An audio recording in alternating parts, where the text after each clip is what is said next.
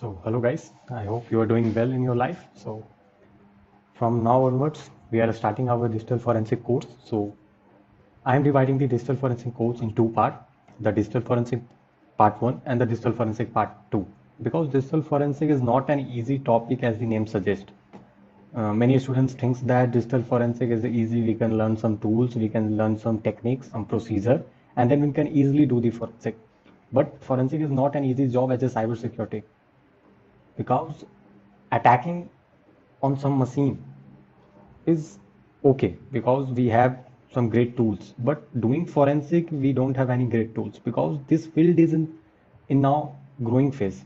So forensic is not developed at all, but yeah, we can say that it is in growing phase. So that's why we have many hurdles to achieve our goals in digital forensic. So no worries, we are here, I am here. So I will guide you how to basically proceed in digital forensic and what is the key point that you have to keep in your mind while doing the forensic. So some very important guidelines before starting the course that keep your cell phone on vibration mode, or you can also on silent mode. You are allowed to attend call only 3 people because this is the normal rule that I always follow, the teacher, parents, and the you know so if you have any doubt you can basically disturb me, but not your neighbor. Okay, not your neighbor means you don't allow to ask with your friends who don't have the knowledge of this field, because there is one quote that half knowledge is far more dangerous than the great knowledge or the full knowledge. So that's why half knowledge is always dangerous. That's why. And these are the normal terms, but I don't want to discuss right now. Okay, so this is our the path that we are covering. The first one is the computer forensic. We will study the standard procedure. Okay, incident verification, system identification, recovery of erased and damaged data, disk imaging, preservation, data encryption, compression, automated search techniques, forensic software. And after completing our for computer forensic, then we will move on to the network forensics, in which we will see the tracking new network traffic, reviewing the network logs, tools, performing live acquisition, order of volatility. I will talk to you what is the order of volatility, and then a standard procedure. Basically the standard procedure is differ in all the different fields. So digital forensic is the main node, or you can also say that this is the main branch in which there are many subdivided. There are many subdivided branch into it. So the first one is the computer, then network, then internet, and 2 or 3 fields are. But in digital forensic part 1, we will study only or focusing only these 3 parts. The first one is the computer, then network, then internet. And the last 2 is the forensic investigation and evidence presentation. Okay. And then legal aspects of digital forensic. Internet forensic is very vast. As you can see that this is the only part that's have around more than 5 or 6 lines, because the computer forensic is easy, we can cover it very easily. Network forensic is also not as hard as the internet forensic. And then in the internet forensic, we will see the internet, world wide web threats, for example, email, search engine, hacking, illegal access. Okay, so this is what we are trying to cover. Okay, then the first question arrives in our mind is that what is digital forensic? Okay, so before starting anything, before we are starting any topic, starting any chapter, the first things always teacher ask or always students have in his or her mind that what is this? What is the meaning of this? So that's why what is digital forensic? So digital forensic, sometimes known as digital forensic science, okay, is a branch of forensic science encompassing the recovery and investigation of material found in digital devices, often in relation to computer crime. So in a layman language, digital forensic is the way to recover the data or to investigate something in a digital device that often find in the computer crime. So for an example, in a company, some attacker attacks the server, that is the mail server or the web server, anything. The attack happened. Now the company thinks what to do, where to go, how we can recover these threats again, how can we do the countermeasure for the future. So this is all have the solution because we have the countermeasure, we have the firewall, we can easily implement anything, so we never encounter same problem in future. But For an example, if the CEO or the any head member wants to know who is the person behind that crime, so here the digital forensic came come. So counter measuring any attack is easy because we have the solution, but investigating that who is the person behind this crime is not an easy task because we have to investigate each and everything, the logs, the events, the time the attacker did the attack on which time zone and we are in which time zone, then the volatility of evidence that I told you in the previous slide. There are many things that for an example, the attack happened on the device is open or the device is basically in a working state or it is in shutdown state. Many things matters in a digital forensic. So that's why I told you in the starting of this lecture that this subject is not an easy that you are thinking. Okay, so and I'm not basically warning you, but I'm just telling you the fact that it is not an easy job. So that's why we have to keep our mind fresh, active, and learn as much as we can. Okay. So again, digital forensic is basically to recover or investigate the data that often find in the computer crime. Okay. And in other words, the digital forensic is the process of uncovering or interpreting electronic data that I told you that if some attacks has happened, then who is the person behind it, how actually the attack happened. Okay, the proof of concept, the indicator of compromise, many things that we have to notice and then find out that yeah, XYZ person sitting in this state or this country did this attack. And we have to prove in the court. The game is not over after identifying the attacker. Okay, so we have to prove in the court that yeah, this is the evidence that can state that this person did the attack. Okay, so digital forensic is the process of uncovering and interpreting electronic data. The goal of the process is to preserve any evidence in its most original form while performing a structured investigation. Here the chain of custody will come by collecting, identifying and validating the digital information for the purpose of reconstructing past event. So while manipulating or engaging with the devices, we have to keep in our mind that the data must be in the original form. Okay, so for an example, I find out some device that is in working phase. Okay, the power switch is on, and some CMD is going through, some Word file is open, mail ID is open. Then what should I have to do? I don't have to basically bother about the application that is in working phase. I have to capture the image of the system. And right now, the imaging part is little confusing because you don't know what actually the image is. In a layman language, image is something that we can see easily or we can capture. That is known as only image. But in the digital forensic, image is something different. Okay. So while uncovering and interpreting with electronic data, we have to basically very active that it must be in the original form. And the collecting, identifying this one, the collecting, identifying and the validating the digital information for the purpose of reconstructing the past event.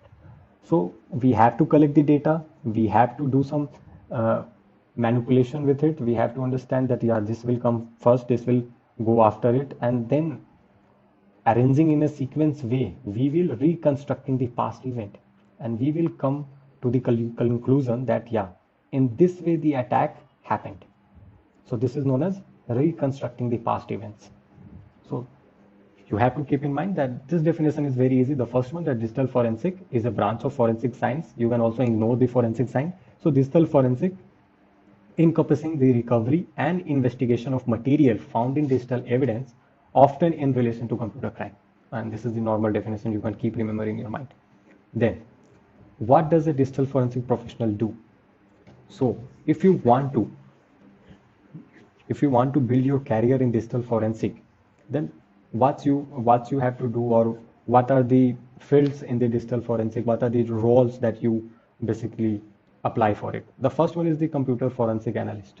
As in cybersecurity, the first role for a fresher, that is SOC analyst, security operations center.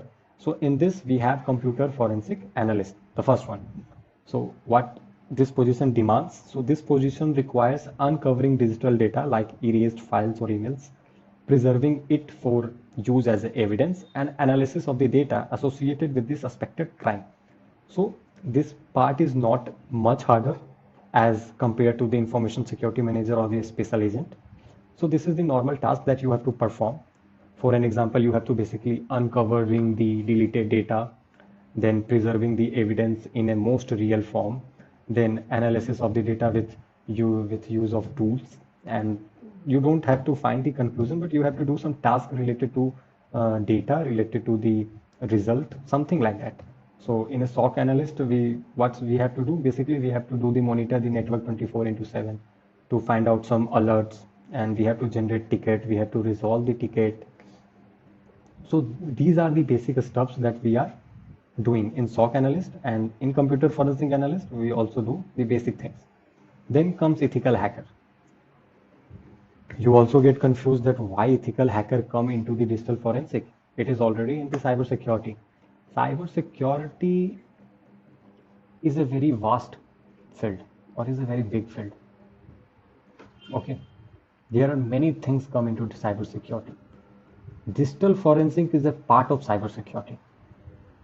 So what ethical hackers have to do in digital forensic is basically find out the vulnerabilities in the computer network system in order to resolve them for their organization. So in digital forensic, the main role of ethical hacker is came after the attack happened or before the attack.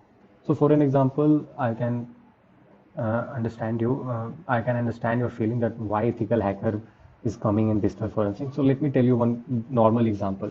XYZ company uh, had faced one attack. Okay, so the attack happened. Then the digital forensic team came.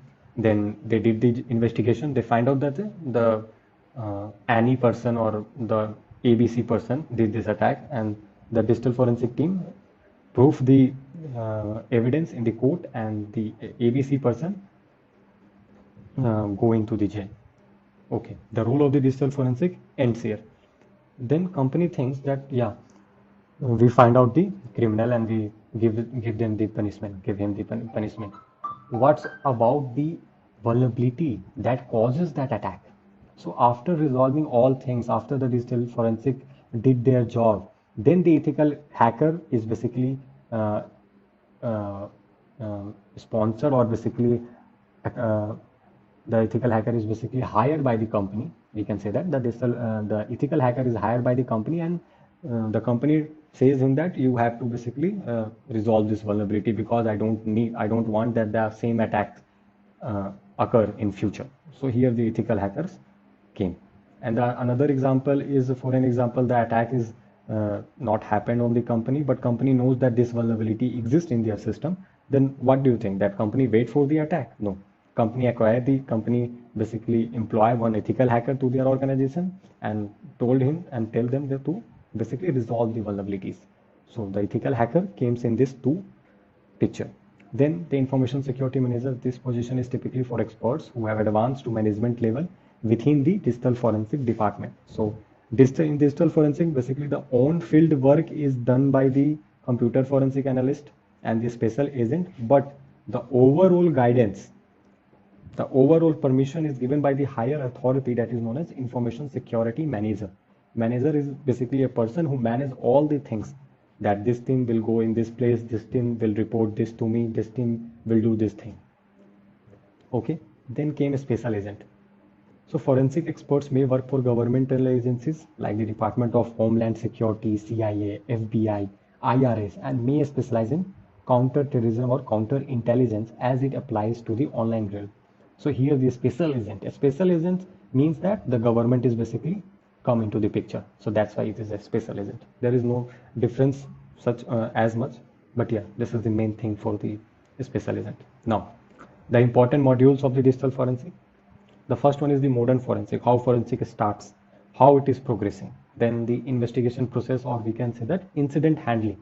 Some incidents happened, then how to handle it, or the what is the process of the investigation. So the first one is the modern forensic, how forensic starts, and then how it is right now in progressing phase.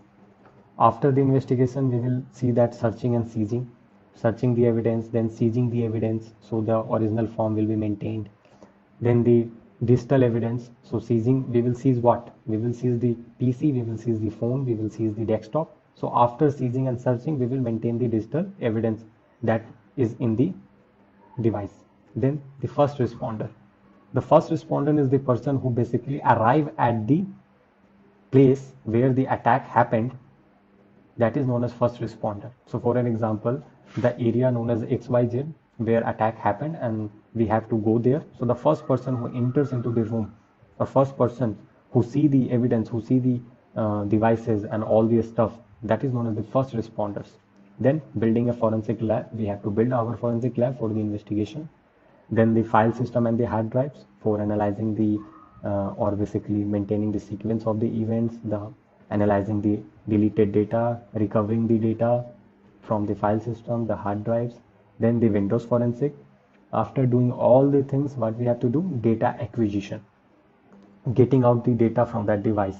Then deleted files and the partition, seeing the what is deleted, how many partition on that system. There are many things, but I'm just mentioning some of the important key point that you have to keep in your mind. Then FTK, the forensic toolkit. The toolkit basically specifying many tools into it. That's why it is known as toolkit. Then in case, then steganography, image files, password crackers, log and events, network forensic, wireless, then the mobile forensic, this is the another module, then Linux, then incidents handling. This is all the parts of digital forensics. There are many parts, and in each part there are many subfields. So that's why we are dividing this into two parts, the digital forensic 1 and the 2. Now see the evolution, how the modern forensic basically started and right now how it is going. So I don't have too much data, but yeah, I have the data that you will understand the flow of the forensic. So the first one, the evolution is started from 1822 to 1911, that is fingerprints, where the fingerprints came. Then 1887 to 1954, blood grouping. Sorry. Then 1891 to 1955, firearms. Then 1858 to 1946, documentation. Then 47 to 15, criminal investigation. Then on 1932, FBI came into the picture. 1984, computer analysis and response team. And then the 1993, the first international conference on cybercrime. So the important point, the important points I already highlighting in this PPT. So you have to focus on this, the green one. Then the 1995 International Organization of Computer Evidence. Then 1998 Forensic Science. Then 2000 FBI Regional Forensic Offices deployed. In 2013, the first cyber forensic laboratory of India was established in Tripura on 11th August 2013. So, how many types of attack? So this is the normal thing. If you have familiar or you have the knowledge of cybersecurity, the attack will only occur from the internal or the external. So that's why I'm mentioning the types of attack is internal attack and the external attack. Then digital forensic, physical science to find the truth and prove it. So this is the shortest definition of digital forensic. The physical science to find the truth and prove it. Then preservation of evidence and the contamination. Now, this is the big picture of modern forensic process. So if you understand this process, you will easily understand the flow of digital forensic in any subfield, the many fields or in their subfield. So the process is basically differ by something or some steps, but the main or the big picture of digital forensic is this. The first one is the identification of digital evidence. So for an example, I'm giving my own example. If I arrive on the crime scene, so then what is the first step that I have to do? The first one is the identification. That what is the digital evidences? What is the devices? What is the technology that plays an important role for the attack, successful attack? So I have to identify. So that is identification.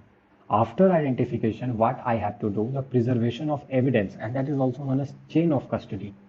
Why it is chain of custody, I will teach you in next lecture or maybe after the next lecture. The preservation of the evidence. So for an example, some evidence is in the RAM. Then If we turn off the PC, the evidence will erase. So the preservation is the important thing, because if you have the numerous of logs, for an example, the 1000, the 5000 logs, then you can easily find out the way the attack happened. But for an example, you only have the 5 or 10 log or only the 50 log, then how we will come to the conclusion that in this way the attack is actually happened?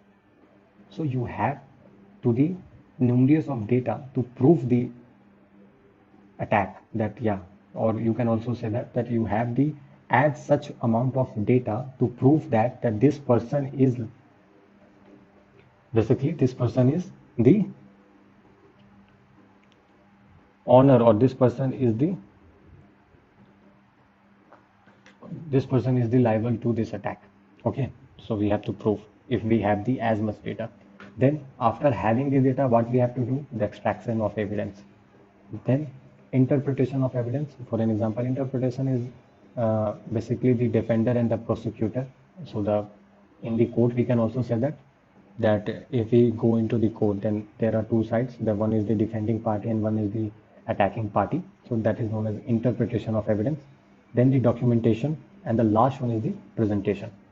So basically we have to think. For an example, I am saying that this IP address at that time is in this location, but the defender party says that at this time my client is in this place.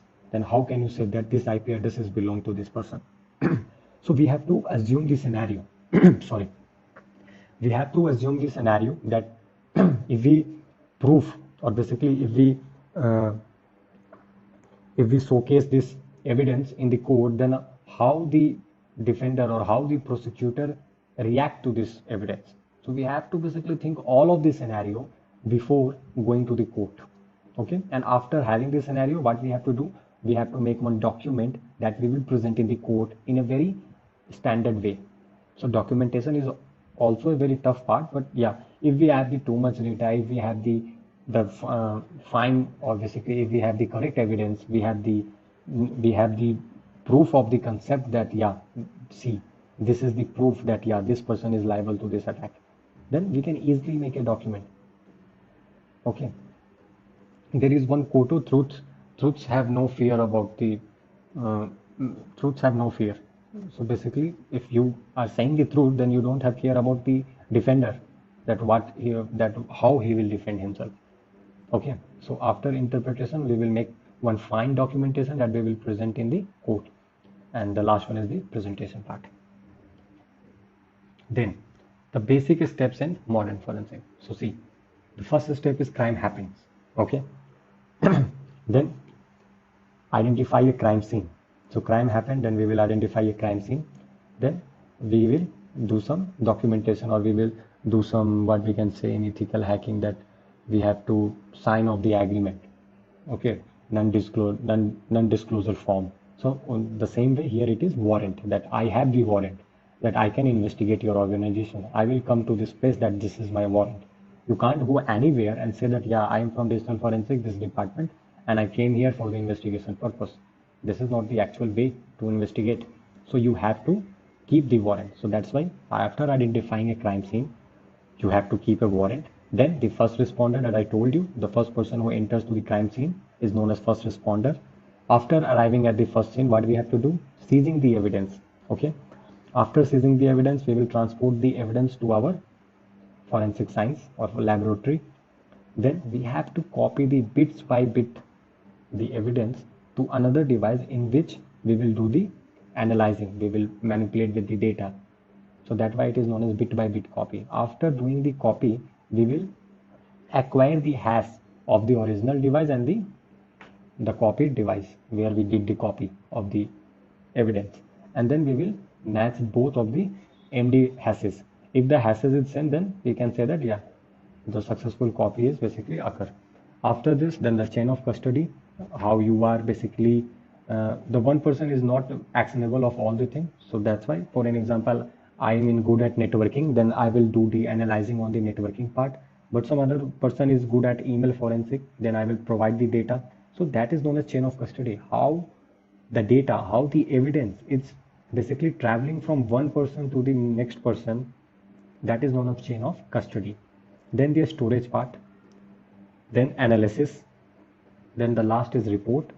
After making the report or the documentation part, the court, and the court will says that who is the basically the person who did this attack, or the evidence is providing by the digital team is right or not. The all result basically comes in the court at the end. So the characteristic of digital evidence: whole means complete.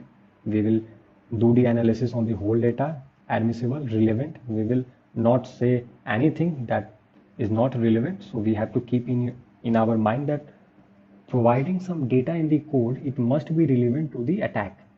Okay. Then the accurate, the data must be trustworthy. Then the authenticate, the true, best, or original, and the last one is the acceptable. Then types of modern crimes. If you search on Google that how many types of cyber attack, for example, wait a second, I just made one thing. This one. Okay, sorry. I think I didn't download the thing. No worries, no worries. So basically, I have one file in which there are around 400 or 600 the types of cyber attacks. So there are many cyber attacks, but we have to focus on the uh, basically the attack that is demanded in the cyber attack, or that has very too much demands. So these are the some attacks that demands, that needs attention of the cyber security expert to resolve this attack. So the first one is the clickjacking. I will explain what is actually, but I'm just mentioning some of the modern crimes that you will basically note down that yeah, we have to study this attack first and then go for the next attack. So these are the modern crimes that you can also go through it. Then the investigation process that I already told you. The assess means basically the asset, then the acquire, then analyze, then the management, chain of custody, report, and court. Preparation for investigation process. The first one is the build the workstation. Okay. Then build a team. Then search warrant and build a workstation and build a team. So we have the workstation and we have the team. Then we can do the digital forensic. Big picture of investigation. The warrant part, that it must be an entire company or some devices. In warrant, it is mentioning that which devices we have to check or what are the area that we have allowed. Okay. Then secure the scene, the photography, the label. Okay. That you don't have to enter, that normal public can't enter in this place, that is labeling. Okay. Then collect the evidence, secure the evidence, the chain of custody or the management, acquiring the data, bit by bit copy that I told you, then analyzing, and the documentation and report. So there is not too much difference in the previous slide or whatever we studied. The naming is different. Okay, the steps is basically differ. Here we can see that only 7 steps, but in the previous slide there are 9, there are 8. The steps are sometimes it is in large way or it is in a very long steps, but the main things that we have to keep in mind that the normal things is the warrant, then the securing part, collecting, okay, securing the evidence, search warrant, secure the scene, evidence, secure evidence, acquire the data, analyze, and then proof in the court. This is the introduction to digital forensic. I hope you would like this lecture, and in the upcoming lecture we will see more about the digital forensic. So happy learning, guys. Lecture of digital forensic. So before starting the digital forensic course, okay, there are some golden rules that we have to keep in our mind.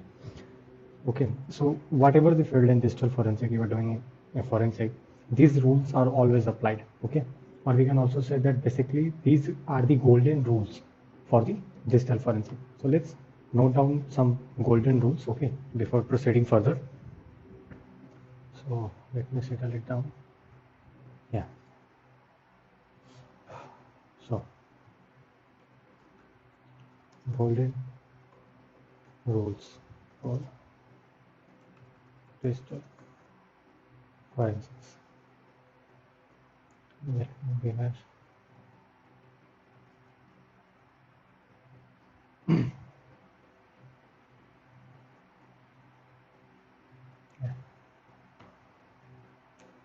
The first rule that you have to be in your mind, that whenever possible, it is best to have a trained computer forensic examiner, or we can say that the analyst, collect the electronic evidence. So don't try to be smarter and giving anybody to permission to go and take the evidence. This is not the best practice. Okay. So whenever possible, it is best to have a trained computer forensic examiner or an analyst to collect the evidence. This is the first rule. Okay. Then the another one is that uh, do you have a legal basis to seize the computer, or we can say that the plain view search warrant and the consent, that do you have or not? Okay, so don't go anywhere and say that, yeah, I came from this organization and I want to basically do the forensic. That is not a legal way. It is not the suitable way to do the forensic. Okay, so you have the basically the search warrant. You can't go anywhere and say that, yeah, I want to do the forensic in your organization. I got a news that some crime happens here. So this is not a good way. Okay. Then the another one is, if you have reason to basically believe that the computer is involved in the crime you are investigating,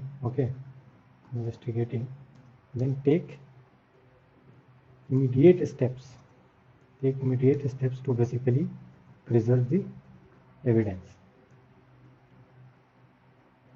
Okay, take immediate steps to preserve the evidence.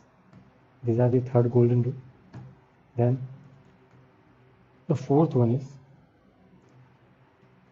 if this is the main point that you have to note down, if the computer is off, okay, then leave it off.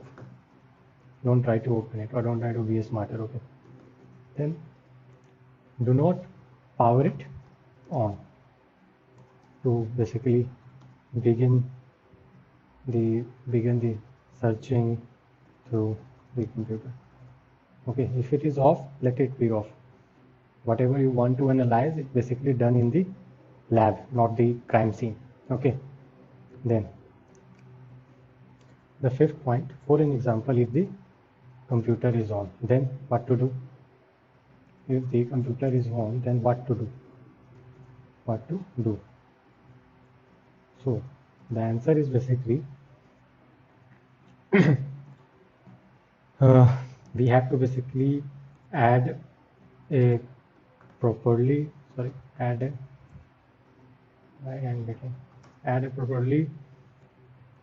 trained computer forensic, because you can't handle if it is on. Okay, so we have to basically add a properly trained computer forensic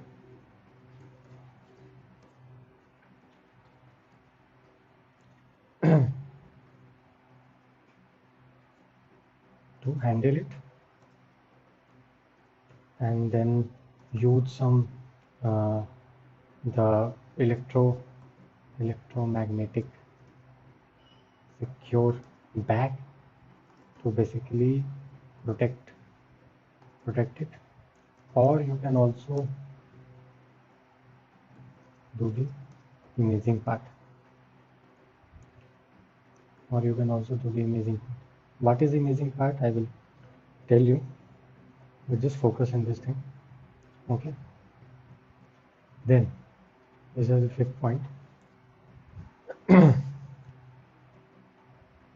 Then another important point that you have to keep in mind, that if you think, the sixth point is that if you think that the computer is basically destroying your data, basically destroying the evidence. So suppose you visit the crime scene and you are basically able to see that the attack is going on, or basically some malware is working and basically erasing the registry, erasing the logs. If you might think that something is working or something is basically in a way that erasing the data, okay, then what to do then? Then basically what you have to do, basically immediately, as soon as possible, immediately what to do, immediately shut down. Yeah, now this is so immediately shut down the computer, immediately shut down the computer by pulling the power code, by pulling the power cord from the back of the computer. If you think that it's basically destroying the data, then you can do this step. Okay, here must be destroying, and this is an error, you can also understand that. Okay, so what is the first point that we see? That whenever possible, it is best to have a trained computer forensic analyst to basically collect the electronic evidence. You can't allocate any person to basically collect the evidence. Okay, so if basically a computer forensic analyst had the role to collect the electronic evidence, then do you have the legal basis to seize the computer? Okay, so whenever you are visiting a crime scene, you have the search warrant in which all things are mentioned, that which device you have the permit, which area you have to go, and whatever the baseline that you can cover it. Okay, baseline means that yeah, you can only go to this server and you can only access this computer, you can't access this computer because this is very high authority. Okay, so the contract, in the contract everything is mentioned. Then you have the reason to believe that the computer is involved in the crime you are investigating, then take immediate steps to preserve the evidence. I think the third point and the fifth point is related to each other. Okay, so these are the one thing but in the different way. So if the computer is off, we don't do any science, we don't do any we don't have to basically think about it. If the computer is off, take the PC and go to the lab and do the imaging part and do your analysis. Okay, don't try to open it. And the last one is that if you think that, this is the very important point, if you think the computer is basically destroying the evidence, so immediately shut down the computer by pulling the power cord from the back of the computer. So these are the some basic point, and you can also note down one point also. The seventh one is that in all instances, take take photographs of the computer. Okay, the location of the computer and any electronic media attached. Okay, if the computer is on and the screen is blank, okay, this is the another case. If the computer is on but the screen is blank, then what to do? Then move the mouse or press the space bar. This will basically display the PC and then photograph the screen. This is also a good practice before collecting any evidence, that you are basically proofing yourself that this is the computer that I find out on the crime scene, this thing is going on, and I take the photograph for the proof. So these are the general principles to follow when responding to any crime scene in which computer and electronic technology may be involved. Okay, several those principles and considerations that I basically write down this. So these are the 7 points that you have to keep in your mind. Okay, so you can also take this screenshot. So for now, these are the golden rules. In the upcoming lecture, if we find some another golden rules, then I will add. Okay, but for now, or beginning of this course, these are the golden rules that you have to keep in your mind. So happy learning, guys. We will see another thing, or we will start with the computer forensic from the next lecture. Thank you. So, hello guys, welcome to the another lecture of digital forensic.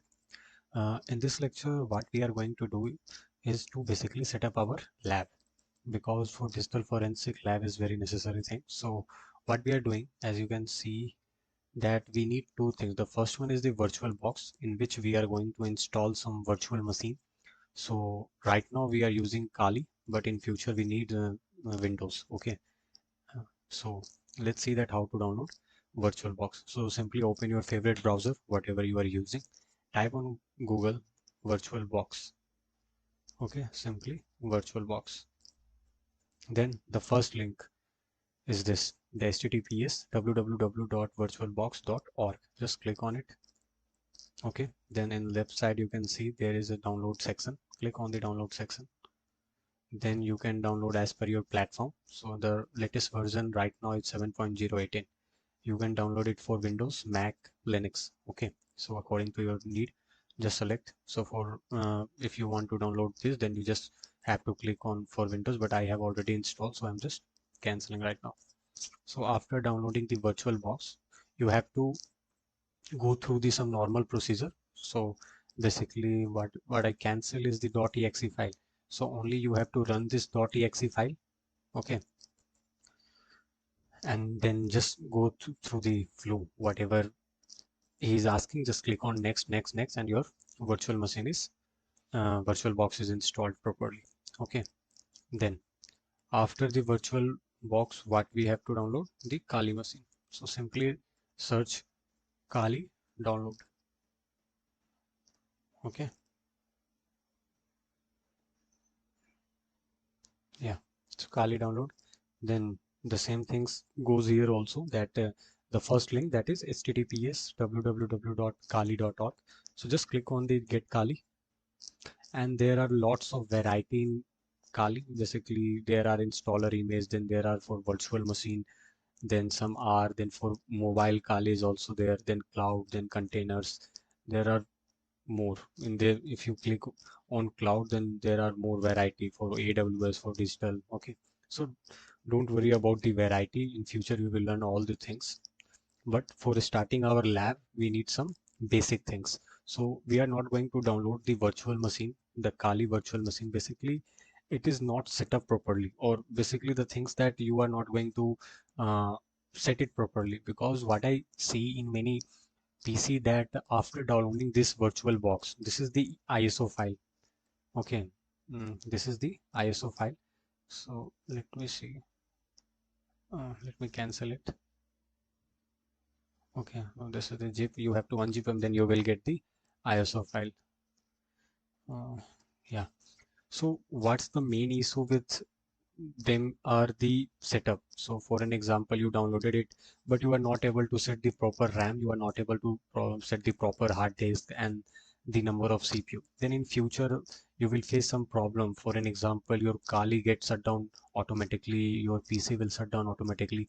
So these are the normal problems that you will face. So for easy process, what you have to download is basically click on the installer image. Okay, these are the images that you don't have to worry about the downloading. Okay, just click on this complete offline installer. Okay, and you are good to go. And let me show you what I have.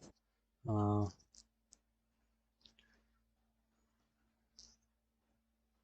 this one, if you download, then you will find these things. Okay, so these are the different thing. Let me explore it for you guys. uh, so for an example, I'm clicking on VirtualBox. Okay, and what it starts downloading, the same one, the that we did before. Okay, so don't worry about this, just go for the installer image for now. Okay, so these are the normal things. Then what you have to do after downloading all the things that I told you, that for virtual box you have to just go with the flow. Okay, just go with the flow. This is our virtual box. So after installing the virtual box and after downloading the Kali Linux, what you have to do is to add the Kali here. So these are the normal steps. What you have to do, only just click on the new. Okay, after clicking on the new, type the name as per your need, or whatever you want. So for an example, I'm typing Thor, for example. Then you have to select the file where you downloaded it. Okay, so you have to select the file. After selecting the file, it will automatically select all the other option. For an example, type, it will automatically select the Debian, then the version it will automatically select. So only you have to select the ISO image path.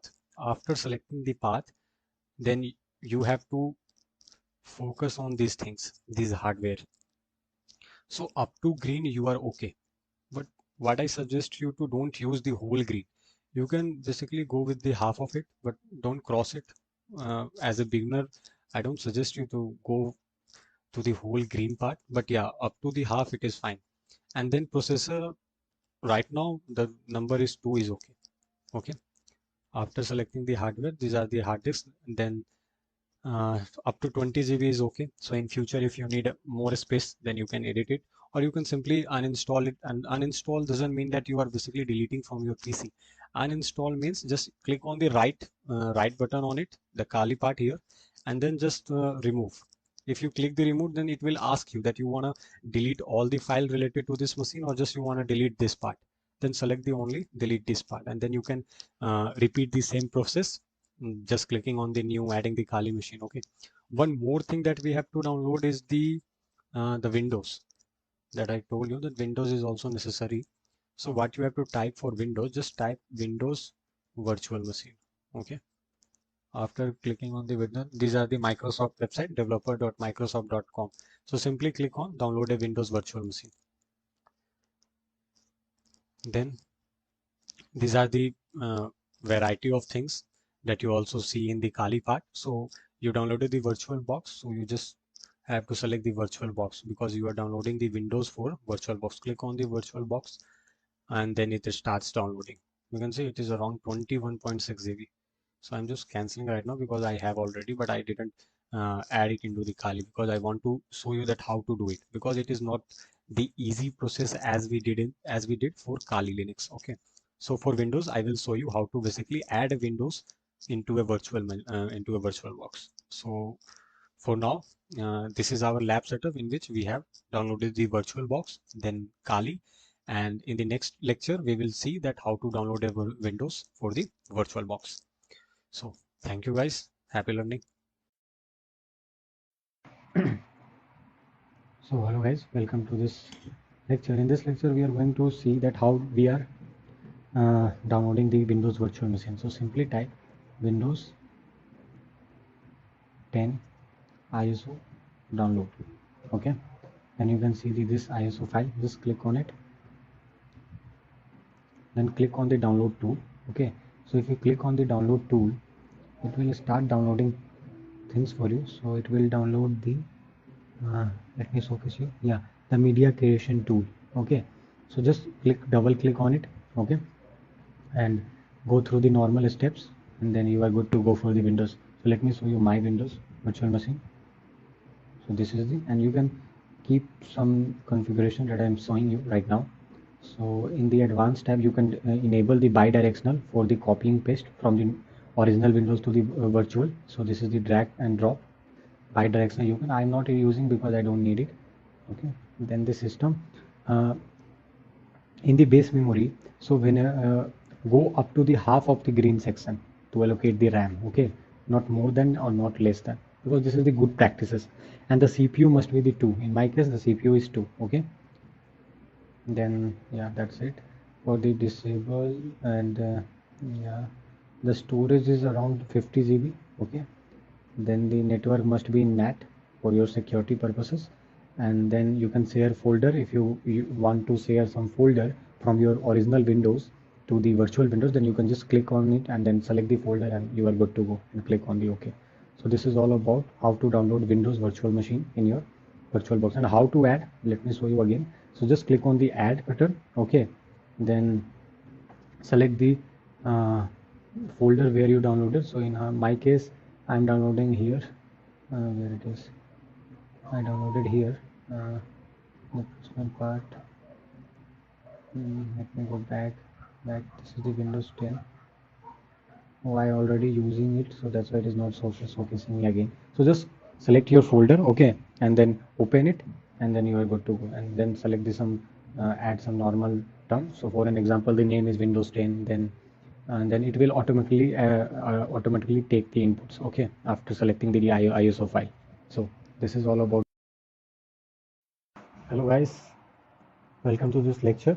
So in this lecture, we are going to study the computer forensic. Okay, the subfield of digital forensic, or we can say that this is our first subfield of digital forensic. So before starting this topic, I just want to say one thing, that computer forensic and digital forensic is not the same thing. Most of the students have doubt in their mind that computer, okay, digital means the digital data, that is normal things, that digital data is always reside in computer. So digital forensic and computer forensic is not the same thing. Digital forensic is the main branch. Computer forensic is the sub branch of digital forensic. Okay, because there are many things in this that we can store our digital data. For an example, we are storing the digital data in basically the mobile. We are storing the mobile, then we are storing the digital data in tab, then the laptop. Okay, and laptop, then memory. There are many fields where we are storing the data. Okay, so that's why I just want to basically clear this doubt before starting this module. So now you are basically familiar with the difference between the digital forensic and the computer forensic. So let's begin our computer forensic. Okay, so computer forensic refers to a set of methodological procedure and techniques that help identify, let me write, that help basically, this is the key point that you have to keep in your mind, that help us to basically identify, okay, identify, gather, preserve, extract, interpretation, that is interpret, then document, then after document the present evidence, the present evidence. Okay, from whom, from where, from the computing equipment. So in a short way, we can say that the computer forensic is basically the methodological procedure or the technique that help, what computer forensic help us to do, to help to basically identify, gather, preserve, extract, interpret, document, preserve, or present the evidence. So all things are come under the normal procedure or techniques in computer forensic. So this is the smart way to basically remember. For an example, uh, whosoever or whoever basically ask you what is computer forensic, if you have this point, okay, so you can easily make one definition of computer forensic. So for an example, somebody asked me that what is computer forensic, then I know these points I kept in my mind. So basically I uh, define the definition of computer forensic is computer forensics refers to set of technique in which we basically identifying, gathering, preserving, extracting, interpreting, or making the document of the present evidence, because we are playing with the data. Okay, in forensic, the main and the important role is only the data. We are searching for data to prove something. We are interpreting data to know something, that how actually the attack happened. We are representing the data uh, to the in the court to prove that who is wrong and who is right. So we are playing with the data. That's why it is digital forensic. And digital stands here that we are not always digital data, but yeah, most of the time we are basically playing with the digital forensic, because here we are not able to investigate that who murdered this person. Not, this is not the digital forensic. I think you have heard about the CID. Okay, so this will come in that sense. So we are focusing on the computer forensic. So these are the normal definition of computer forensic that you have to keep in your mind. Or in summary, we can also say that, let me write the summary part. In summary, what we can basically say that computer forensic deals with the process of finding admissible evidence related to a digital crime, uh, crime to find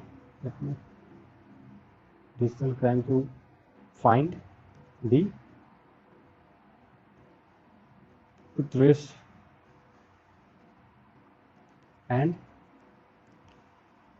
initiate legal action against them. against them. So this is the definition of computer forensic. We can say that. Okay, so you have to keep this in your mind. That computer forensic deals with the process of finding admissible evidence related to a digital crime to find the perpetrators and initiate legal action against them. Okay, then what is the objective of basically computer forensic? Okay, so main objective, I'm just writing down here that what is the main objective. Okay, objective behind it. So first objective we can say that that is mentioned in basically in the definition part. So identifying, gathering or preserving the evidence. So identify or gather the evidence. This is the first objective that we can say easily. Okay.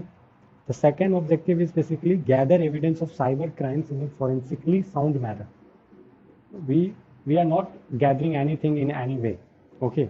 So forensically sound manner means some procedure, some standards that we have to follow while investigating, while collecting the data. So this is the second objective we can kept in our mind. Then another objective, support the prosecution of the perpetrators of an incident. Okay, or we can also say that the another is minimize the tangible and intangible losses to the organization.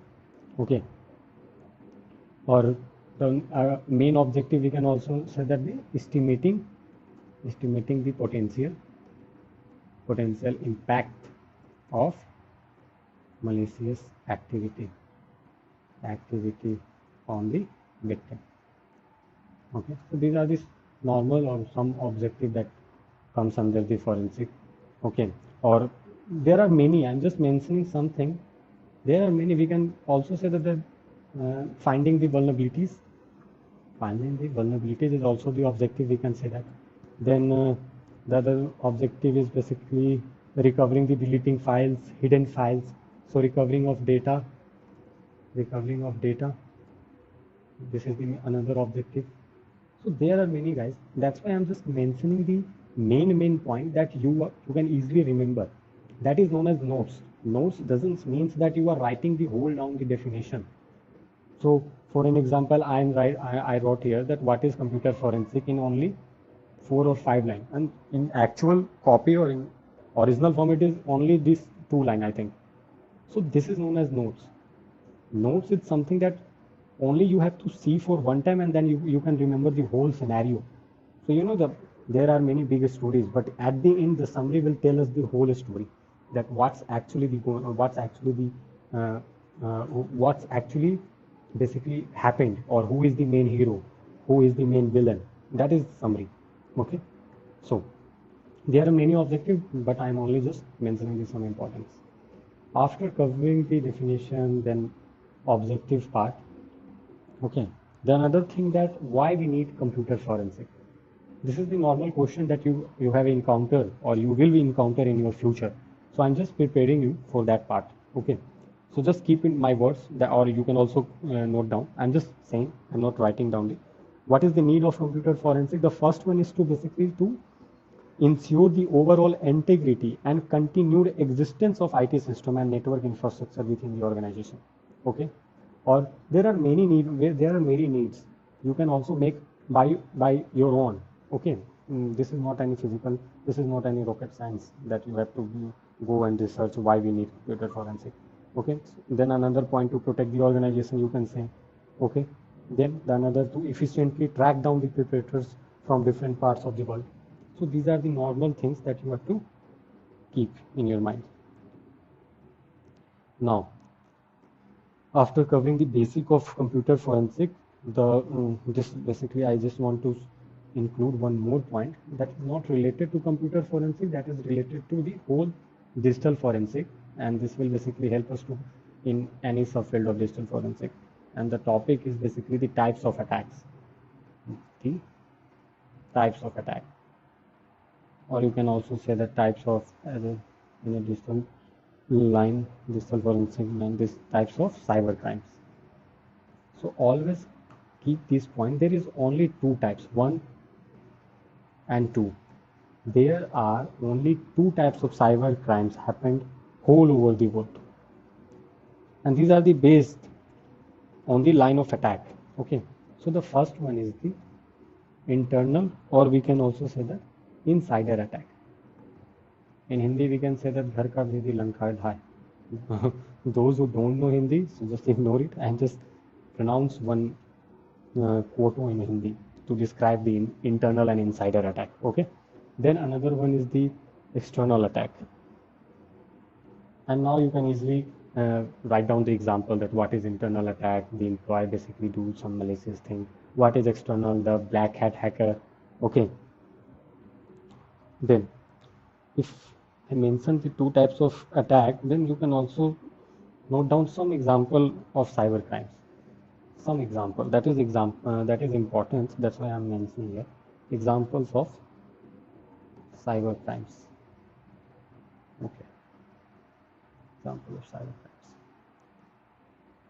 And one thing just I want to say that for an example, I'm mentioning one cyber crime, that is espionage. Okay, yeah. For example, you don't know what is this attack or what is this cyber crime. Then what to do? A good learner always have one basic skills, that is research. If you don't know anything, go and Google it. You have Google, you are not paying something extra, except that you are only recharging your mobile packages for monthly basis or yearly basis. So whatever you don't know, just copy it. I'm just showing you the live research that how to do. Just copy it. Okay, open your Chrome, type what is what is sorry what is, and then paste it. What is this? Okay, then there are many basically website come. And what to do? You have to basically type a perfect thing. So what is this? Doesn't make any sense. But what is this attack? Because you are copying from what part? That is the attack. So write down. Then see. These are the answers. Cyber espionage is a form of cyber attack that steals classified, sensitive data or intellectual property to gain an advantage over a competitive company or government entity. For example, if these things doesn't make any sense for you, then go and open some great website. So here you can see that the VMware is basically uh, prompting that to basically write down the definition. What is cyber? Yes, cyber espionage is a form of cyber attack that steals classified sensitive data, and then let's define. Then there are whole definition. Okay, go through it if you don't understand what is this. Let me so come back to our paint and just note down some important cyber crimes. Okay, I'm just noting them around 12 or 10. 10 is okay because excess of everything is bad for health. That's why 10 cyber crime is okay for you. The first one I mentioned, then second one is mm, the phishing, or you can also say the spoofing. Okay, then the Trojan horse attack. I'm just mentioning the important cyber crime. Okay, Trojan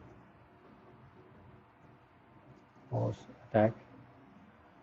Then the brute force attack. Brute force attack.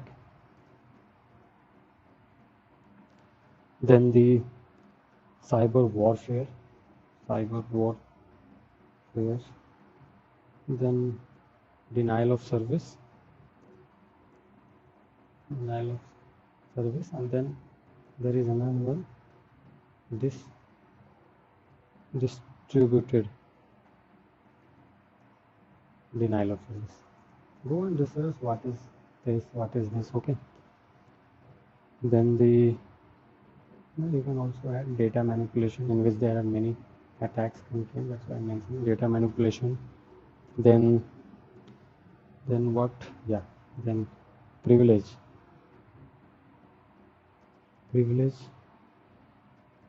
escalation attacks. The last is we can say last yeah, ransomware attack.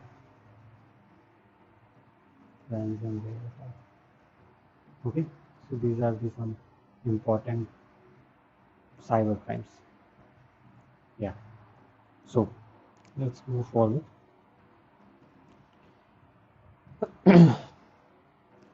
So after what we are going to see that let me clear one thing, that what is actually the digital evidence. I think that there are many students that basically confuse that what is actually digital evidence. So what is what is digital evidence?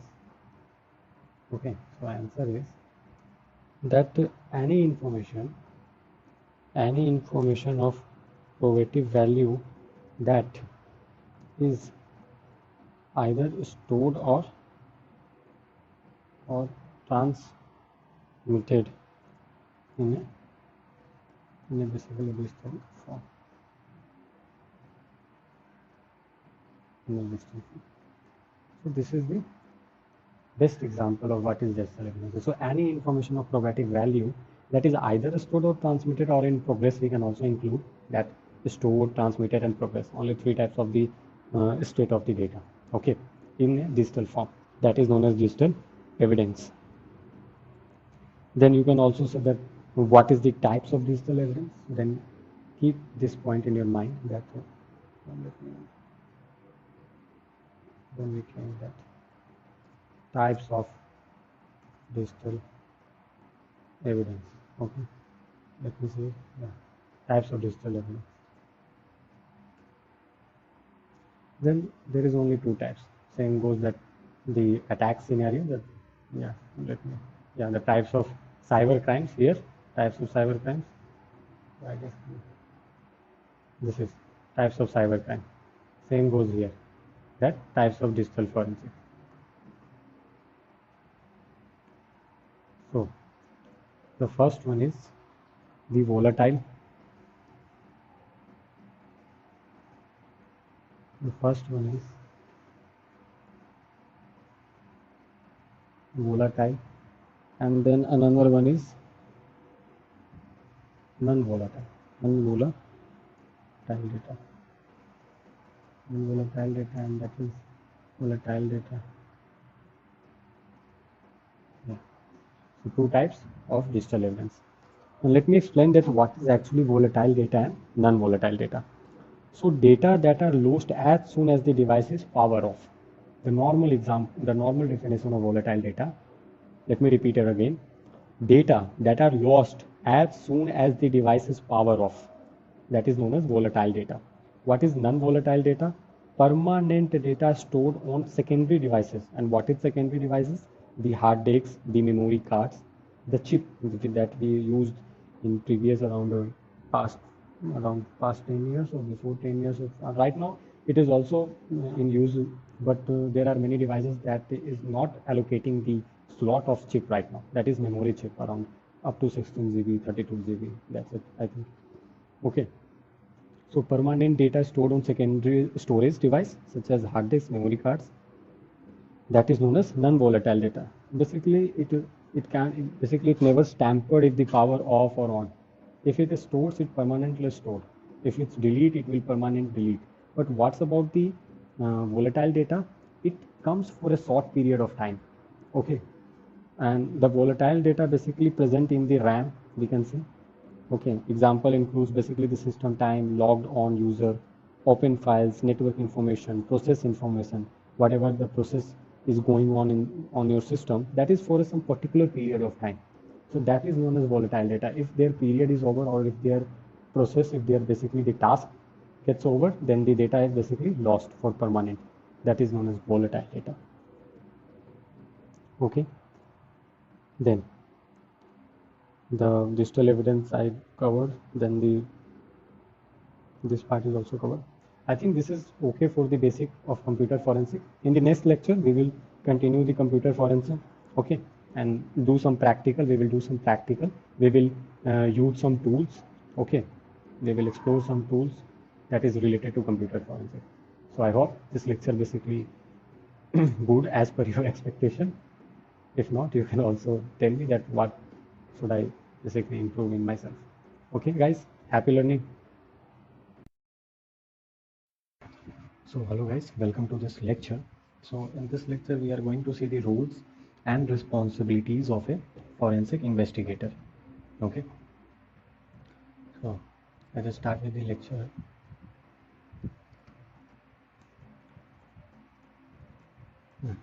Caps lock is on, sorry. So roles and responsibilities of a forensics investigator.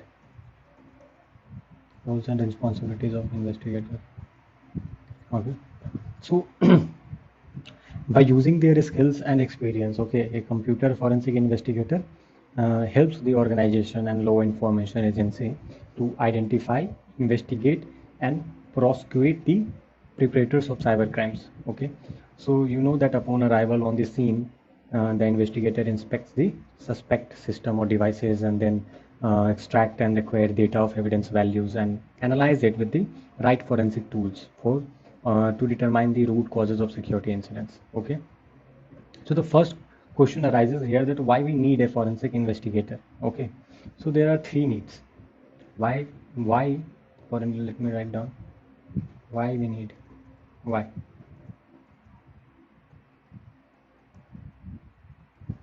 So there are three reasons why we need.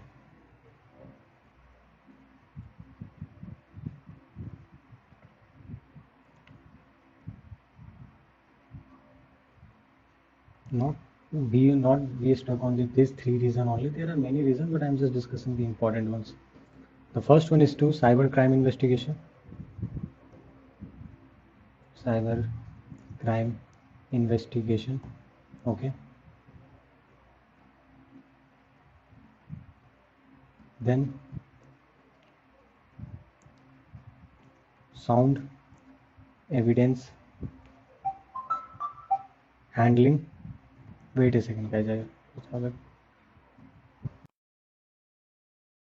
Second is the sound evidence handling, and the third one is the incident handling and response. The third one is for incident handling and response.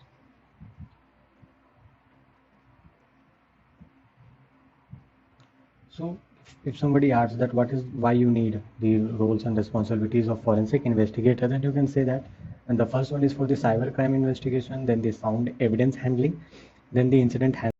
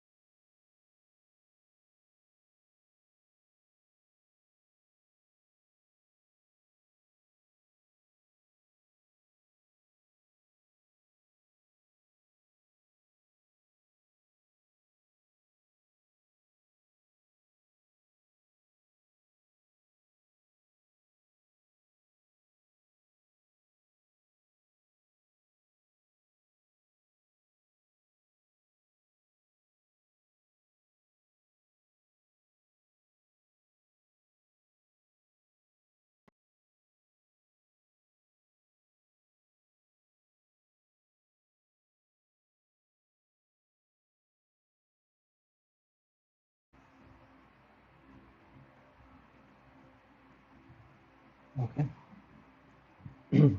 For sound evidence, because we need the technically experienced one, and for the cyber crime investigation, for the investigate and prosecute. So these are the three why we need, and I explain you a little bit about each term. Okay, then see that a forensic investigation perform what's task. Okay, so the task related to the forensic, seeing that what is the forensic investigation perform, what's the task. Okay, so task related to the forensic investigation. Let me open the new tab. Okay, so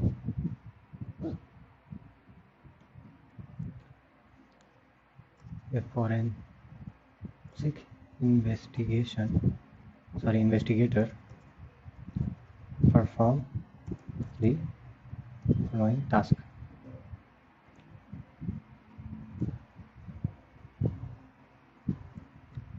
Now let's see what are the tasks. The first task is to determine the extent of any damage done during the crime. Okay, so it's determine the extent of any damage during the crime, then recovers data of investigation investigative recovers data of investigated value from computing devices involved in crime. Okay, this is the second task. Then the third one is to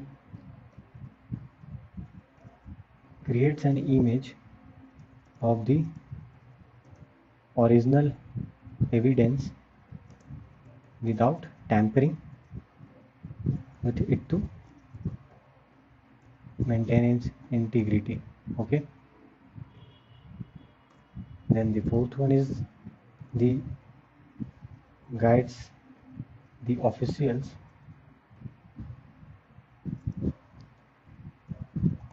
carrying out the investigation. Fifth point is to analyze the evidence data found, then prepares the analysis report and updates the organization about various attack methods and data recovery technique and maintains a record of them. Okay, and the last one is to basically last point is to addresses the issue in a court of law and attempts to win the case by testifying in court. Okay, so these are the 8 points that the investigator have to do. So the first one is to determine the extent of any damage done during the crime. So it is the role of the investigator to see that the extent of any damage done during the crime, whatever the damage that occurs during the crime. So the investigator have to notice that. Okay, then they recovers data of investigative value from computing device involved with crime. Okay, so the value, it must be recovers from the devices involved in the crime. Then for the image part, to make the original evidence tamper proof. Okay, then they guide the officials to carrying out the investigation. Okay, then analyze the evidence data found, prepare the analysis report, update the organization or related to the various attack and the methods, and the last one is to address the issue in court of law. Okay, so these are the tasks for the forensic investigator. Now, what makes a good computer forensic investigator? So if you're doing the forensic investigation, then as if you want to do a best or become a best investigator in your organization, then what's make a good computer forensic? So let me describe by verbally. So interviewing skills to gather the extensive information about the case. So first of all, in hacking, what we do, if we gather as much as information that is done in the first phase of the hacking, the ethical hacking, the reconnaissance part. So if we have the too much information, then it is easy to do the hacking. So similar way, so interviewing skills to gather extensive information about the case from the client. Okay, then excellent writing skills to detail finding in the report. So report making, as we see that in OSCP exam, report making matters a lot. Okay, so when you are doing the pen testing, report matters a lot. So these are the normal skills that basically identify you that yeah, you are a good investigator. Okay, then excellent communication skills. So these are the basic things that you have to keep in your mind. Okay, so let's discuss some legal compliance in computer forensic. Okay, let's discuss some legal compliance. So I'm just discussing the some of them, not the all. So let me write down here.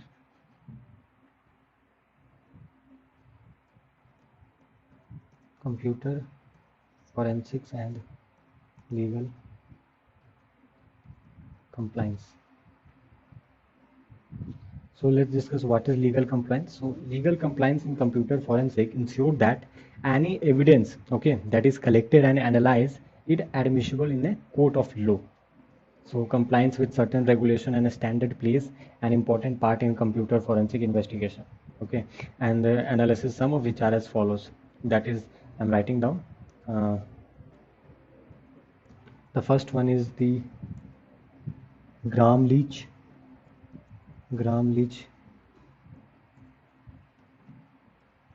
Act. Okay, that is also known as GLBA. Then the uh, Federal Information Security Modernization Act of 2014. That is FISMA. Okay.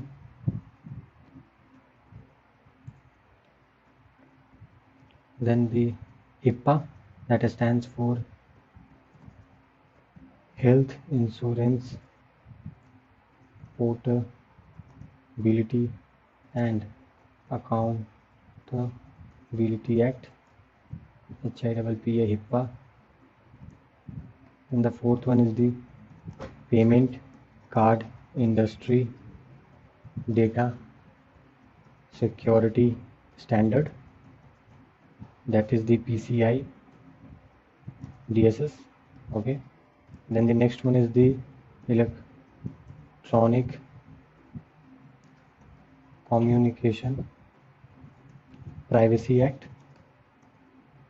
Then General Data Protection Act. The seventh one is the Data Protection Act, that is amended in 2018. The eighth one is the Sarbanes-Oxley Act. Okay, that is written in the SOX. So these are the some of the compliance that you have to keep in your mind. Let me discuss some of them. So the important ones, okay, not the whole. So the HIPAA Act, so the HIPAA privacy rules basically provides the federal protection for individual identifiable health information held by covered entities and their business associates, and offer patients an array of rights with respect to such information. So this is the HIPAA, because you know that health related data is very crucial to protect from the tampering. Okay, and the health related data is in misuse very well, so that's why we have to protect. Then the GDPR. So the GDPR basically replaced the data protection directive, was designed to harmonize data privacy laws across Europe to protect and empower all European citizens data privacy, and to reshape the way organization across the region approaches the data privacy. You can also see the as in India there is only one law, that is the IT Act. Okay, so I also want to discuss the. I'm just writing. You can go through on Google also. So IT Act. In India there is only one act. So this is all about the investigator and the compliance part. So happy learning, guys.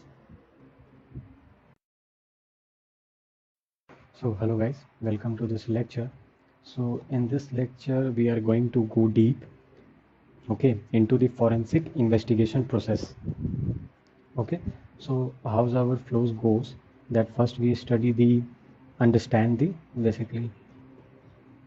understand the forensic, okay, forensic investigation process and its importance.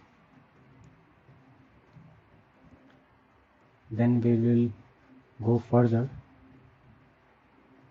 and see the forensic investigation process.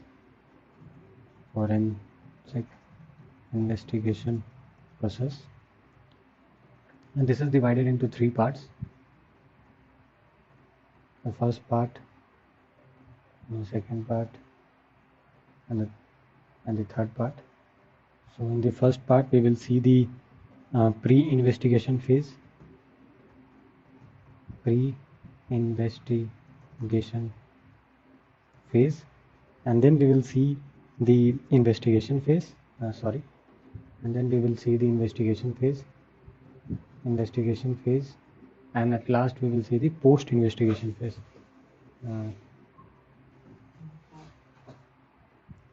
Post-investigation phase.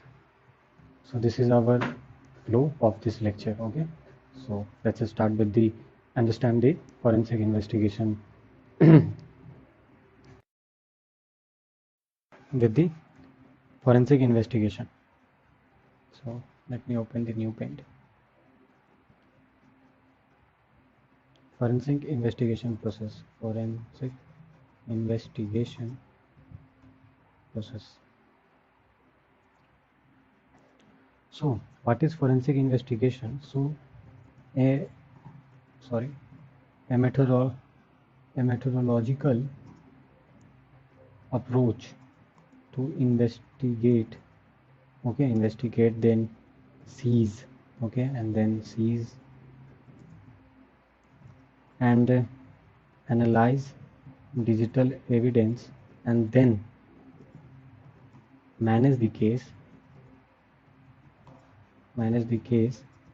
from the time of search and seizure to reporting the investigation result.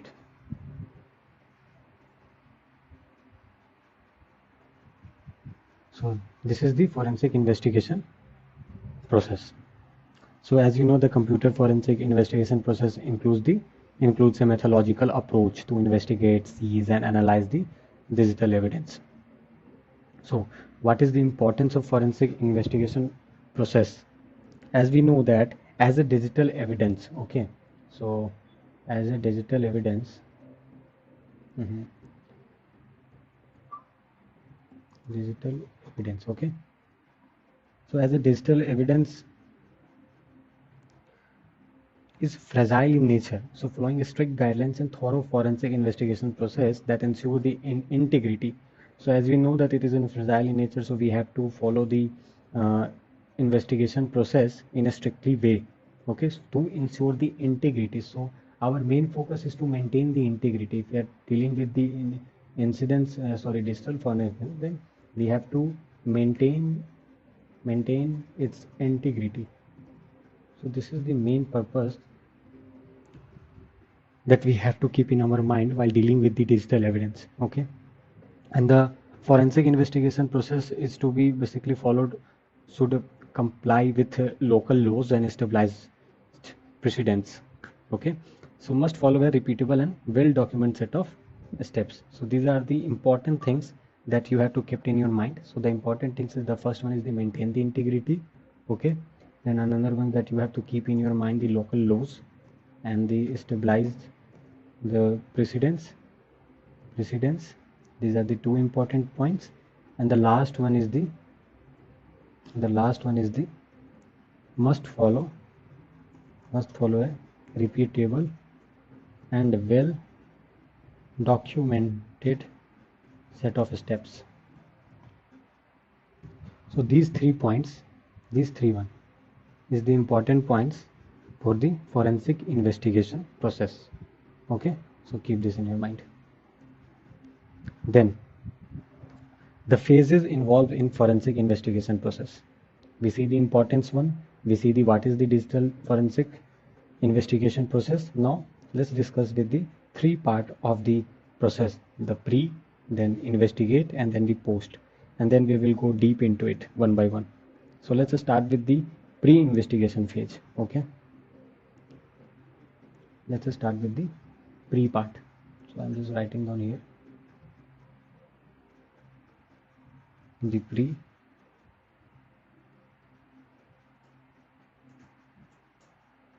pre-investigation pre-investigation phase. Okay, pre-investigation phase.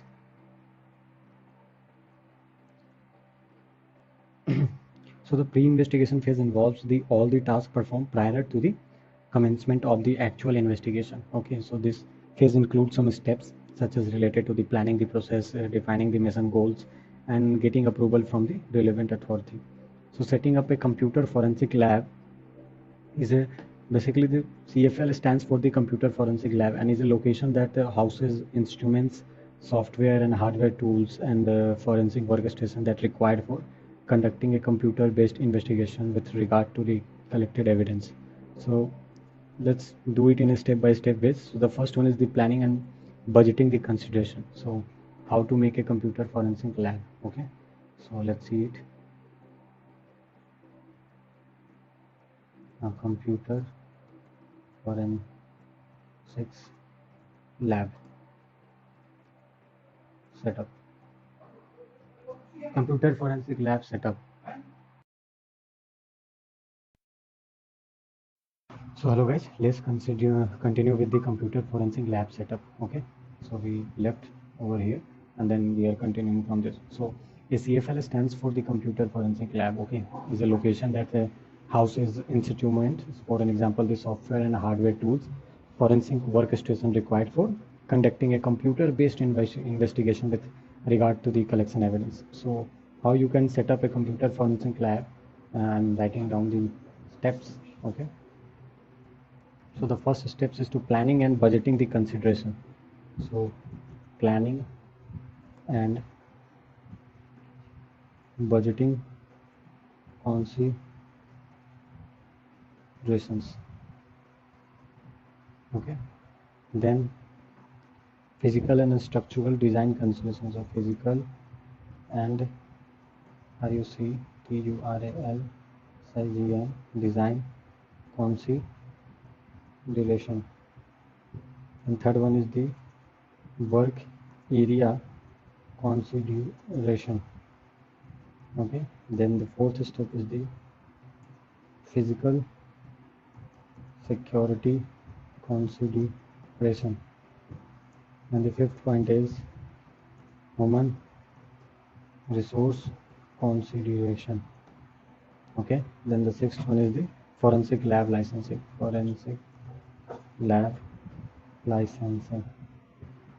So these are the three steps in which you can build your own computer forensic lab. So let me explain a little bit more about it. So in planning and budgeting consideration, you will consider the number of expected cases, the type of investigation, okay, the manpower and the equipment and the software requirement. Okay, so this is for the first point. And the second, for you have to consider the lab size, then the access to essential services and the heating, ventilation and the air conditioning, all the stuff. Okay, so work area consideration is the basically the workstation requirements, and for example the internet network and the communication line or the lighting system and the emergency power. Then for the fourth point, you consider the fire suppression system or the intrusion alarm system. Okay, then the fifth, number of required personnel or training and certification. And for the last one, the forensic lab licensing, you have to basically consider uh, the ISO. Okay, the ISO part. So this is the setting a lab. Okay, now after setting lab, what you will do, you will consider that building the investigation team. Okay, so after this part, you will build the investigation team, build the investigation team. Oh, sorry, the investigation, you know the spelling of the investigation. Okay, so you have to keep the team small, okay, to protect the confidentiality of the investigation. Okay, and then identify the team member, assign them responsibilities. So and then ensure that every team member has the necessary clearance and the authorization, and assign one team member as the technical lead for the investigation. So these are the basic points for the investigation team. Then people involved in the investigation team, how many people you need. Okay, so these are the important point. So let me write down here.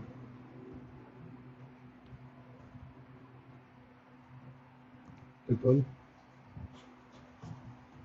involved in an investigation team. Okay, so let me give the numbering: 1 2 3 4 5 6 7 and the 8. So let's start with the first point, that is the photographer. Okay, then the incident responder. Okay, then the incident analyzer. Then you need evidence examiner or the investigator. Then the fifth one is the evidence documenter.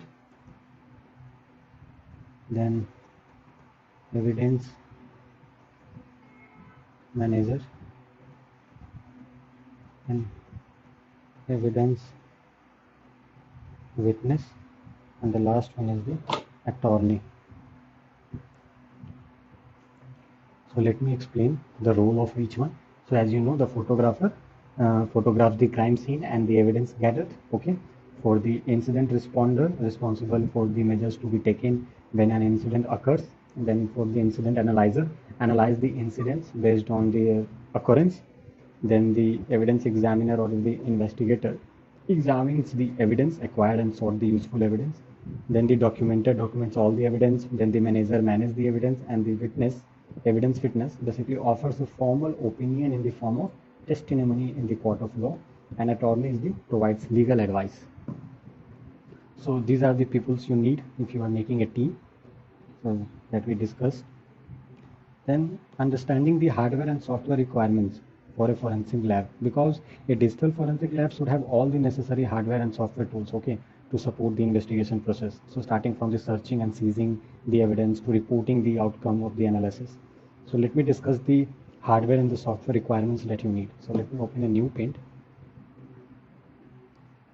Okay, and then start drawing. So let's see this way. Yeah,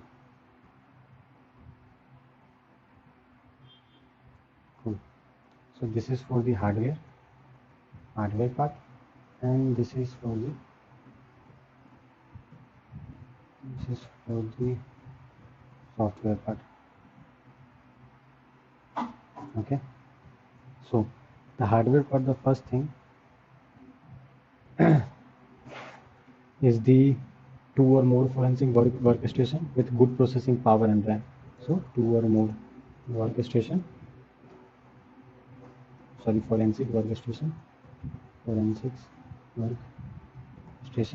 Okay, then you need specialized cables, specialized cables. Then you need the the right blockers, so nobody can manipulate, and the drive duplicators. Then you need the archive and restore devices. Then media sterilization system. Okay, then you need other equipment that allow forensic software tools to work, and the computer forensic hardware toolkit, so such as the Parvens first responder bundle. So I'm just writing down the Paravens first first respond first responder bundle. Then spar deep spar disk imager. Then FRID Fred forensic workstation, and etc. So these are the points related to the hardware section. Then come here on the software part. Then the first you need is let me this the software part. Okay, so the first thing that you need is operating system. Then you need data discovery tools. Then you need password cracking tools. Okay, then acquisition tools, then data analyzers, then data recovery tools, then the file viewers, then the file type conversion tools, then security and utility software. Okay, and then computer forensic software tools such as the Wireshark, Access Data, FTK, and etc. So these are the tools, and this is the normal the requirements, okay, for the forensic lab, the hardware and the software things. So just keep a note on it. Okay, so let's meet into the another section where we discuss the investigation phase itself. Okay, so happy learning, guys. So hello guys, welcome to the another lecture.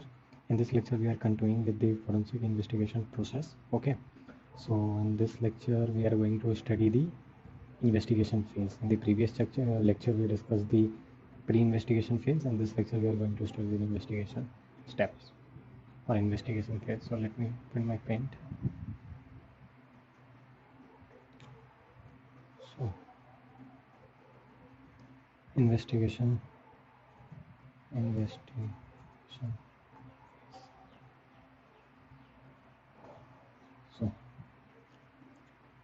So after obtaining the required permission, okay, and having the access the case prerequisites, the investigator is ready to investigate the incident. So we are now good to go.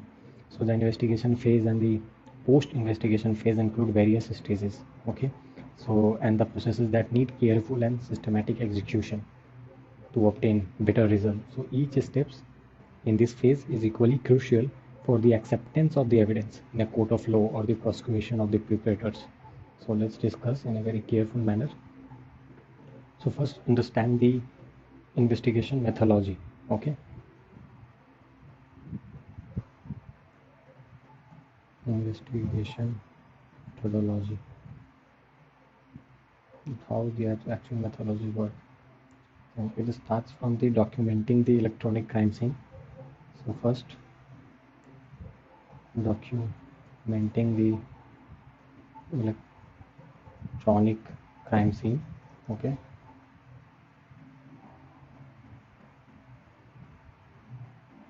then after it we will do the search and seizure part.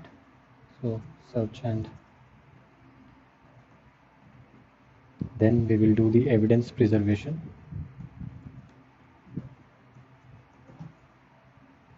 After it, data acquisition. Then we will do data analysis, then case analysis, then the reporting, and at last testifying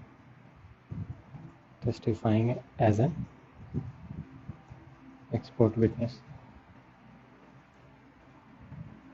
So this is the investigation methodology. Okay, so let me explain each step briefly. So in documenting the electronic crime scene, so documentation of the electronic crime scene is necessary to maintain a record of all forensic investigation process, okay, performed to identify, extract, analyze, and preserve the evidence. So points to be remembered when documenting the crime scene is the document the physical crime scene. Okay, noting the position of the system and other equipment if any. So physical crime scene. So let me write down here the important points. Noting, document the physical crime scene. So let me uh, document the physical crime scene. Okay, and document details any related or difficult to find electronic components, and they record the state of computer system and record the state of computer system. So this is the points that you have to keep in your mind for the first thing, that is for the documenting the electronics scene. Okay, after documenting search and seizure. Okay, so plan the search and seizure. So for an example, seeking the consent, obtaining witness signature, obtaining the warrant for search and seizure. So initial search for the scene, then the securing and evaluating the crime scene, and lastly seizing evidence at crime scene. So these four sub steps covers in the search and seizure. So let me write down here what are the four scene that you have to keep. The first one is the planning the search and seizure, planning the search. So planning the search and seizure, then then initial search of the scene, then securing and evaluating the crime scene. Wait for a minute.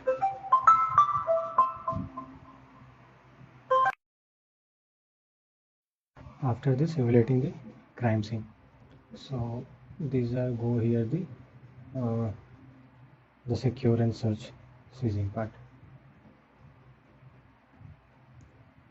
So there are many sub points related to the each steps. Okay, so I'm going just explaining you one or two point. So planning and search, planning the search and seizure. So you can also plan the search and seizure. So a search and seizure plan should contains basically the description of the incident, the case name, the location of the incidents. Okay, creating a chain of custody document, then health and safety precaution. So these are the points. Then came to the evidence preservation. So in evidence preservation basically refers to the proper handling and documenting of the evidence to ensure that it is free from any contamination. Okay, so any physical and or digital evidence seized should be isolated, secured, and transported and preserved to protect its true state. So and then the date and time of transfer you have to write down. So these are the things that you can do in the evidence preservation. Now it's time for data acquisition. So forensic data acquisition is the process of imaging. So in data acquisition, basically the imaging okay, and data acquisition. Imaging, the processing of imaging or collecting the information, or let me write it, imaging or collecting information. Then investigator can then forensically process and examine the collected data. So these are things that comes under the data acquisition part. One of the basically it is one of the most critical steps, okay, of digital forensic, as improper acquisition may alter data in evidence media and render to inadmissible in the court of law. So this is the important point. So investigators should be able to verify the accuracy of acquired data. So this is for the data acquisition. Then the data analysis. Okay, so data analysis refers to the process of examining, identifying, separating, converting, and modeling data. So in data analysis, techniques depends on the scope of the case or the client requirements. So these are the some points. Then the case analysis. So investigator can relate the evidential data to the case details for understanding how the complete incident took place and determine the future actions, such as the flowing, for an example, the possibility of exploring additional information or relevance of component. So this is all about the investigation phase, and in the next lecture we will see the post investigation phase. So happy learning, guys. So hello guys, welcome to this lecture. So in this lecture we will see the post investigation phase. Okay, so let's begin. So we will see the post investigation phase. So the responsibility of the investigators doesn't end with the finding and analyzing the evidence data. So this would also be able to explain how they arrived at the conclusion to the prosecutors, attorneys, and judges.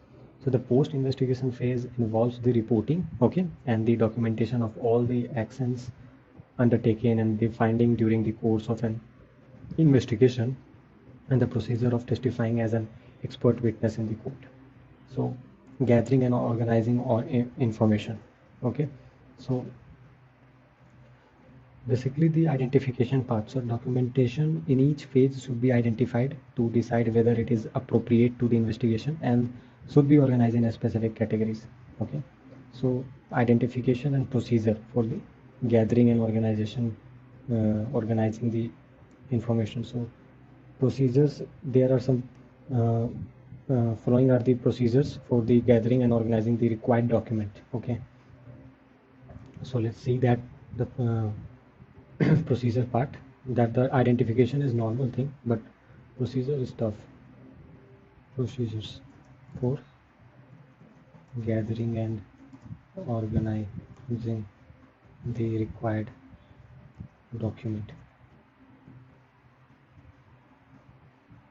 Okay, so basically we have to gather all notes from different phases of the investigation process. The first thing, then identify the facts to be included in the report for supporting the conclusion. Then you can also list all the evidence to submit with the report and list the conclusion.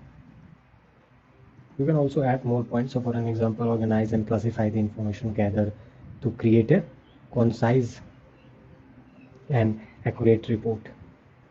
So these are the some points related to the procedure for gathering and organizing. So writing the investigation report is very tough. Okay, so report writing is a crucial stage in the outcome of the investigation. So the report should be clear, concise, and written for the appropriate audience. So let me write some important aspects of a good report. Okay, let me change the color for this. So important aspects for good report. What are the important points that you can notice for the good report? So the first one, that it should accurately define the details of an incident. So accurately define the details of the report. Details of an incident. Okay, then it should convey all necessary information. So conveying the all necessary information in a concise manner.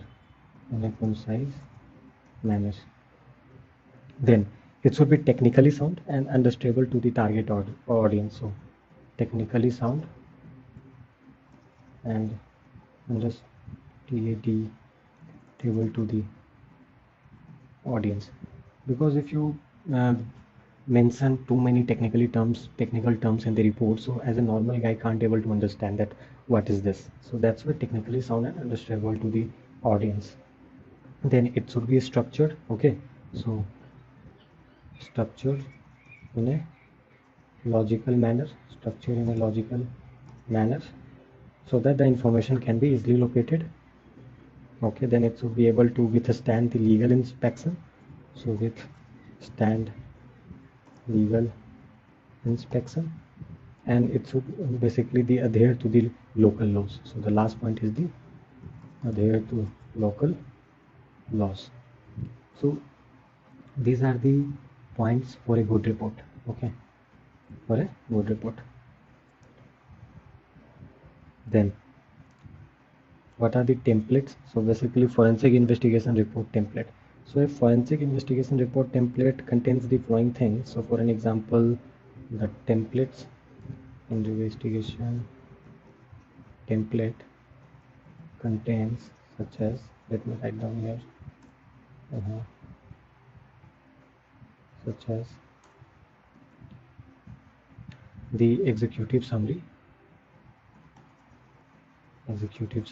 then the investigation objective, then the details of the incident, okay, and the last one is the investigation process.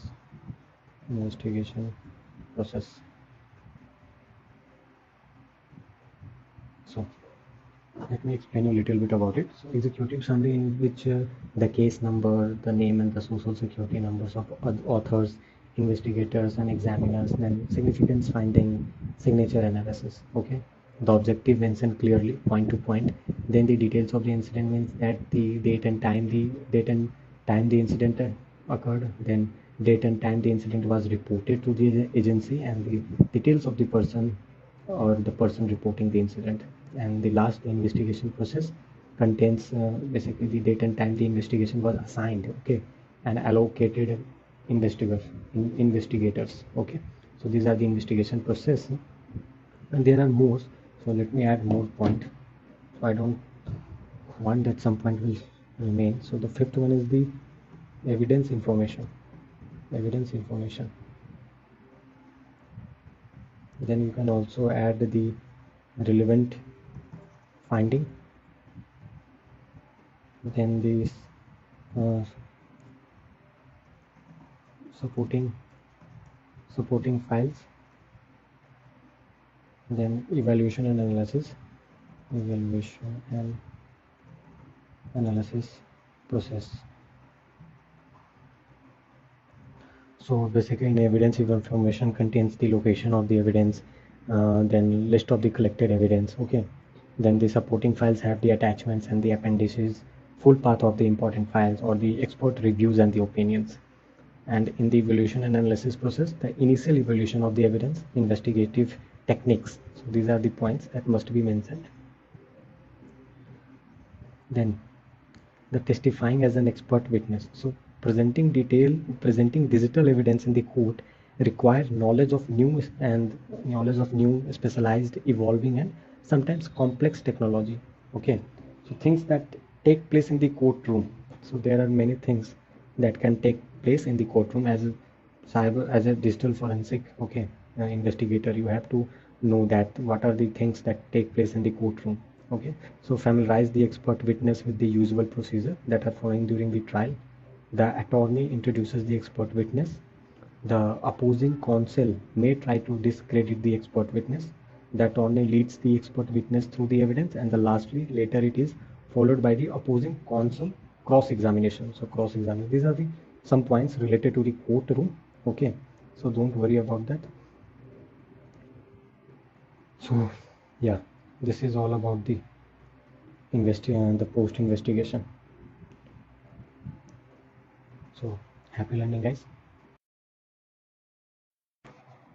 So hello guys, welcome to the another lecture. So in this lecture we are going to study the data acquisition fundamentals. Okay, so data acquisition fundamentals. Okay, so to perform a forensic examination on a potential source of evidence, the first step is to create a replica of the data residing on the media found in the crime scene, such as the hard disk or any other digital storage devices. So forensic investigator can either perform the data acquisition process on site, or the first transport the device to a soft location. So these are the two scenarios. So what is data acquisition? So basically the data acquisition is the use of stabilized methods to extract electronic stored information from suspect computer or storage media to gain insight into a crime or an incident. So what is data?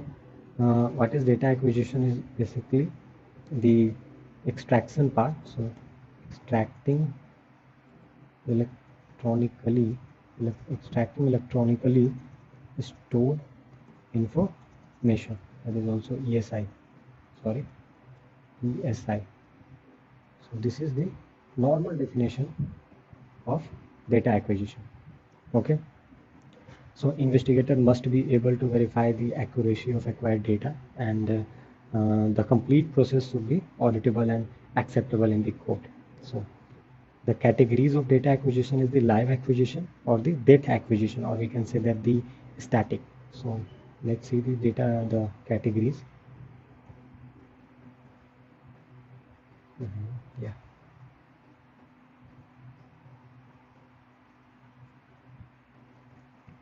So the first category is live acquisition, live live acquisition, and the second one is the dead acquisition or the static. Let me write both. Dead Data acquisition of the static or the data of the static acquisition. Okay. So in the live acquisition, it involves the collecting data from a system that is powered on. As the name suggests, we are capturing data from the live system. And what is dead? So it involves collecting data from a system that is powered off. So in summary, uh, the system is power on, power on, and here the system is power off. That's it. Okay. So let me describe a little bit. So in live data acquisition, the data is acquired from a computer that is already powered on. Okay, either locked or in a sleep mode. That doesn't matter. So this enables the collection of volatile data that are fragile and lost when the system loses power or is switched off. Such data reside in registries, caches, and the RAM. Further, volatile data such as that in RAM are dynamic and change rapidly, so therefore must be collected in real time. But in depth or static data acquisition, non-volatile data that remains unaltered in the system even after the shutdown is collected, okay, even after the system is shut down, also investigators can recover such data from hard drive as well as from the slack space, swap files, unallocated drive space. So other sources of non-volatile data include the CD-ROMs, USB thumb drives, and the smartphones and the PDAs. Okay, so these are the two acquisition methods, the live and the okay. Then the types of data captured during the live acquisition. Okay, so the types of data. Now let's see the types of data.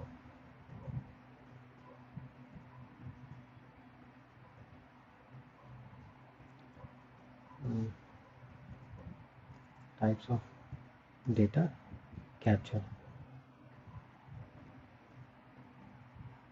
Yeah, so there are two types of data.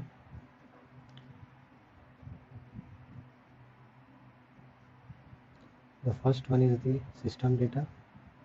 Let me change the system data. The another one is the network data. Network data. So in system data, what we can collect is the current configuration, then running state, running state, then the date and time, date and time,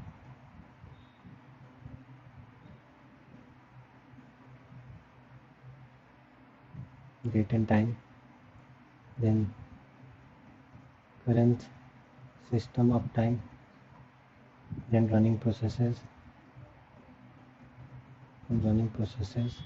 then the logged on users, then the DLS, the dynamic link libraries or the shared libraries, and the last is the swap files and temp files. So these are the data that we can collect from the system part. Then what's about the network? So from network we can find out not as large compared to the system, but yeah, not less. So the first one is the routing tables, then the ARC cache, then the network configuration, and the network connections. Okay, so these are the data that we can collect. So Now after collecting the data, we have to keep these things in our mind, that the order of volatility. So basically the order of volatility means that when collecting evidence, okay, an investigator needs to evaluate the order of volatility of data depending on the suspect machine and the situation. So order of volatility means that which is more uh, which has the more power to erase its data as compared to others. So for an example, register and cache not have the too much spaces. So it means that the data changes or data lost in a fraction of second. So the order of volatility of register and cache is high as compared to the temporary file system or the routing table. So let's see the order of volatility. So we can write down from the high to low. So let me write down order of volatility. And why we are knowing the order of volatility is to basically the more volatile the data, we have to capture that data firstly. Okay, so that's why we are writing down the order of volatility. So let me give the numbering first: the third, fourth, fifth, sixth, seventh. Okay, so the first one that I told you, that is the registers and the cache. So registers and cache. Then the routing table, then the process table, kernel kernel statistics, and the memory. After that, the temporary very system file, then the disk or other storage media, then remote logging and monitoring data that is relevant to the system in question. And the sixth one is the physical configuration or and the network topology. And the last one is the archival media. So this is the order of volatility. Okay, so let's start with the first one, the register and the processor cache. Because the information in the registers or the processor cache on the computer exists for nanosecond. Okay, so it is constantly changing and can be classified as the most volatile data. Then what about the second one? So the routing table, the ARP cache, the kernel statics reside in the ordinary memory of the computer. So these are slightly less volatile than the information in the registry, with a lifespan of about 10 nanoseconds. Okay. Then the temporary system files tend to persist for a longer time on the computer compared to the routing tables and the ARP caches. So these systems are eventually overwritten or changed, means sometimes in seconds or minutes later. Then the disk, then the remote logging. These are the common that you can easily understand. Okay. Then the live is done. Then what's the data acquisition? So rules of thumb for data acquisition we will discuss, but let's see that the static data recovered from a hard drive include what. We see that live includes what, then let's see uh, the static data recovered. So static data includes what? So let me give the numbering first.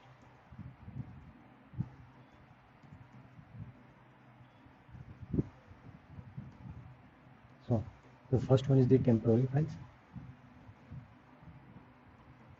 temporary or TEMP temp files. Then the system registries, then the event or system logs, then boot sectors,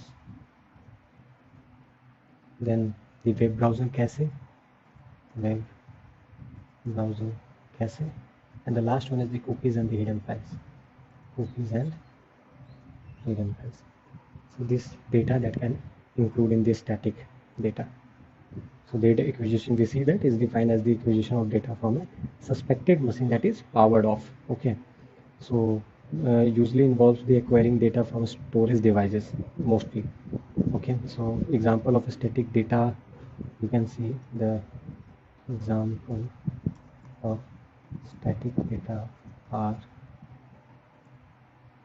the emails, then the Word document, then the web activity, then the spreadsheets, Slack space, and what else? Yeah, unallocated drive space. The last one is the various deleted files. So these are the example of static data or the data acquisition that we can get. Now that I told that what we discussed last is the rules of thumb for data acquisition. So let's see it also. Rules of thumb for data acquisition. Now the first rule is do not work on original digital evidence. So do not work on original digital evidence. Why? Because we will lost the original evidence. Okay, so create a bitstream logical image of a suspicious drive file to work on. Don't ever use or work on the original evidence. Then the second one will use the media to store the copies.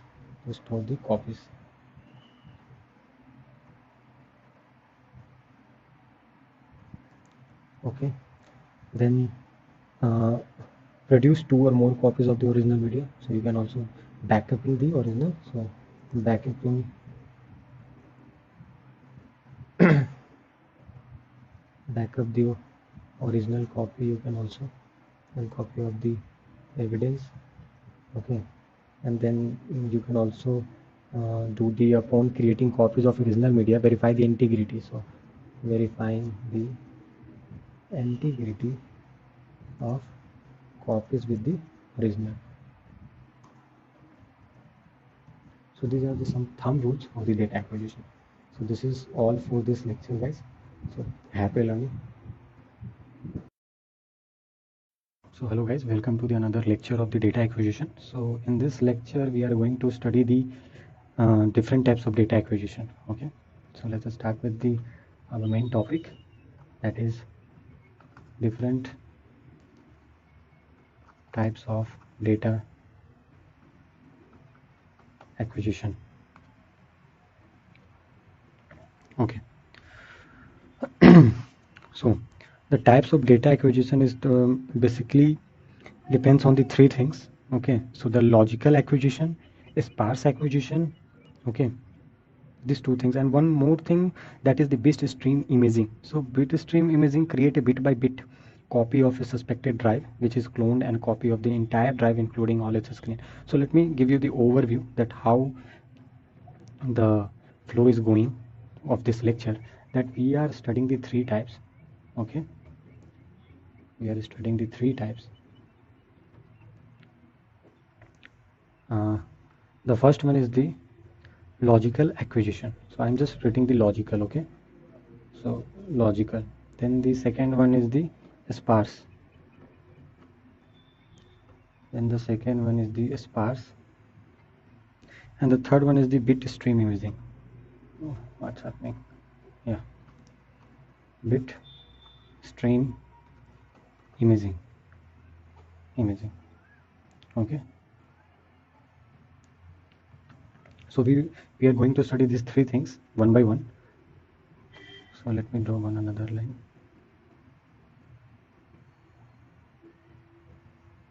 Okay,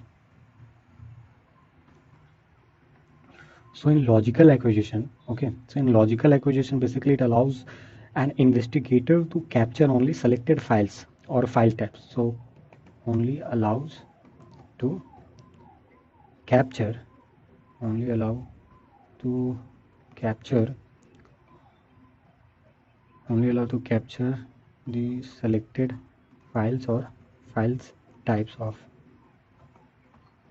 interest to the case. Okay, so this is the first point of the logical. Then example of logical acquisition, if we see, then the email investigation that require collection of only the outlook.pst or the .ost files. This is the one example. Or collecting the specific records from a large RAID server. Okay, so if we see the example, then the only mail extension file, while email forensic and the RAID server. So this is the example for the logical acquisition. Then what is a sparse execution? So sparse execution is similar to logical acquisition, which in addition collects fragments of unallocated data, allowing investigators to acquire deleted files. So what is do that it collects fragments of unallocated data, okay, and allowing investigators to acquire deleted files. So this is the minor difference between the sparse and the logical. Okay, so in sparse, if we are in this method, then inspection of the entire drive is not required. Okay, so we are not worry about the whole things. So in logical, only the file and the file types. But in sparse, one more adding point, that is the collect the fragments of unallocated data, allowing an investigator to acquire deleted files. Then what is bit by bit? Bit streaming. So bit streaming imaging creates a bit by bit copy. So we can write down here bit by bit copy of a suspect drive, which is a cloned copy of the entire drive, including all its sector and clusters, which allows forensic investigators to retrieve deleted files or folder. Okay, so bit by bit copy of a suspected drive. This is bit stream imaging. Then in bit streaming imaging, there are two things. The first one is the bit stream disk to image file, and another one is the bit stream disk to disk file. Okay, so we are exploring bit streaming a little bit more. So in bit streaming, there is two things. The first one is the bit stream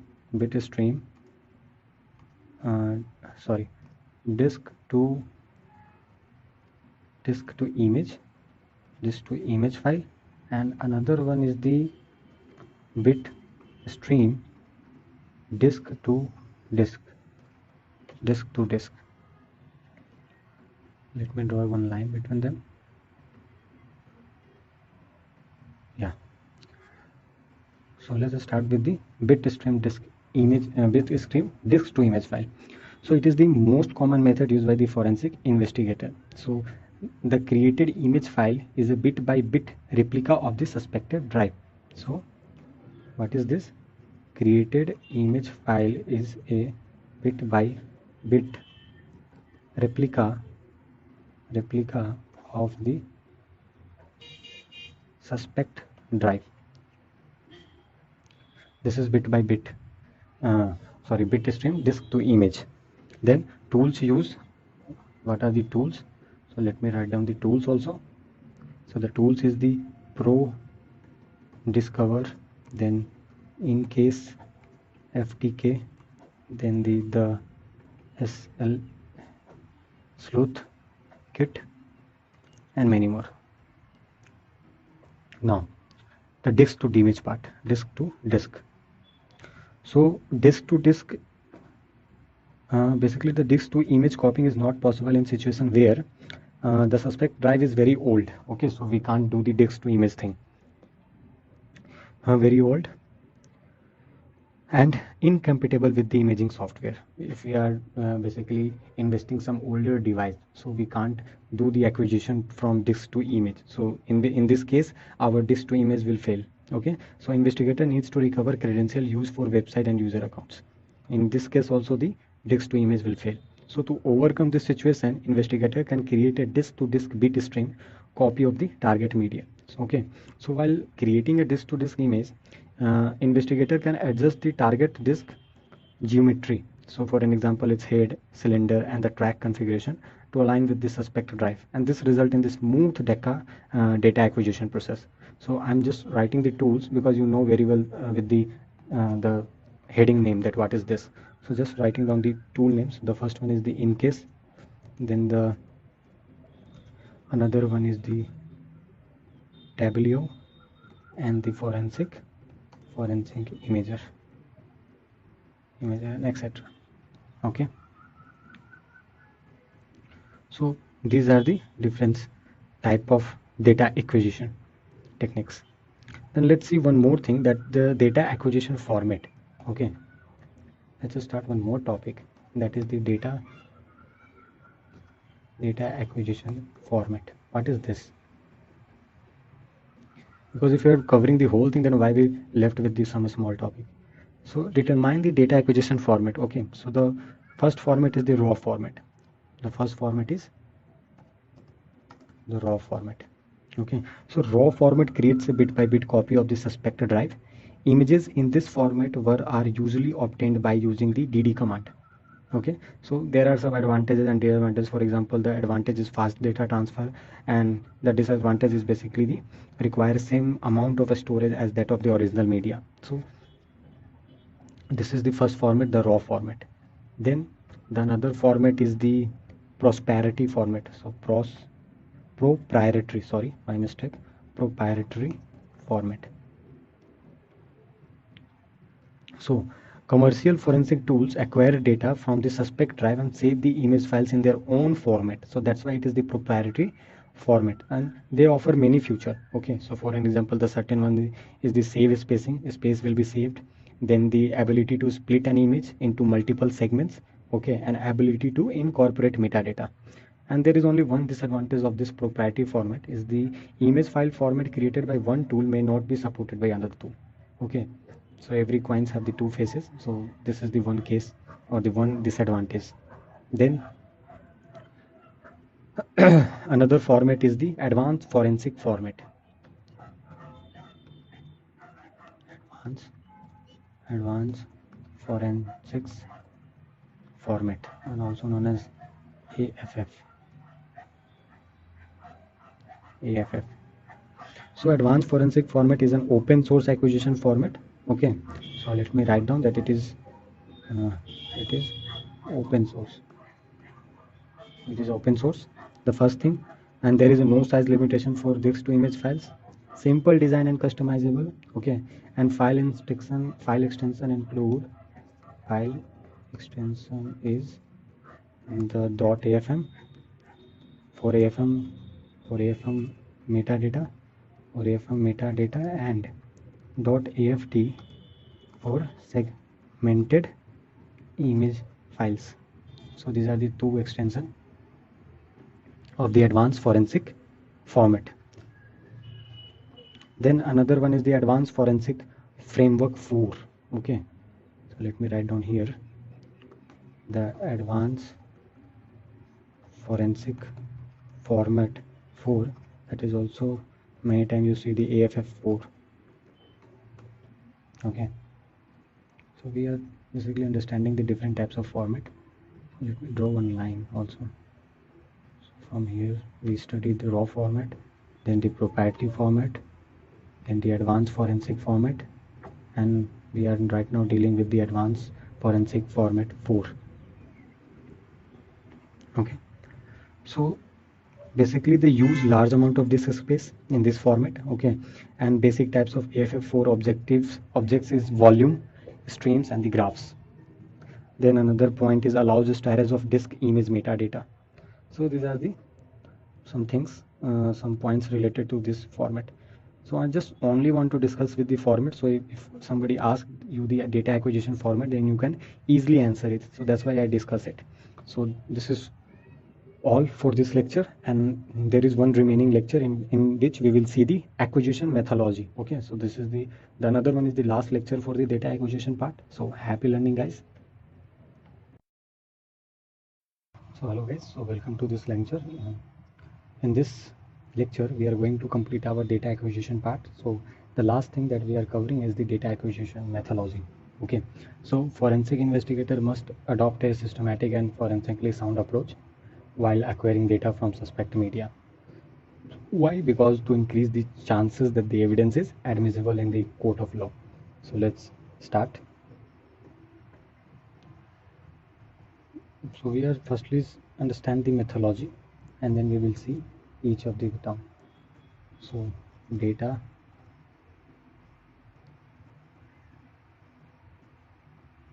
acquisition methodology logic. Okay.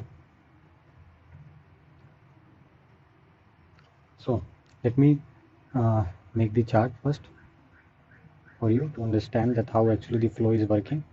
So uh, the first one is the start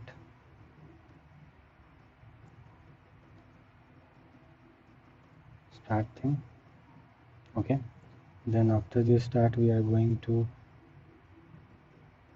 let me draw the arrow for you guys. Then determine the data acquiring method.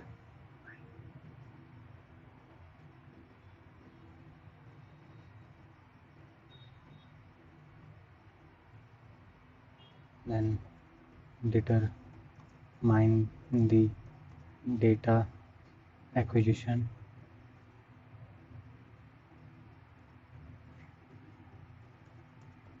methods. Okay, after this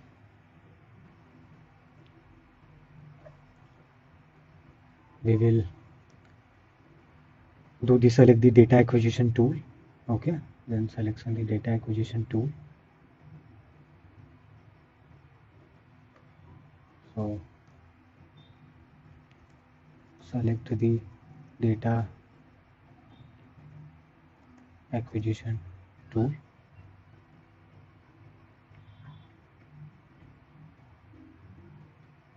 Then we will sanitize the target method.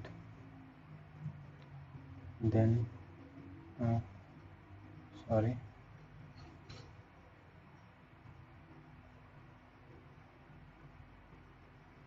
yeah, then we will sanitize the target method.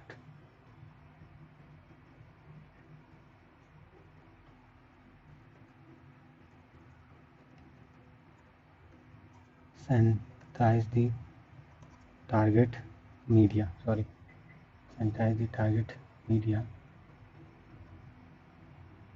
yeah. And then after this, if computer is on or not, then the case arises. Okay, so let's see if computer is on or not. So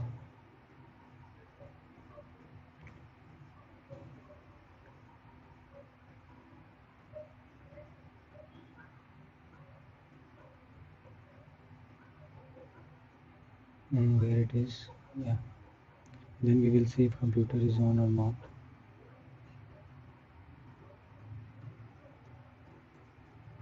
Computer is on.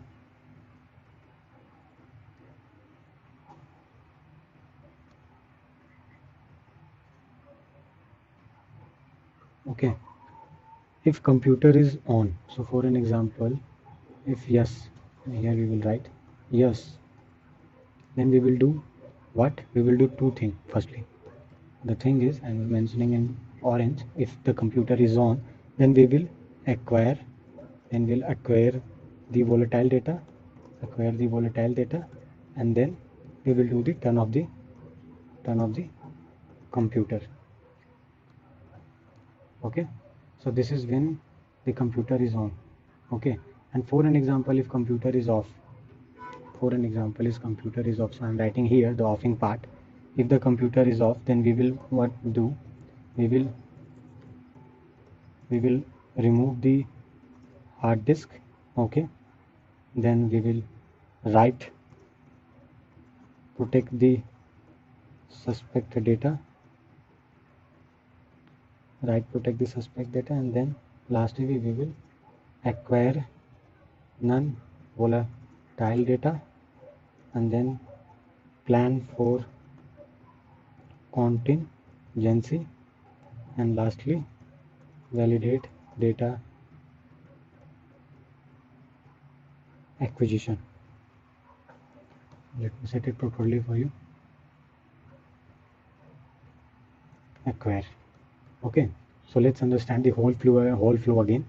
So we will start the data acquisition methodology. Okay, we will start the data methodology, then we determine the data acquisition method. We will choose the method, then we will select the data acquisition tool. Okay, we study the method, then we study also the tool, then we sanitize the target media. Okay, then the remaining processes depends on the computer is on or off. So for an example, is computer is on, then we will do the two things first. The first one is the acquiring the volatile data, and then turn off the computer. Okay, and after that, if it is no, so yes part is including the this one, and also the no one. Okay, but no part is not including the yes one. So if no, then remove the hard disk, then write protect the suspect data, then acquire non-volatile data, then plan for contingency, and then valid data acquisition. So these are the methodology. Okay, so while performing forensic data acquisition, so potential approaches must be carefully considered and methodologically aim at protecting the integrity and accuracy of the original evidence must be followed. So these are the methodology. Now, so the first thing is to determine the best data acquisition method. Okay, so in this part, an investigator needs to identify the best data acquisition method suitable for the investigation. Basically, it depends on the situation. Okay, so the situation include the size of the suspect drive. So the situation for the first part is the size of the suspect part. Okay, and then the time it has, basically the time required to acquire the message, and whether the investigator can retain the suspect drive or not. Okay, so these are the situation. Then it depends after the situation, then it select the one of the method. Okay, so investigation needs to acquire only the data that is intent to be acquired. So this is the first step, and the method is selected if the method is selected after knowing the situation. Okay, after knowing the situation of this crime scene. Okay. Then the step 2. Okay, then the step 2.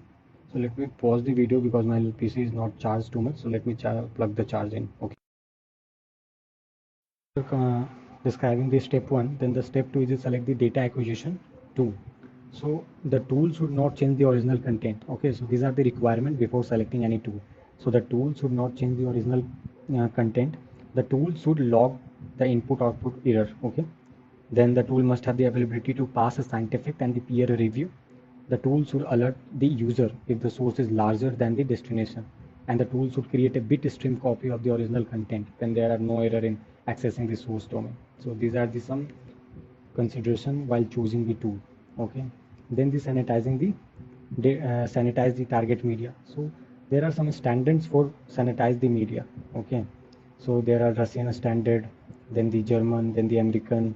Okay, but only you keep the one standard for now, that is the NIST SP 800 for now. You will keep this point in your mind. Okay, and what is it, the NS part is the purpose of this is to basically it has the three sanitization method. The first one is the clear, then the purge, and then the destroy. Okay, so the National Institute of Standard and Technology has issued a set of guidelines. Okay, so that's why I'm telling you to keep this standard in your mind. Then acquiring the volatile data. Okay, so volatile data acquiring involves the collecting data that is lost when the computer is shut down or restarted. And we discussed that what are the volatile data, then the order of volatility. Okay, we already discussed. Then after this, then enable write protection on the evidence. Okay, because nobody can destroy the data. So enable write protection means that it's only allowing the read only access. Okay, so keep this point in your mind. Then we do the acquire non-volatile data. So non-volatile data can be acquiring both live acquisition and the dead acquisition. It mainly involves the acquiring data from hard disk. Okay, and then the remaining part is okay. So plan from contingency. This is already discussed. And You can also use the hardware acquisition tool or the drive decryption. So these are the normal things that you have to keep in your mind. Then the step 8 is the validate data acquisition. Validate the data acquisition, and this is the last steps for our methodology. Okay, so this is all about this uh, data acquisition methodology. So happy learning, guys. Hello guys, so welcome to this lecture. So in this lecture we are going to study the network forensic fundamentals. Okay, so let me write down.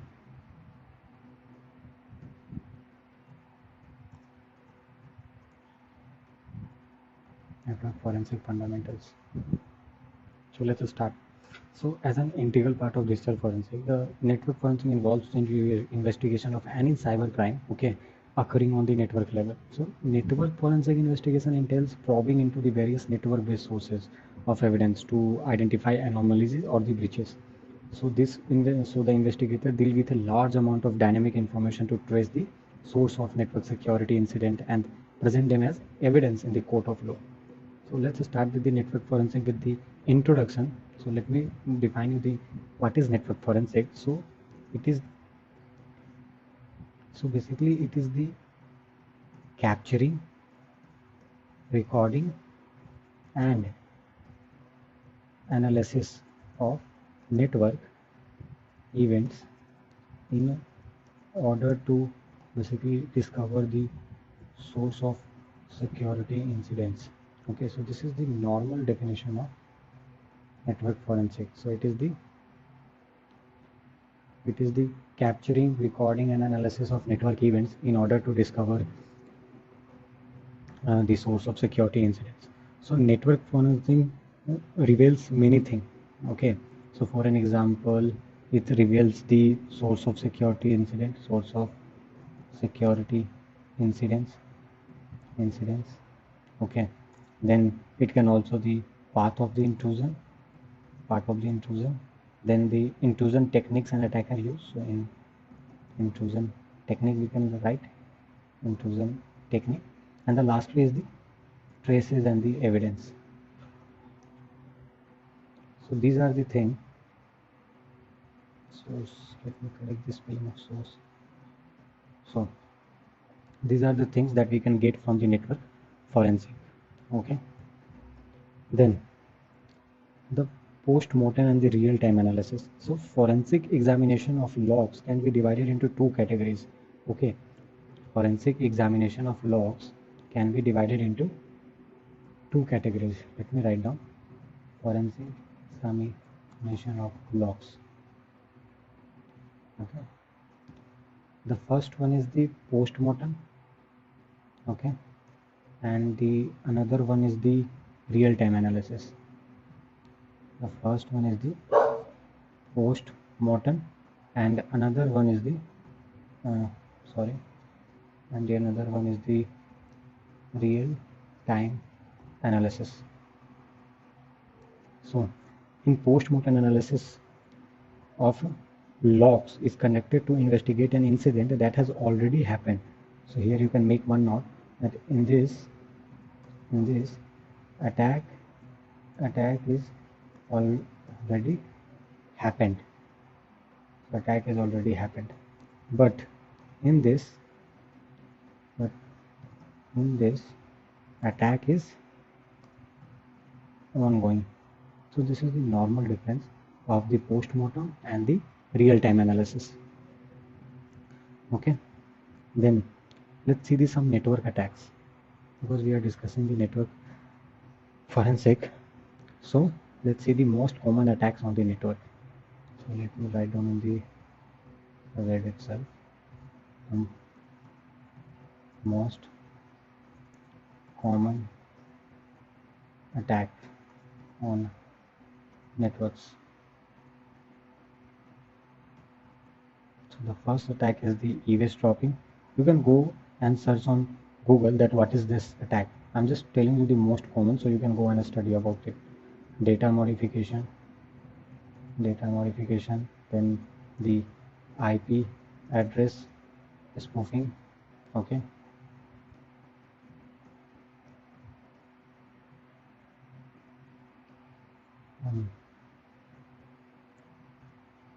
then the denial of service attack, then another one is the man in the middle attack, then packet sniffing, then the enumeration, session hijacking, then buffer overflow,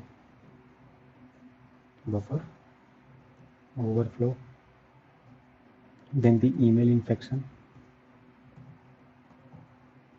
then the malware attack we can also add, and then password attack, and then the router attack. Okay, so these are the common attack that happens on the network. And let's see some attack specific to wireless network. Okay, so some attack specific to some let me with the attack specific to the wireless network. Okay, so attack related to wireless network. So there are many attacks, but I'm discussing the important ones. Okay, so the first one is the rogue access attack, rogue access point attack, then the client misassociation, then the misconfigured access point attack, then the unauthorized association,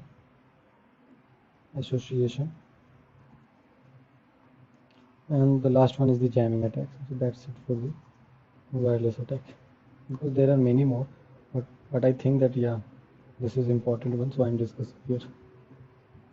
So you can go on the Google and search about the each attack. Okay, so there are many resources. So this is all about the introduction to the network forensic. So happy learning, guys.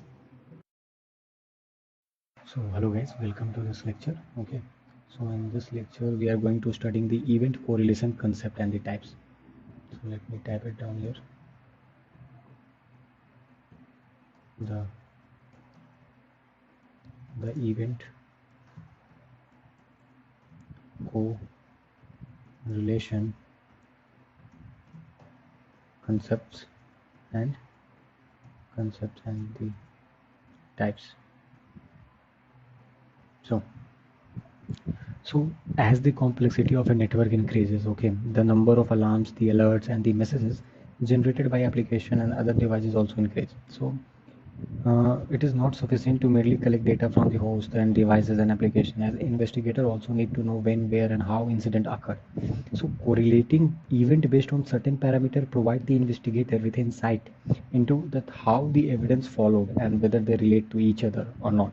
Okay, so the normal definition of event correlation is that, let me write down here, uh, that it is the process of relating a set of events that have occurred in a predefined interval of time. Okay, that have occurred in a predefined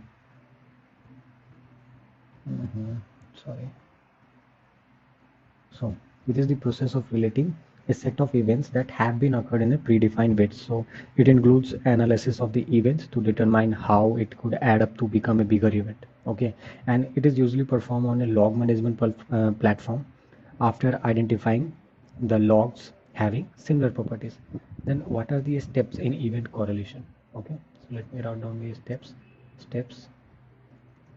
in event correlation. So the first is the event aggregation. I will explain what is this event aggregation, then the event masking, then the event filtering, and the last one is the root cause analysis. Okay, so these are the 4 steps for the event correlation. So let's see Let's understand with example. So if a user gets 10 login failure events in 5 minutes, so this generates a security attack event. Okay, so this is the small example. Then let's see that what is event aggregation. So event aggregation is also called event deduplication. So it compiles the repeated events to a single event and avoids the duplication of the same event. So what's actually that? Avoiding avoiding the duplication of the same event.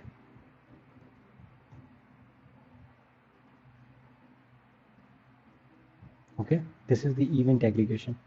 Then what is event masking?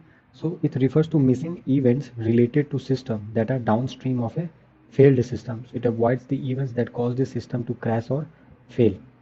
Avoid the events. So let me write down for you because these are the new terms. So avoid the events that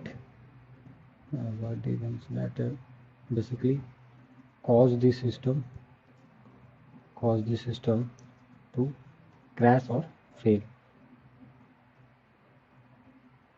So this is event masking. Then what is filtering? As the name suggests, the event correlated filter or discards the irrelevant event. So you can filter it. And root cause analysis is the most complex part of the event correlation, because so during a root cause analysis, the event correlator identifies all devices that became inaccessible due to network failures. So then the event correlator categorizes the event into symptom events and root cause events. So the system considers the event associated with the inaccessible device as a symptom events and the other non-symptom event as a root cause events. So these are the normal definition. Then types of event correlation. Okay, how many types? So there is only two types of event correlation. So let me write down here for you the types of event correlation.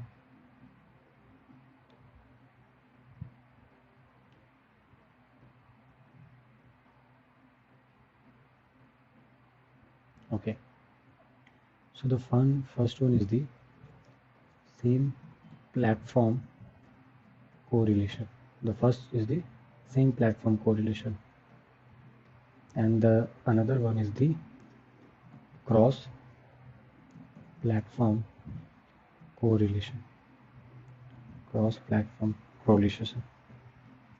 So as the name suggesting us that in the same platform, this correlation method is used when one common operating system is used, and in this the different operating system and the network hardware platform are used in the network. Okay, so let me write down the example only, because as the name suggesting, we don't need the definition for it.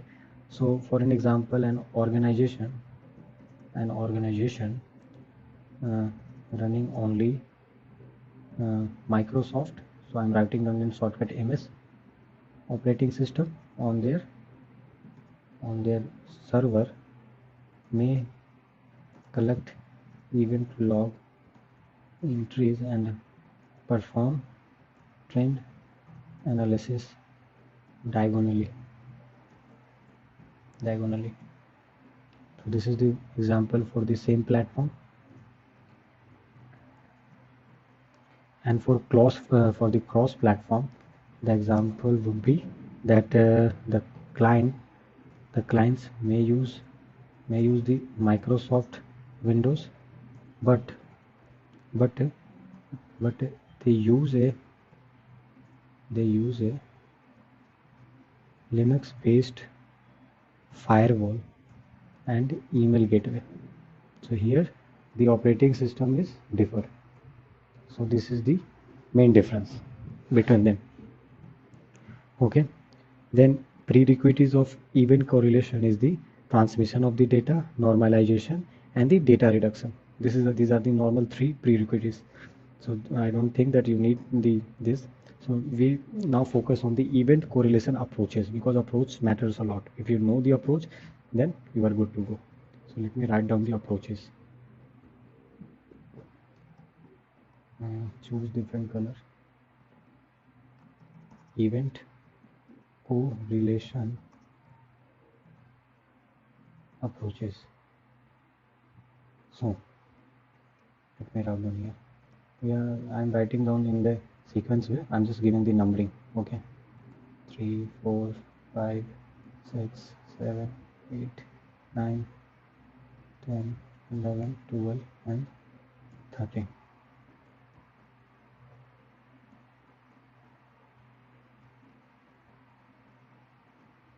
So the first one is the graph-based approach.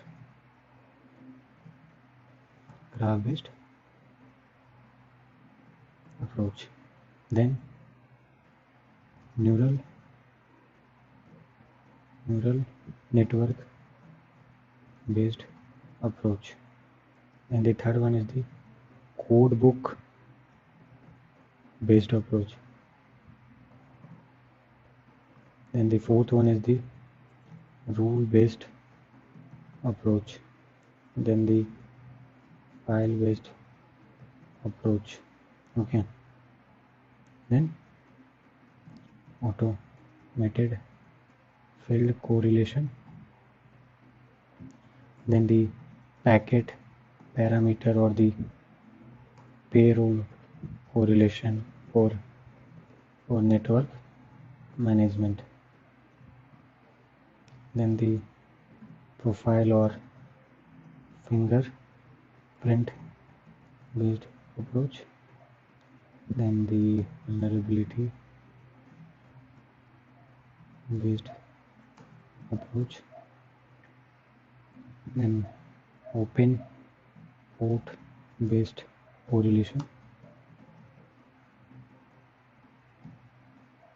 The 11th one is the Bayesian correlation, Bayesian. The 12th one is the clock time or role based approach. And the 13th one is the route correlation. So these are the 13th event correlation approach. Okay. So search on Google by yourself. I'm just giving you the name of it. Okay. So this is all about for this lecture, guys. Happy learning. So hello guys, welcome to this lecture. Okay. So in this lecture we are going to see the indicator of compromise. Okay. So basically we are targeting the network logs. So indicator of compromise, that is also written in the IOCS. Yeah. So after collecting the logs from various network devices and application, investigator must monitor and examine them, okay, for the indicator of compromise. So basically the indicator of compromise here stands for the some indicator, means the data or the proof for the compromise, that yeah, compromise happened. Okay, so which indicate that a security breach may have occurred. So IOC are generally found in the metadata of logs, which require careful monitoring and the examination. So let's start with the analyzing the firewall logs. Okay. So analyzing the firewall logs. So here, what things that you will notice, that firewall are the first point of entry into a network. Okay, and it stores details of all the data packets moving in and out of the network. So the network firewall logs collect the network traffic data, then such as, for an example, the request source, the destination, then the port use, time, date, and the priority. Okay, so these are the details that basically helps the investigators, okay, in correlate the data with other suspicious files to identify the source and other targets of attack. So timing and suspicious IP addresses, then the application generated request, DNS queries, suspicious IP addresses, and the URL. So in firewall logs, what you will notice or what you will check, so you will check for the application generated request, then the DNS queries, then the suspicious IP address, and the last is the URLs. So these are the things that you will notice in the while analyzing the firewall logs. Okay, so let's there are Cisco firewalls. Okay, so Cisco firewall use mnemonics as identifiers to represent severity of event. So there are many severity. So for an example, the severity starts from the 1 up to 6. Okay, so Cisco firewall logs includes something. Okay, then Cisco firewall logs include the following things. Details. So if you're using the Cisco firewall, then you have to know that what are the details that you will find in the Cisco firewall or in the Cisco firewall logs. So the first one is the date and time, then the mnemonic,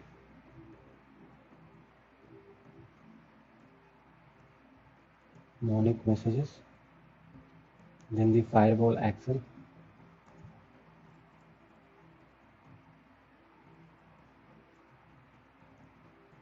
and the fourth one is the source and the destination, IP and port. Okay, and the type, and the last one is the type of request.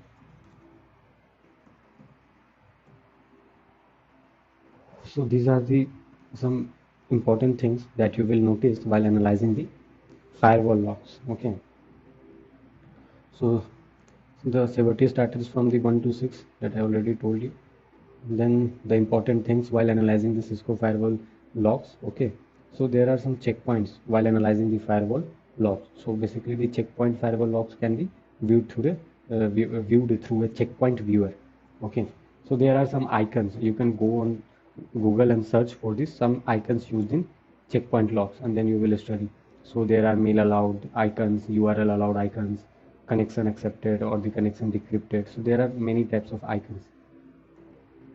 So checkpoint firewall when viewed through checkpoint log viewer. Okay. So if you want to checkpoint the firewall log, then you will use the checkpoint log viewer that display the result. And the event log color coding is in three. That is for the red, orange, and blue. So the color is red. That indicates the error messages. Error message. Then the orange that tells us the warning message. And the last one is blue that tells us the information.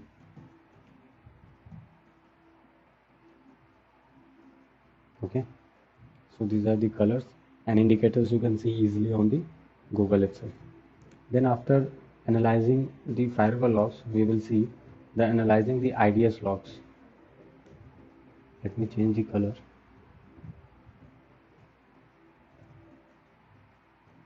So analyzing IDS logs. So IDS stands for the intrusion detection system.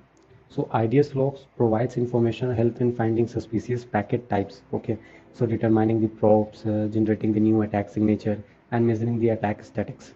Okay, so general indicator of intrusion that you can see is the so general indicators of intrusion.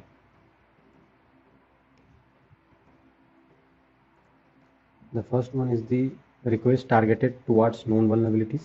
Okay, so request targeted towards known vulnerability.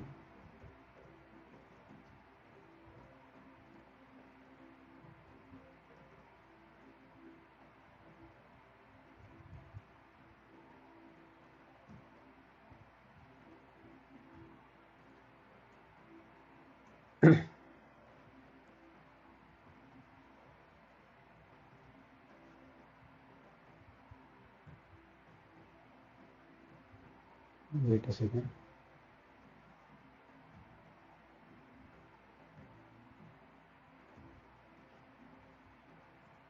Okay, then the failure to comply which protocols. Okay, the one is the second point. Then the address anomalies in traffic. Okay, so these are some points that you can notice.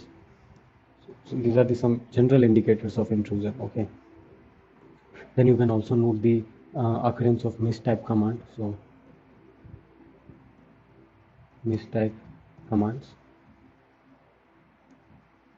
Okay, so these are the indicators.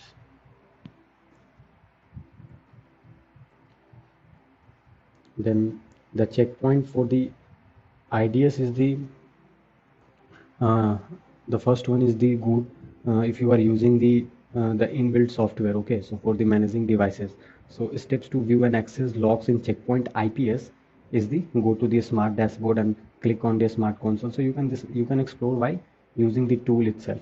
Okay, so if I'm telling you the steps, then you can't understand. Okay, so basically the checkpoints also provides the details of each log. So to view the details of any log, go to the Smart View Tracker record list and double click on the event, and then you can usually see the logs. So after that, we will see the analyzing the honeypot logs.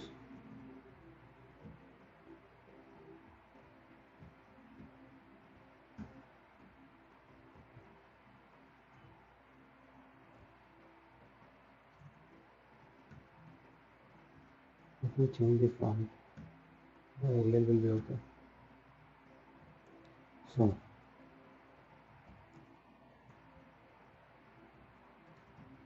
analyzing the honeypot logs.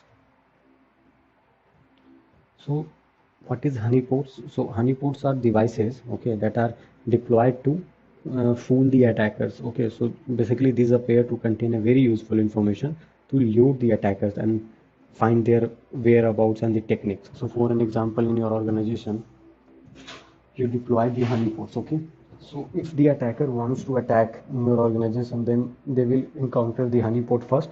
So what they think that, yeah, this is the main devices. So from these devices I can gather too much information, or I can steal information. But the main scenario is that we deployed that thing to fool the attacker or to lure the attacker. For what? To find their whereabouts and their techniques. Okay, so the Kipo is one of the most commonly used honeypots. So what are the name? It is Kipo. So you can search on Google for the more description.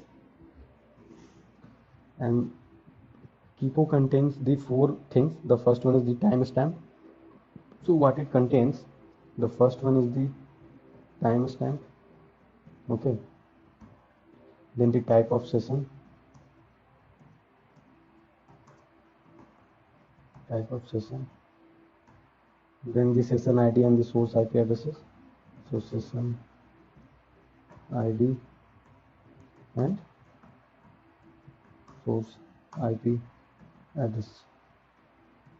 Okay, and the last one is the message with other details. So messages.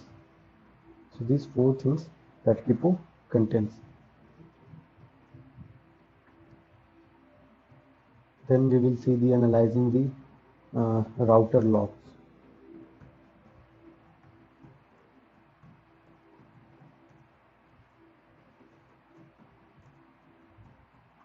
Analyzing the router logs. So basically the router stores the network connectivity logs. Okay, so which details such as the date, time, source and destination IP and the port use, and this information can help investigator in verifying the timestamps of an attack. So this also enable investigator to correlate various events to identify the source and destination IP. So the incoming log details contain some flowing data. Okay, so the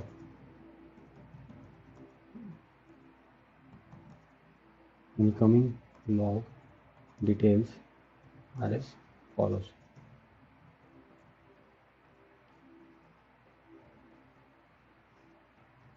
The first one is the date and time.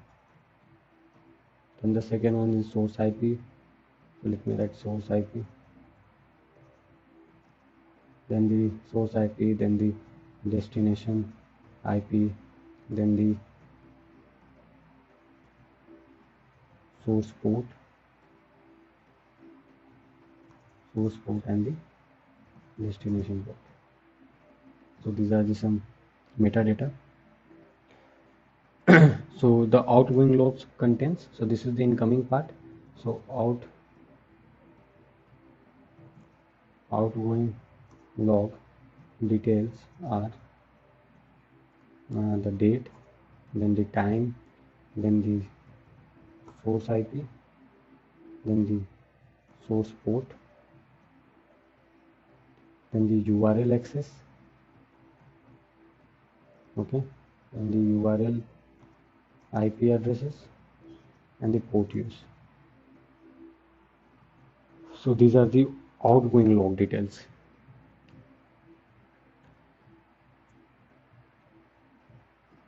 Okay, so you can also analyzing router logs with the help of the Cisco. So Cisco router run on a specific operating system that is known as the Cisco IOS, and the operating system has a built-in security manager that defines policies regarding basic logging and the parameters.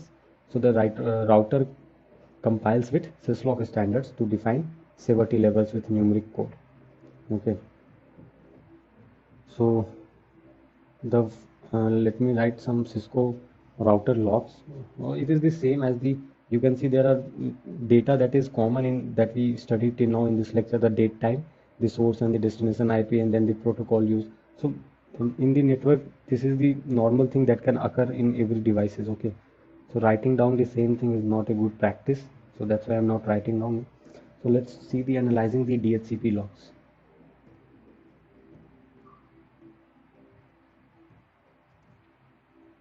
Analyzing the DHCP logs.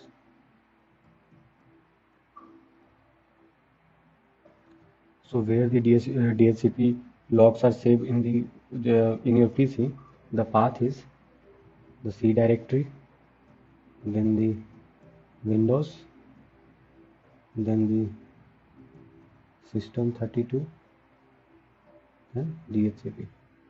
So this is the path where the logs is stored.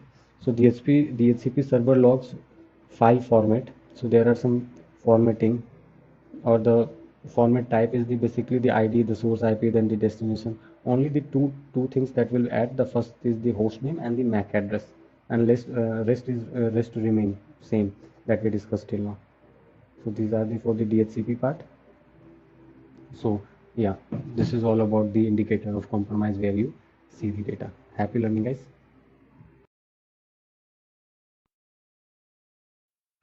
So hello guys, welcome to this lecture. So in this lecture we are going to see the functionality of wireshack. Okay, so if you are doing the network forensic, so you must have the knowledge related to network, that how actually the network is working, what are the things that you have to notice, what are the filtration technique, okay, how packets look like. So let's start with the network forensic basic practicals. So we are opening the Kali, okay, and then we are using the Wireshark, and then let's capture the live network and analyze it. Okay, yeah. So that is opening.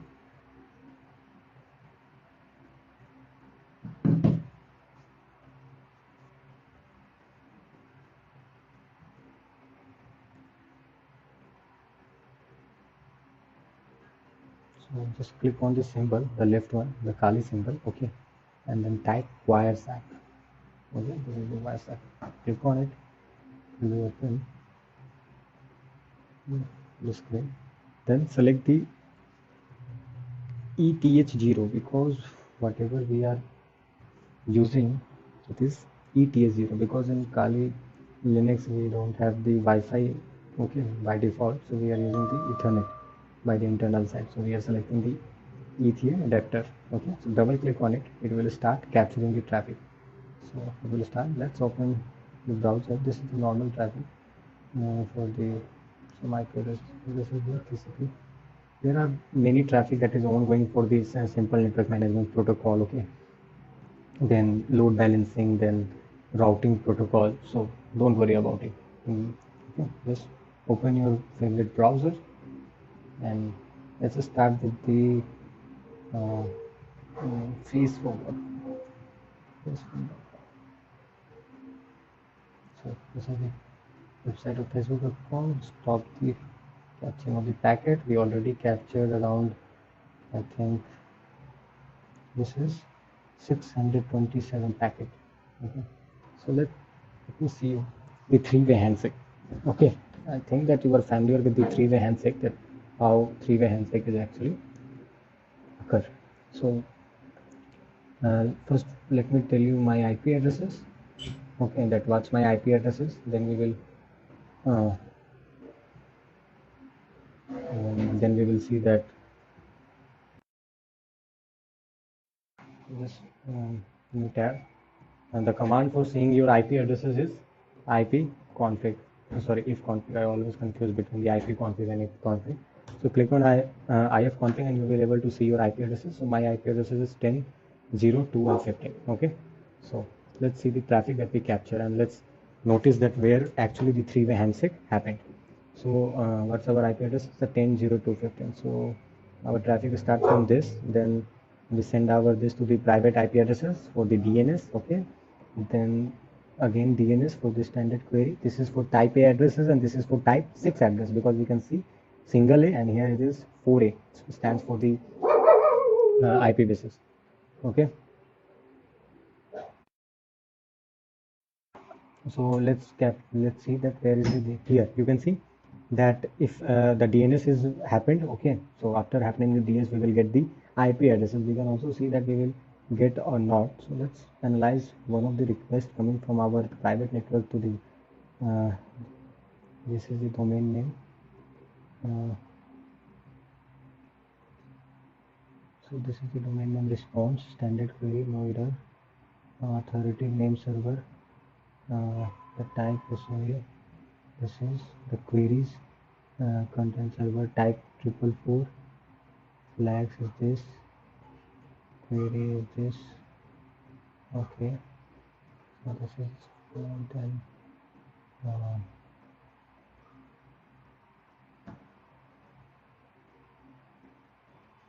this one. Let's see. No, this is not also.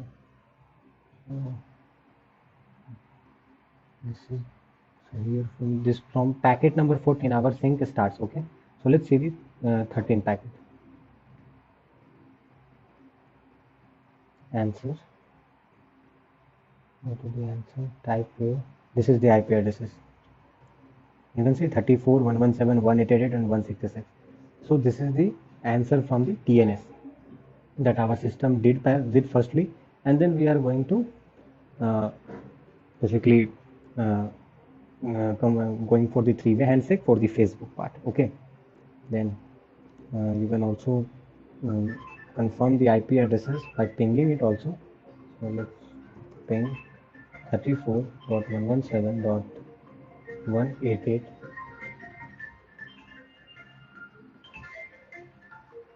188 and dot 166. So you can see the IP address is working fine. And what is the command? What's the name? So let's see. Let's forget this. So we are focusing on the sync part. So after having the IP addresses, the public IP addresses for the Facebook, the sync start. So let's focus on the 15th packet. Okay. We are basically distracting from our main topic. So let's focus on the network forensic for now. So we are focusing packet number 15. Okay, this one packet number 15. So you can see, sorry, starting from the 14. My bad. So packet number 14, you can see that the first message is for the sync. The source port is randomly selected, that is 57796, and the destination is 443. Okay, and this is the sync packet. So we can go into the TCP, go into the flag, and we can see that there's a sync set 1.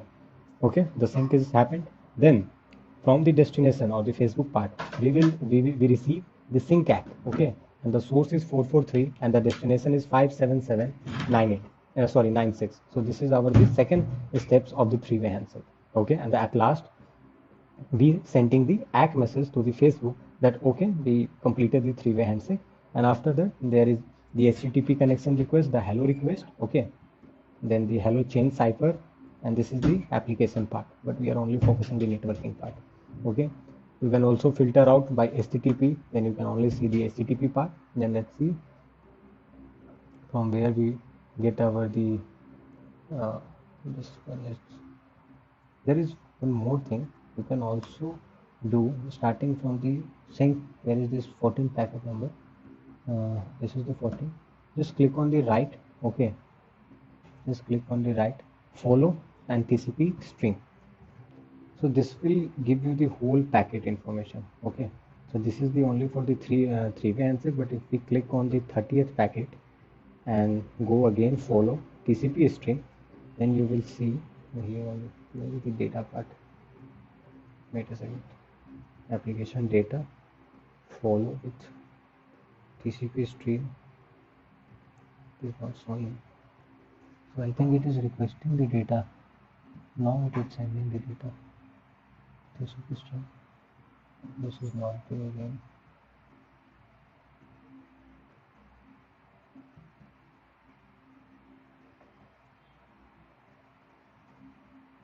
Okay, no worries. So here we see the how actually the three-way handshake happens. Okay, we see some protocol that TCP is using in this thing, the three-way handshake. We are using the HTTPS with TCP. The TLS version is version 1.3. So this is all about the basic network forensic. Okay, and later we will see more about the network forensic. So happy learning, guys.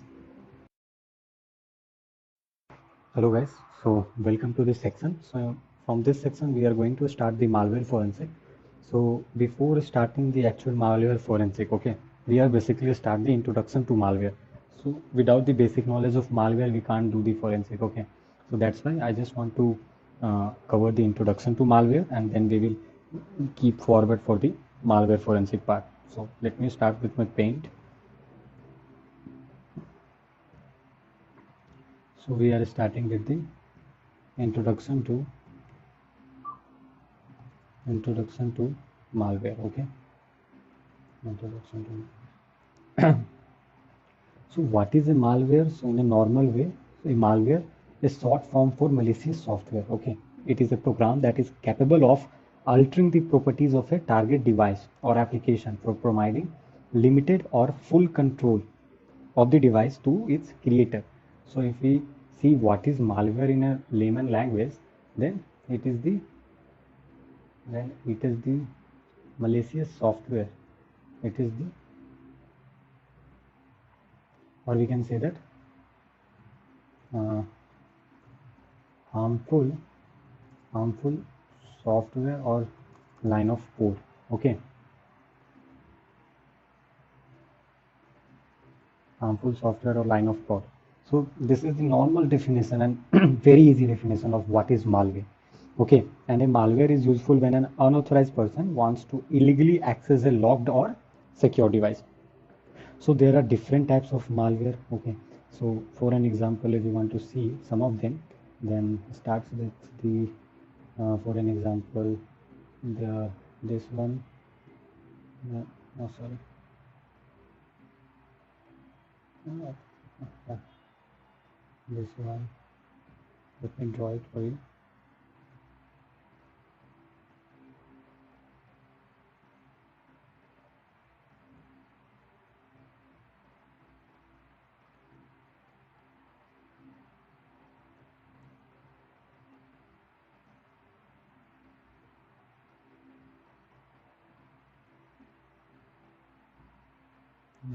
This wait.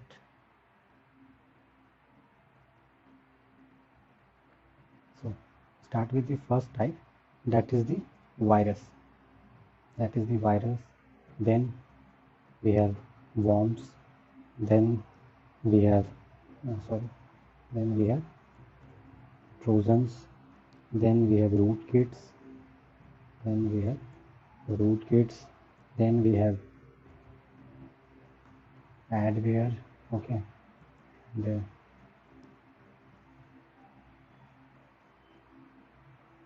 then we have adware. After adware, then spyware. So there are many. Okay. we will study what is this. Okay, I'm not just explaining you the name that this is the type of the malware, but also going to explain little bit about the that what is virus, what is worms, and what is trojan, and all of them. Okay, so be patient. So these are basically can delete files, slow down the computer, steal personal information, send a spam, or commit fraud. So malware can perform various malicious activities. Okay, so ranging from simple email advertising to complex identity theft and password thefts. Okay, then the question arises: malware programmers develop and use it to for what? For attacking, for attacking the browser, for altering the system performance, or causing hardware failure, some stealing information. Okay, erase the important information. Okay, so these are the uses of malware. Why hackers are creating malware? For these purposes. Basically, it uses malware to break down the cybersecurity. In summary, it uses some malware. So let's say it uses to break down the cyber security. Let me correct the spelling of cyber security first. Security. Okay. So the main uses of malware to break down the cyber security. Now, the most common ways an attacker can send a malware. So let it draw. Yeah, ways to send the malware. So again, there are many ways. We will see the important ones. Okay.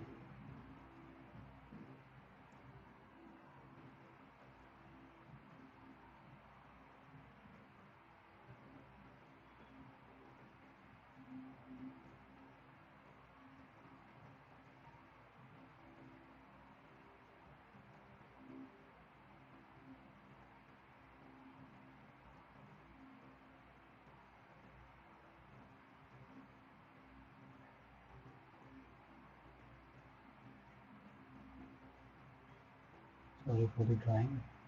I'm just trying to make as clean as I can. So the first way to send is the instant messenger. Instant messenger and uh, internet relay chat. Okay, this is the first way that malware can be sent. Then another one is the uh, removal devices. Removal devices. Then the most common ways is the email and attachments.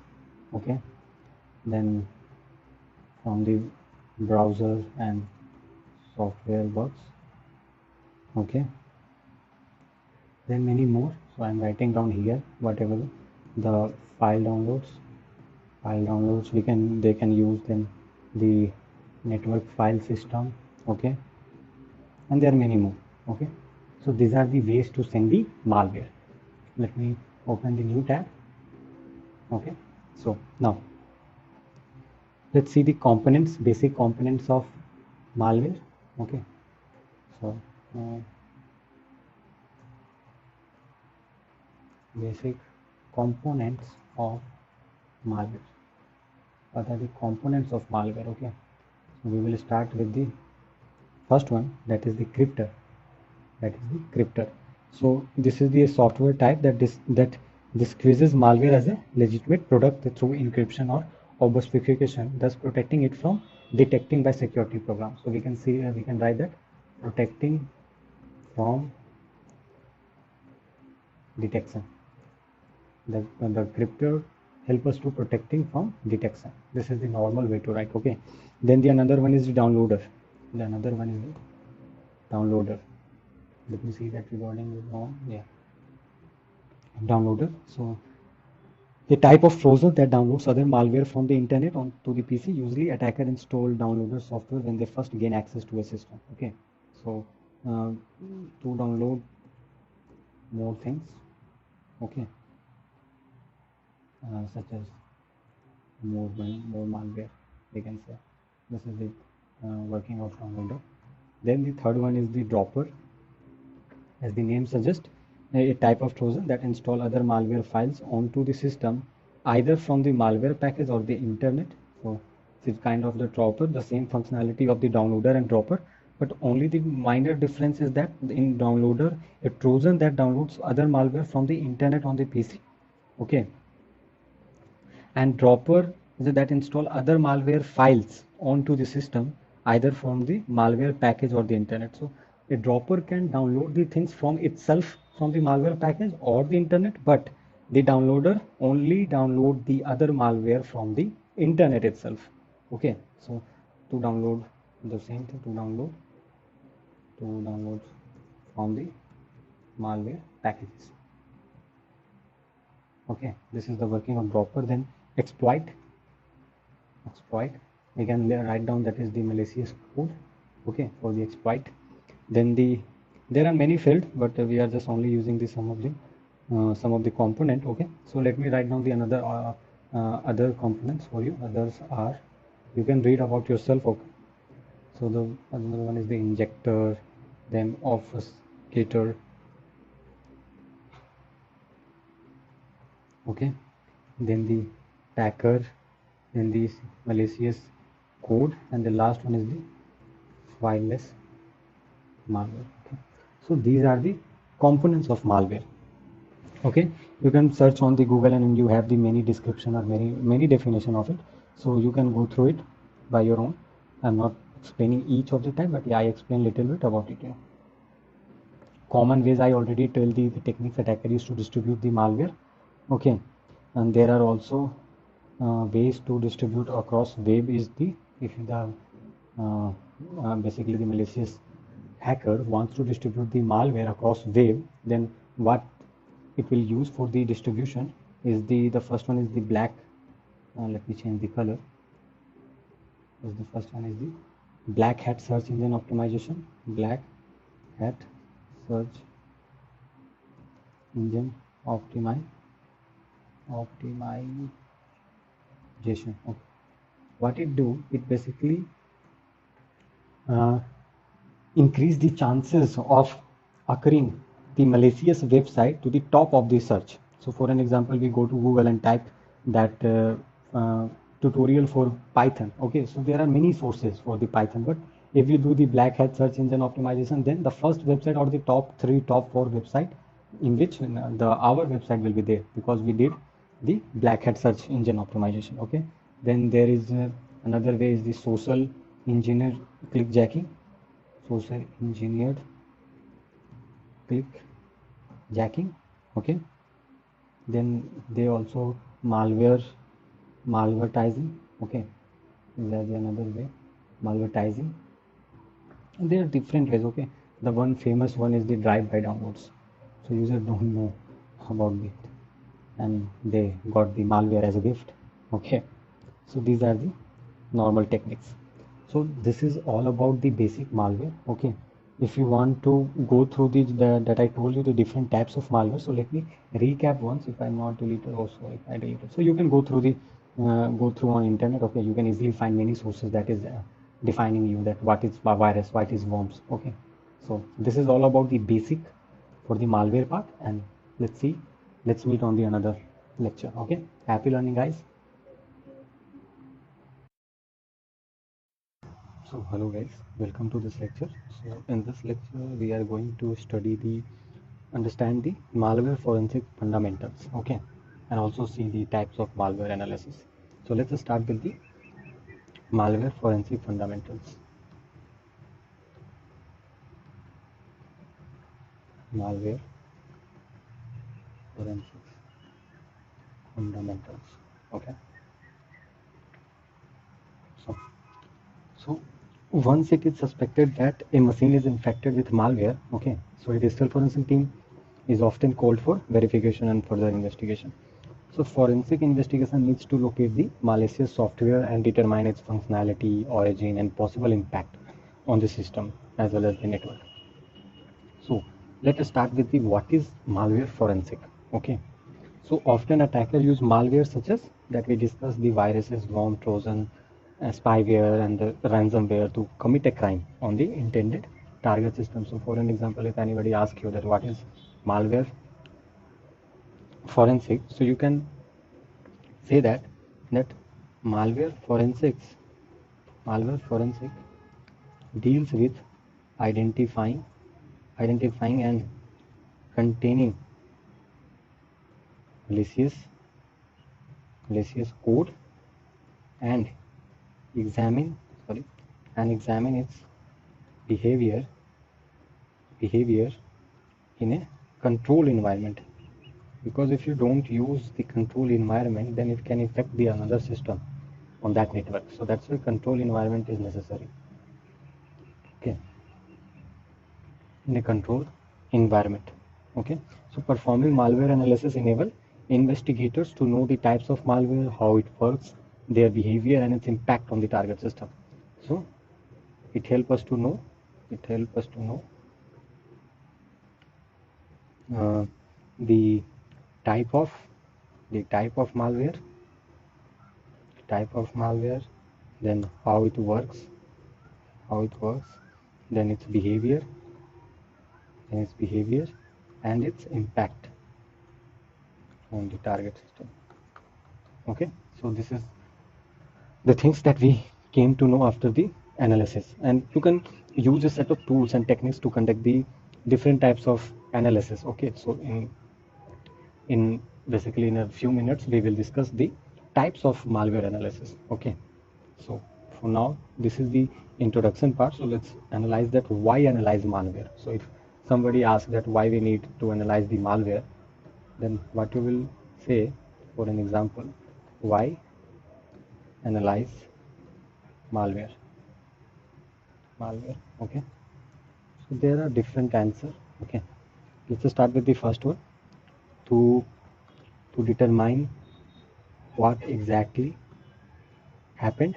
Okay, after the malware analysis you came to this conclusion, and to determine the malicious intent of the malware, intent of malware. So, okay, then there are many. Okay, so for an example, to find the indicator of compromise. Okay, then to identify the exploited vulnerability. So you can also to find vulnerability or exploited. Let me write down whole the sentence. Vulnerability. Okay, and there are many more points. So for an example, to identify the extent of damage. Okay, to find the signatures for host and network based intrusion detection system. So these are the reason that why we need malware analysis. Okay, then come to the point that what are the challenges of malware analysis, because malware is not an easy job. If you are performing a malware analysis, it is same like performing a very tough task as compared to the memory forensic. That is a volatile, and malware is also works in the RAM. For an example, most of the malware resides, not exactly resides in the RAM, but yeah, resides on the hard disk, but its working is happened on the RAM. So it is not an easy job, and the main thing that we have to keep in mind that the malware can travel to the another system. Okay, so we have to be basically we have to keep our environment very restricted way. So for an example, if we do some mistakes by during the analysis, okay, so the chances of malware to go beyond the network is less. So that's why. So let's see that what are the challenges. So challenges that we will face. The first one is the accuracy of the analysis process. So accuracy of the analysis process. Okay, then the second one is the detection of malware pieces and threats. So detection of malware PI species and threats. Okay, then third one is the amount of data to be analyzed. Amount of data to be analyzed. Okay, then changing technology.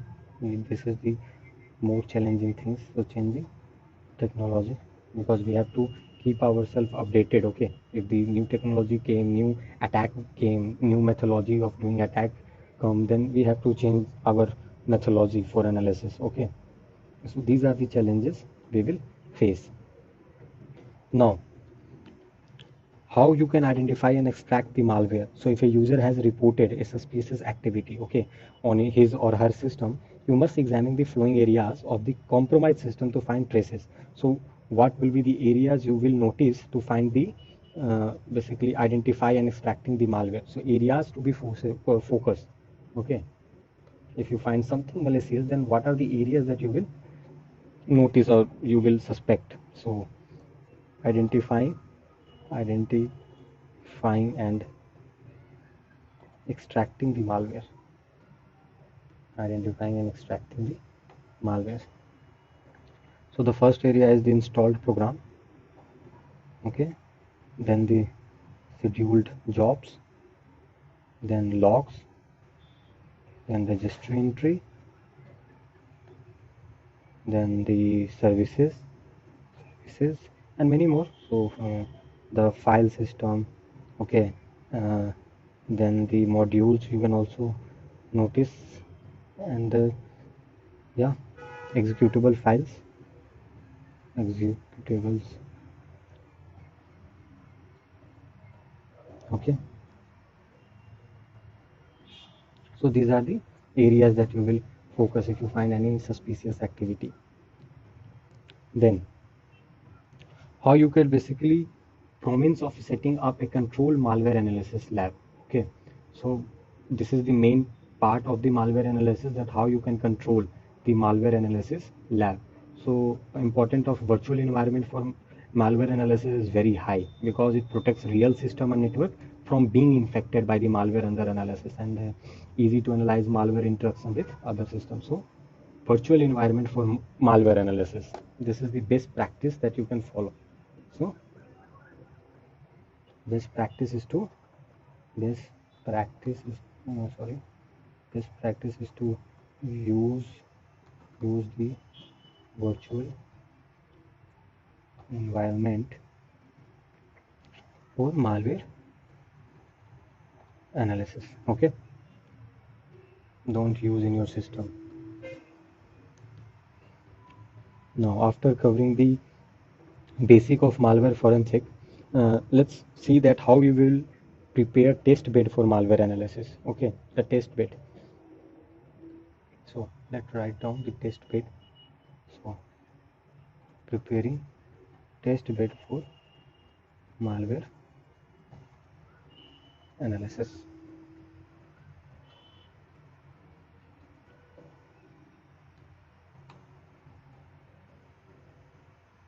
Yeah. So the first point that you will note in your notes, that allocate a physical system for the analysis lab. Allocate a physical system for the analysis lab. Okay. Then install malware analysis tool. Okay. And then you can also disable the share folders. Disable the share folders and the uh, guest isolation. Then install virtual machine.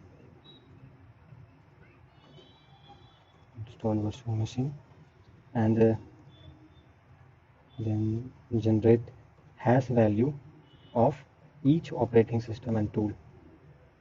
Okay, so these are the some key points, and one more point that is very important, that isolate the system from the network by ensuring that the NIC card is in host only mode. Okay, so these are the test bedded for malware analysis. So we covered many things. So we covered the best practices, we covered the test bed, we covered the definition of malware forensic, then the challenging, then the identifying and extracting malware, where you will see if you find something suspicious, then why analyze malware. Okay, the last thing, that is supporting tools for malware analysis. Okay, tools, because we can't do analysis without tools. So let's see the supporting tools. So there are tools for malware analysis.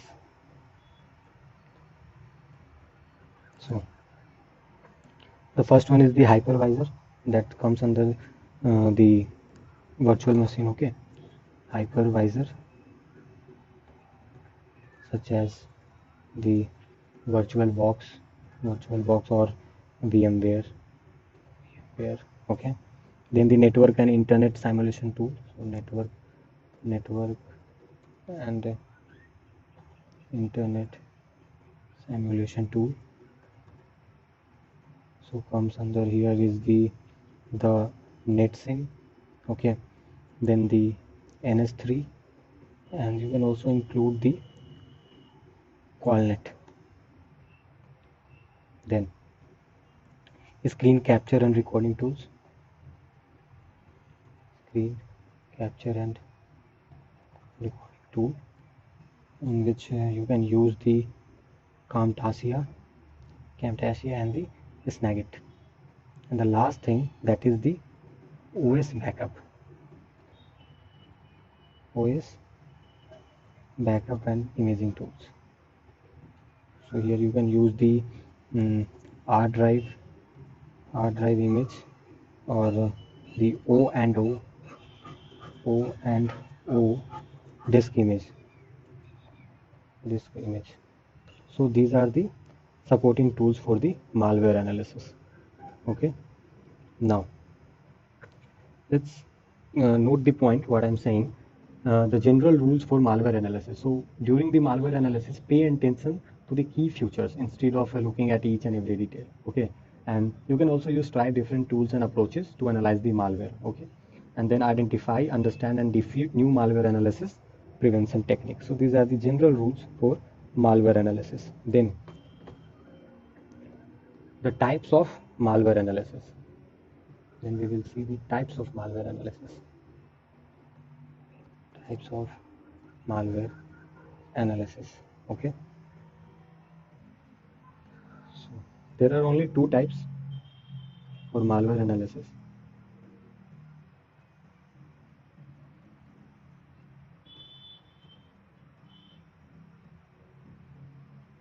Yeah.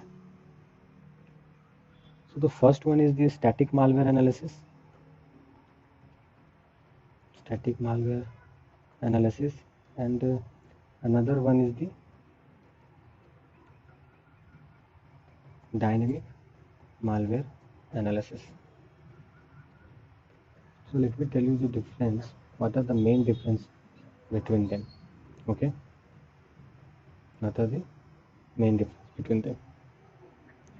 So static malware analysis is also known as code analysis. Okay. Static malware analysis is also known as code analysis. So it is also called code analysis. Okay. And dynamic one, it is also called as behavioral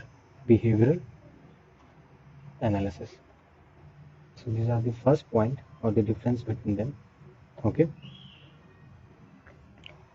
Then in a static, it involves going through the executable binary code, okay, without its actual execution, have a better understanding of the malware and its purpose. But in the dynamic, it involves execution the malware code.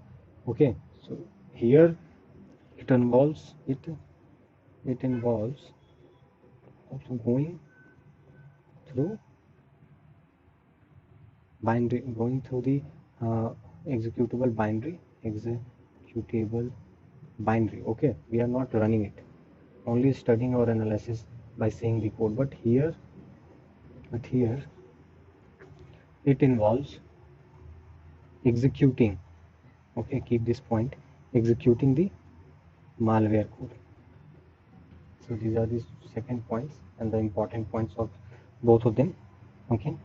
Then in static malware analysis, these assemblers such as IDA Pro can be used to disassemble the binary files, and in dynamic, debuggers such as GOB, WinDBG are used to debug a malware. So here disassemble work, here this assembler works, and here debugging, here debuggers work.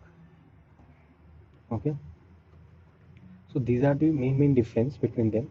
But both technique are intended to understand the how the malware work, but the different tools used and the time and the skills required for performing the analysis. Okay, both static and dynamic analysis are recommended to better understand the functionality of a malware. So these are the difference, but at the end what we have to do is to basically understand the what is malware and what it is working, what it's intent to do, how many things it will harm. Okay, so these are the main points. So this is all about this lecture, and in the further lecture we will start with the static malware analysis and then the dynamic malware analysis. Okay, so happy learning, guys. So hello guys, welcome to this lecture. So in this lecture we are going to see the static malware analysis. Okay, so let's begin with the static malware analysis. So, so static analysis is referring to the process of investigating an executable file without running or installing it. Okay, so we don't need to run or install anything. Only we are investigating something. So it is safe, yeah, to conduct the static analysis because we are not installing or executing any suspectable file. However, but some malware does not need installation for performing malicious activities. So for this, it is better for investigators to perform a static analysis in a control environment. So let's start with the static analysis. So analyzing the binary code provides information, okay, such as the data structure, then function calls, graphics, call graph, okay, etc. So let's see the some technique. You know what is malware, static malware analysis and the dynamic. We discussed in the previous lecture, so I'm not going to discuss again. So we are just come to the point that some static malware analysis technique. So we will discuss the technique for malware analysis. Yeah. So let me write down technique for static malware analysis. So the first one is the file fingerprinting. The first one is the file fingerprinting. We will do the file fingerprinting to see is there any suspectable code or is there any suspectable uh, code or some exploit residing the file. Okay, so and after then online malware searching. Then we will do performing the string search, string search. Okay, then identifying the packing or obfuscation methods. So identifying the packing, we can say packing the methods. Then we will do the finding the portable executables. Okay, we will finding the portables executables information. And the last, not last, the second last, identifying the file dependency. So identifying the file dependencies. And the last one is malware disassembly. So malware disassembly. So these are the points or technique for static malware analysis. Okay, I'm elaborating something. So in file fingerprinting, basically we are examining the evident elements of the binary code, okay, which include processes at a document level. Yeah, and in online malware scanning, so for an example, after the hash value of the suspectable file has been generated, so investigator can compare it to the online malware databases to confirm that it is the malicious or not. Okay, after generating the hash value, then the performing the string search. So software program includes some strings that are commands for performing specific functions. So various existing strings can represent the malicious intent of a program. Okay, so for an example, in a string, is there any path traversal? Okay, is there any execution of command in a string? Okay, so we will have to notice these things. Then the identifying the packing or obfuscation methods. So the attacker use packing, okay, by using jumbled structure or a packet to avoid detection. Okay, then the PE format stores the information required by a Windows system to manage the executable code. So PE stores the metadata about the program, so which help us in finding the additional details of the file. Then file dependencies, okay, then the malware assemblies. Then for an example, we are doing the file printing. Okay, so for we are doing the file printing, let's see, we are doing the file printing, then it is recommended to compute the hash, okay, for the given binary code, then common hash calculator. Okay, so the flow is the calculate the hash. Okay, then after calculating the hash, uh, then we can use the computed hash value to periodically verify if any changes is made to the binary code. Okay, so notice any changes periodically. So these things we can do. Okay, this is for the file printing, file fingerprinting. Okay, so there are many tools. So for an example, the tools are hash my files. The tools are tools basically the hash my files.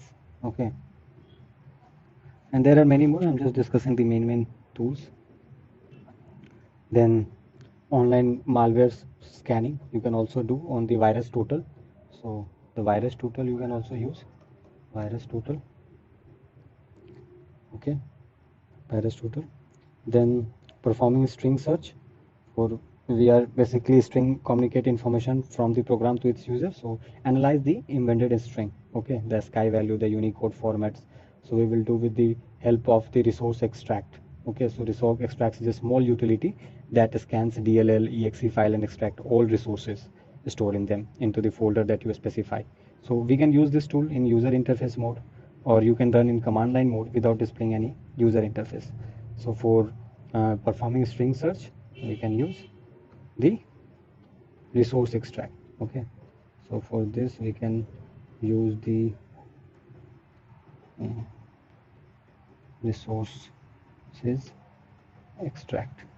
So this is for the online malware searching. Okay, then static malware, in which we will see the identifying the packing methods. So attackers often use packers to compress, encrypt or modify a malware executable file. Okay, so for this we will use the PID detects. So basically PID detects most common packer, crypter and compiler.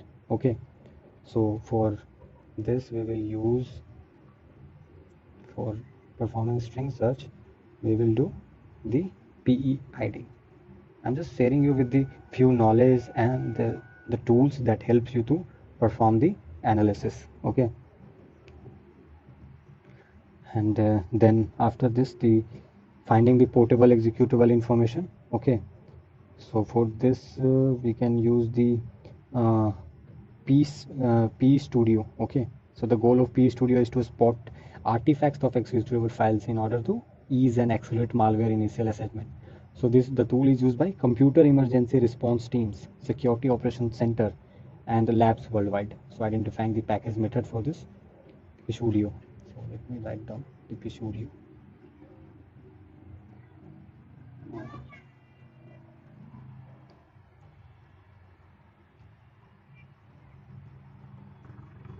Okay, for this P Studio is okay. Now what's remaining? The identifying the file dependencies. So there are many DLL file. For an example, the kernel, then adapt, then user32, winit. Okay, so there are many DLL files. So we can use the dependency walker. So this tool lists all the dependent module within an executable files and builds a hierarchical tree diagram. So for this we are using the dependency walker. So let me write down here.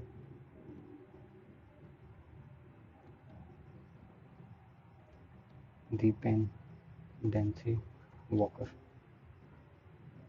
Okay.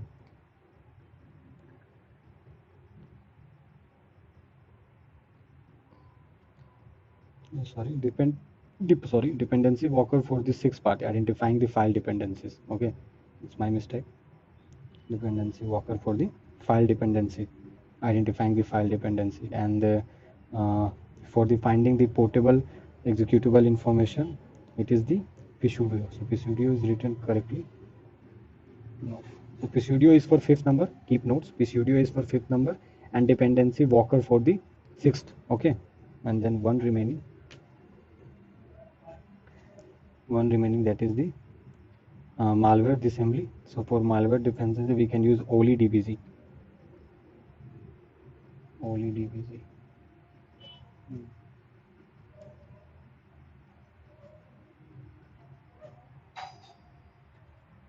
OLI DBG. Okay, I think one tool is missed by myself. Let me notice one thing, that for identifying the file system, it is the dependency walker. Okay, so note down it. And for the finding portable executable, there is a Presudio. Okay, so portable executable Presudio. The last three one, the only the dependency in the Presudio is okay for the 765. Okay, then what's missed by me? Let me explore it. Then finding the portable execution, it's done, the Presudio. Okay, PEID for the packing the methods. PEID for the packing the methods. Yeah, it is written. Then performing a string search, I think I missed. No, performing string search, it is the resource extract. Okay, so keep noted. Then online malware searching, it is the virus total. Yeah, all done, all done. And the file fingerprinting, it is the way. I'm not discussing the tool. So this is the way, and after the way, the calculate the hash. Okay, so keep note that after this part, the first one, whatever I discussed, that is going in a sequence way. Okay, so the tool for the online malware setting is this one, this tool one, and after that all is just little bit. The site is up, so no worries. The format is up, no worries. So this is the malware analysis static. We discuss all the tools and all the techniques that help us to do the static analysis. Then what we are remaining in the static malware analysis is, yeah, I think it's done. The static malware analysis is all about this. Okay, so we will discuss the dynamic malware analysis in the next lecture. So happy learning, guys. Hello guys, so welcome to this lecture. So in this lecture we are going to study the dynamic analysis for malware. Okay, so malware dynamic analysis. So what is dynamic malware analysis? Is it refers to the process of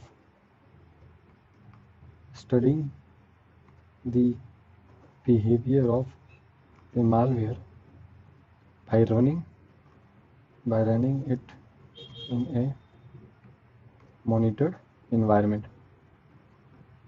So this is the definition of malware dynamic analysis, or we can say the dynamic malware analysis. Okay, so there are two approach. Okay, so there are two approaches to dynamic malware analysis. Let me write down here the two approaches. There is two approaches. Okay, so the first approach is the monitoring the host integrity. Monitoring the host integrity. Okay, and the another approach is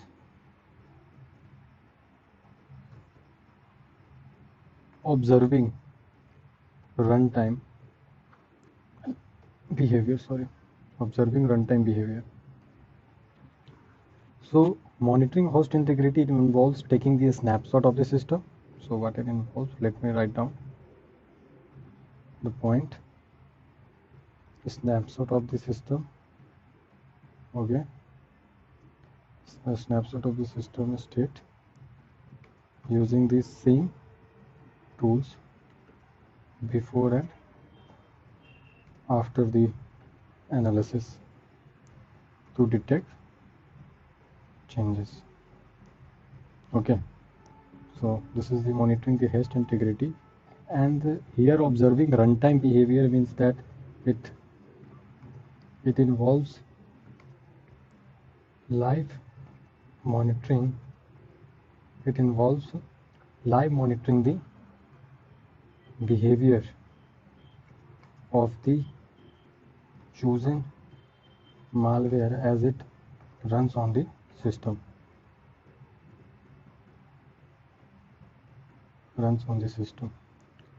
So these are the main two types, or we can say that the two approaches to dynamic malware analysis. Okay, so the pre-execution preparation for the dynamic memory and dynamic malware analysis. Okay, so the pre-execution preparation, what it includes, the first one is the create a fresh baseline of the forensic work stations. Okay, so you have to firstly create the baseline, so you compare, or then they take the snapshot of the registry keys, file system, running processes, and event log files. Then list all Windows services, drivers, and startup programs. Okay, and startup programs. Then the fourth one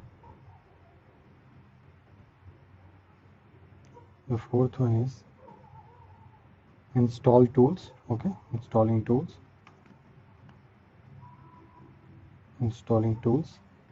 Okay, so installing tools that will capture the changes performance by the malware on system resources such as registry, file system, processes, etc., as well as network properties. Then I'm writing down here. Okay, the fifth point is to generate hash values of the operating system and the tools. You have to also generate the hash value for tools also. Okay, so keep this point. And then at last run the malware on the forensic workstation. Okay, so these are the 6 steps for the pre-execution preparation. So before doing the malware analysis, these are the prerequisite. Okay, let me explain it briefly, all the process. So creating a fresh baseline of both Windows and Linux workstation, it should include the details of the file system, registry, running processes, and event log file, and etc. Okay, so you can compare this baseline state with the system state after executing the malware. Okay, then monitoring the host integrity. Okay, so monitoring the host integrity is basically upon creating the baseline image and run the malware on the Windows forensic workstation for a certain time period. So we are basically monitoring that is there any changes in the host integrity part or not. Okay, then observing the runtime behavior, so system behavior analysis and network behavior analysis we have to see. Okay, so let me explain it more about the observing the runtime behavior, because this matters a lot, because we are observing the things that gives us a positive result. Okay, not the false positive. So let's write down the observing runtime behavior. Okay, so observing runtime behavior. Okay, so it refers to the execution of the malware on forensic workstation and observing the operating system in real time to understand its internet and functionality. So you can also learn about the behavioral characteristics of malware by monitoring its activities on the system and the network.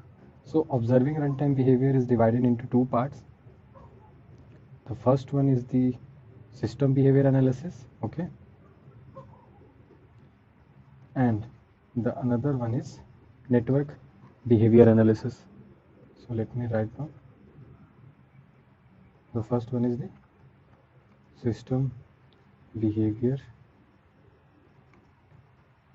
analysis, and the another one is network behavior analysis. Okay, and let me explain a little bit about both of them. So in system behavior analysis, it involves the monitoring the changes on operating system resources upon the malware execution. Okay, so system behavior analysis include many things. So for an example, the monitoring the registry artifact, monitoring the processes, monitoring the services and the startup folders, and there are many more. Okay, and the network behavior analysis, it involves the tracking the malware network level activities. So network behavior analysis include the monitoring the IP addresses, looking for the connected ports, or examining the DNS services. Okay, so you can also perform the system behavior analysis and the network behavior analysis. Okay, so system behavior analysis basically in which we can monitoring the registry artifact. Okay, so malware manipulates the registry to ensure that it runs automatically whenever the computer boots or the user logs. Okay, so what we have to see for the monitoring the registry key, let me draw one chart for you. Okay, so at the top there is a monitoring registry artifact. Okay, at the top, and let me draw a square for it. Okay, then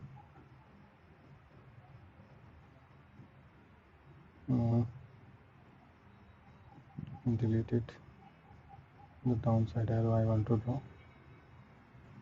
Yeah, and after that there is monitoring registry activity after the analyzing auto start registry location. Okay, auto start registry location.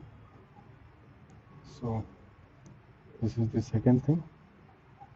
Okay, and then the three things, let me draw in this way: the first one, the second one, and the third one. Okay, then the first one is the run keys. The second one is the run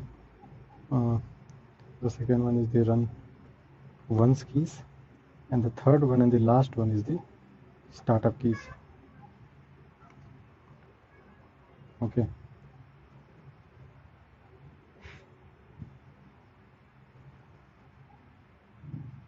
so this is the normal flow of the monitoring the registry artifact. So by running the malware on forensic workstation, you can observe its activity on registry and look for specific keys or values that are read, created, modified, or deleted by it. So look for Windows auto start registry location that are commonly targeted by malware to present on the system. Okay, then Windows auto start registry keys, in which there are more things. So for an example, if you see the run keys, then in which there are many keys, then startup there are many things.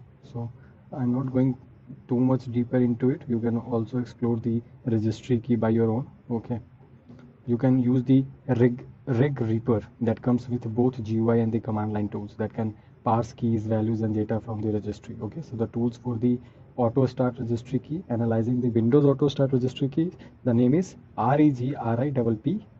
Let me write down for you. The tool name is rig reaper. Okay, so we covered the analyzing Windows auto start key. Then we will, for the system behavior analysis, we can also monitoring the processes. Okay, so you also use process monitor that shows the real-time file system, registry, and process and thread activity. So for system behavior analysis, we can also monitoring the processes, and in which we are using the process monitor tool. Okay, then Windows monitoring Windows services. Okay, for this also come into the system behavior analysis, and this is a tool that can help trace malicious services. Okay, so we cover the system behavior analysis, not at too much depth, but yeah, you cover at least the 80% of this. Okay, Then for startup programming monitoring tool, there is auto run for Windows. Okay, so you can use the auto run. I'm not discussing the commands for the tools, but I'm just telling you the name of the tools, so you can go and explore by it yourself. Then there is another tool that is monitoring Windows event log. Okay, so you can also go through it for this also. So this is all about the system behavior. Then let's cover the another part little bit. So just wait for 1 minute. Basically, I'm searching one more tool so that I'm forget. No worries. Let's see the network behavior analysis. Okay, so start. Let me open the new tab for you. Yeah, so we are doing the network behavior analysis. Okay, so in which the first part is the monitoring network activities. Doing the network activities. So malware tries to communicate with the network for various activities such as the propagation, downloading malicious content, transmitting sensitive files and information. Okay. So while inspecting the forensic workstation upon malware execution, you should check the following aspects. So for an example, the aspects might be the IP addresses. Okay, I'm just writing down here. The IP addresses, then the ports, okay, and then the DNS entries. Okay, so these are the 3 points that you can notice, and you can use the wireshark. Okay, for the monitoring purposes, wireshark is a great tool to use. Then you can also monitoring the port also, because port monitoring is also necessary, not only the network. So malicious program open system ports to stabilize the connection. Okay, so reviewing port activity in real time on the forensic workstation after the malware execution helps in understanding its network capabilities. So use command line tools, for example the netstat, to monitor all active ports. The tool name is netstat, so let me write down here the netstat tool for the port monitoring. For the port monitoring you can use this tool. Okay, and there are you can use the help menu to see that how you can.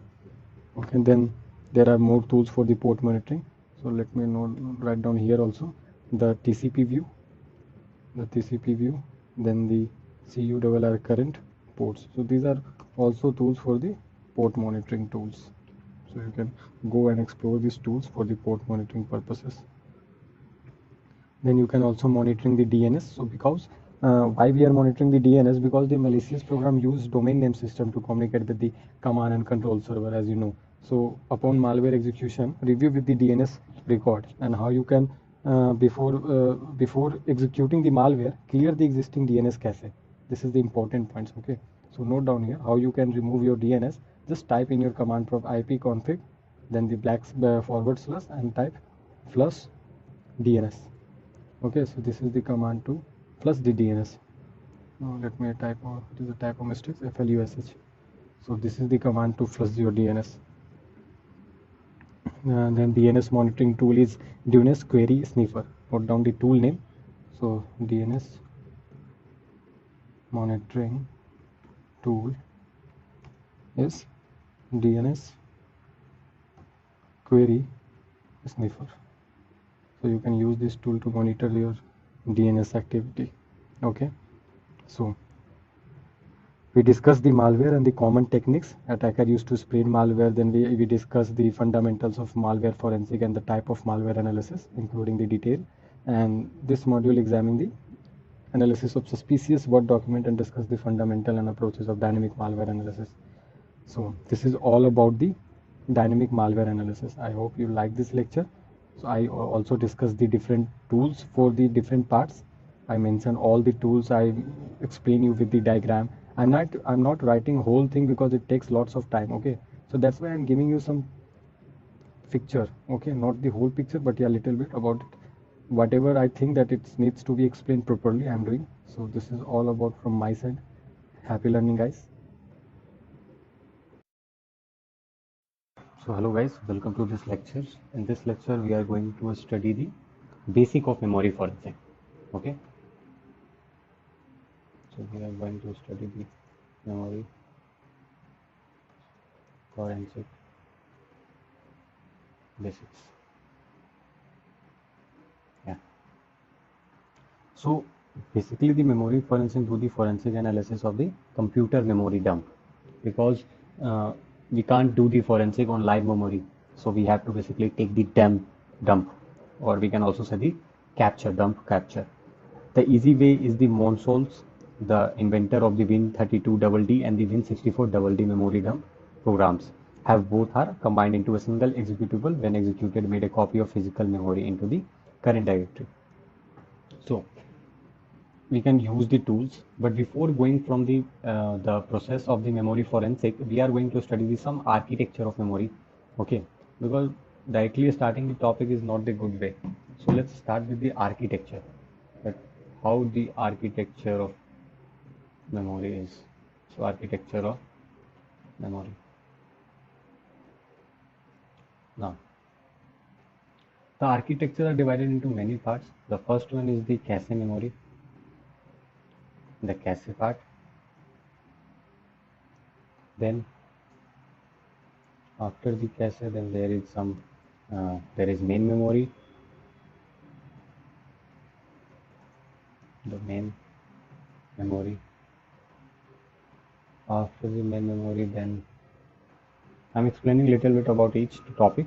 So I'm just writing down for you to make notes. Then another one is auxiliary memory.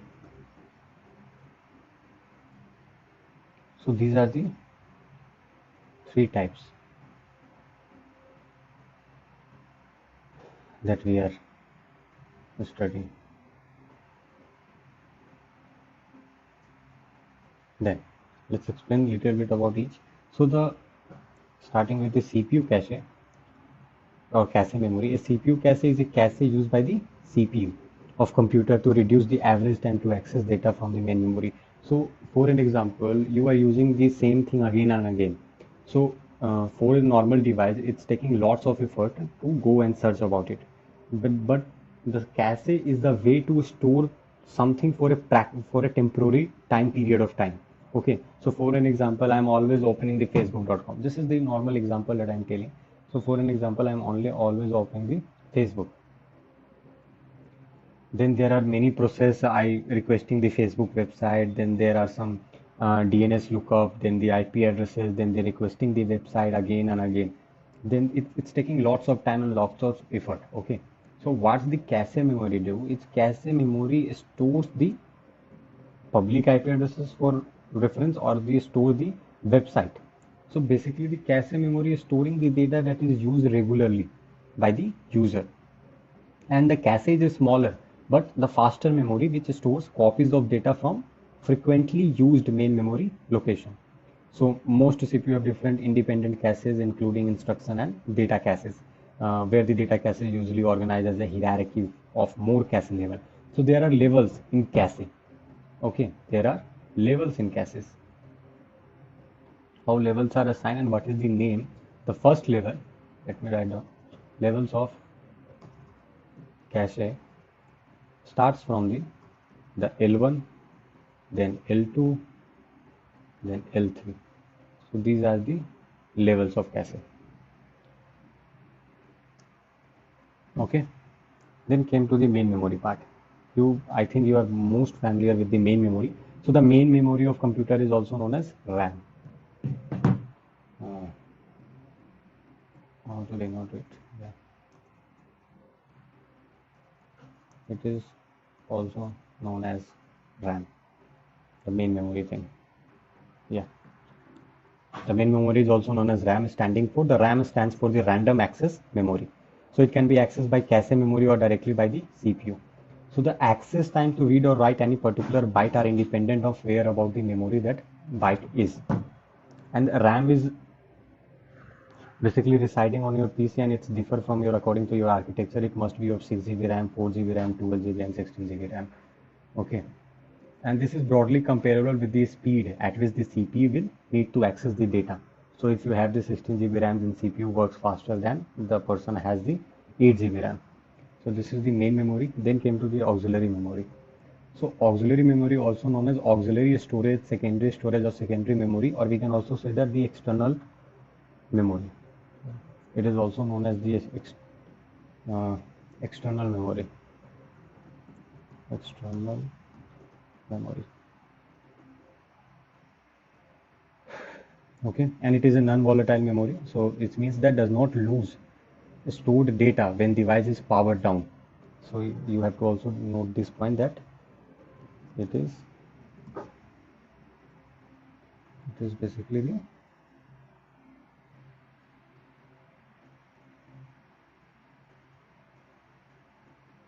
yeah. So it will not erase after the power is cut off. So this is the main difference between the main RAM and the main memory and the auxiliary memory. And it is also what I told that it is non-volatile. This is the key point, non-volatile. But here it is the RAM main memory is volatile. It is volatile. Then let's discuss CPU little bit. So CPU is a central processing unit. Is a central processing unit. What does do actually? It basically uses the assembly language and its duty to do the manipulation with the data. For an example, adding and subtracting with the variables. So for an example, we are running any code. So what the code is actually doing in the backside, that code has its and the what we can say the programming language is written in the normal language that we can say. Then it has the translator that is known as compiler. So what's the actual flow? Let me write down. The actual flow is the coding part, then the compiler part, then the assembly part, and last the CPU came. So this is the way we are executing all processes in our system. So if we see the overall of the system, then the CPU is normal things that basically execute the our coding things with the help of some variables, or there are some unit. There are CPU life cycles. So that is for the architecture part. That is basically came into the microprocessor subject, not the digital forensic that we are studying right now. So we are just covering each topic so we can easily start our memory forensic. Then there is process management, the creation of process, then CPU scheduling. So these are all related to the microprocessor. But I'm just covering the main things that we need for the memory forensic. Okay. Then there is memory on management part, and let me see you that how the operating system resides. Uh, Draw one picture. My line is not too good, but yeah. So I'm just creating block. Yeah. So the first part contains the operating system. Operating system. Then remaining things contains the processes. For an example, this is process 1, this is process 1, then this is process 2, process 2. So this way the whole flow basically work. And at last what we have to see, not last but let me cover it, the file system. The file system. How the file system will actually work. There are some root part or the root folder in which there are some sub part, and then there are more sub part, or we can say that the leaf. For an example, this one, this one, this one. So in this way the whole file system is work. Then the main thing related to memory forensic is the, let me open a new tab. So the main thing for memory forensic is a registry key. There are only three or more, I think 5 key that basically contains the important information related to Windows. So let me cover it all. The first one is H key classes root. H key classes root. What it contains, that it contains information on file types, including which programs are used to open a particular file type. So this is the first. Now it's better. This is the first key.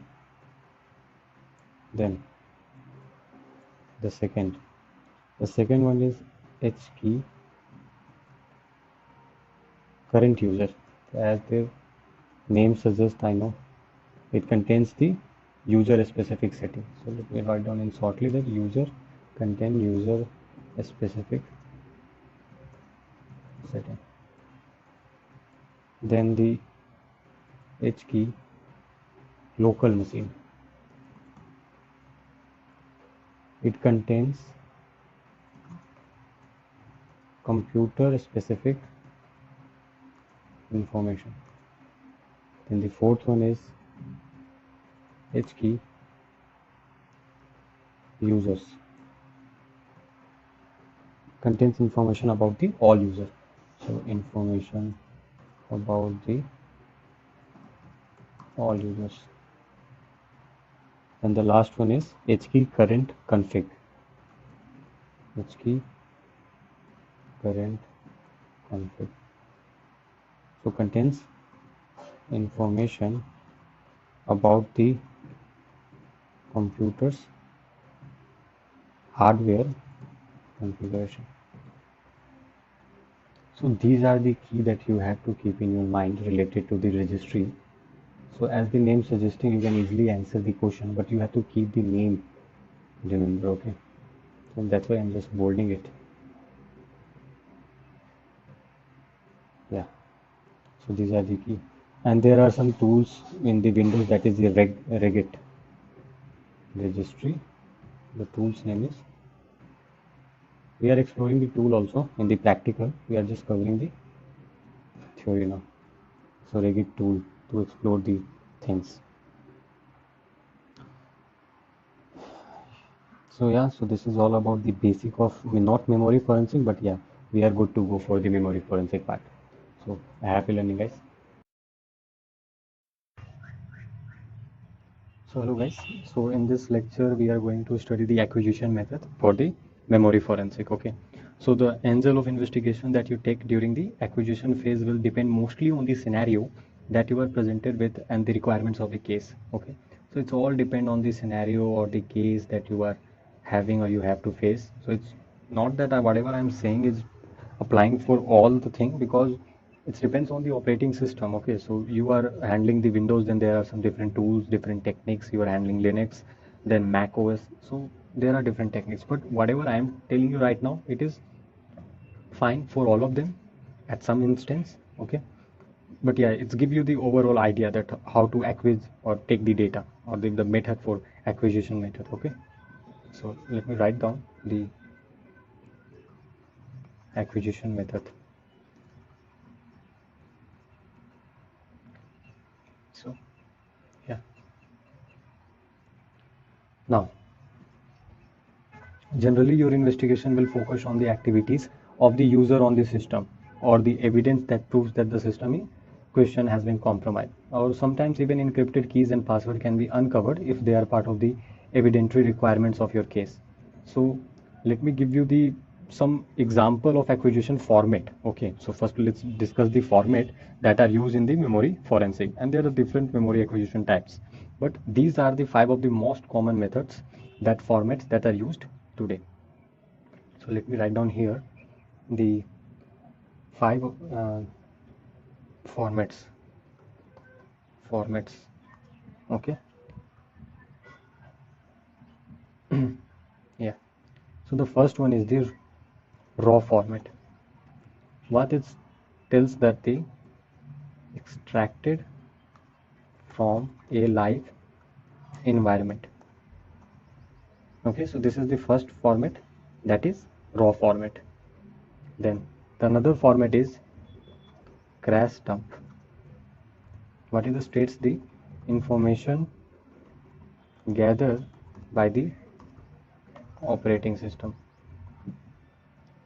Then the third format is hibernation file. Hibernation file. So a saved snapshot that your operating system can return after hibernating. Then the another format is the page file. The page file.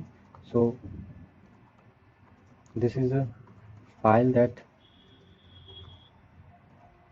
stores similar information that is stored in your system RAM. Then the another one is the VMware snapshots. Another one is VMware snapshots. So this is a snapshot of a virtual machine.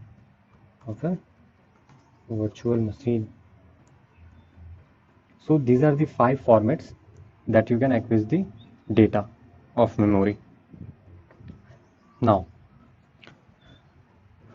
there must be clear understanding of what needs to be stabilized on the target system and how it can help to advance your investigations. Okay, so once you have acquired your data, you can begin the process of examining the system. So we have acquired the data for now, for example. Then what we have to do next is to examining the system, and any suspicious activities will then be uncovered as you proceed. So data carving is a commonly used approach. Okay, and it's basically depending on the desired outcomes of your particular case. So there are many other approaches that can be looked at as well. So let me provide you some tools that are best for the memory forensic in the market.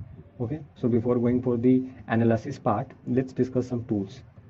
So tools for memory forensics. There are many, but I'm just telling you the best one. Okay, the first one is the volatility suit. What it do, it is a open source. Okay, so you can use it for free. So it is a open source.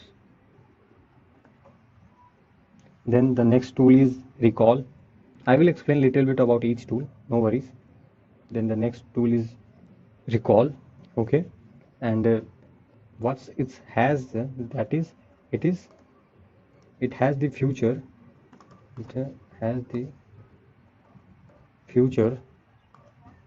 both acquisition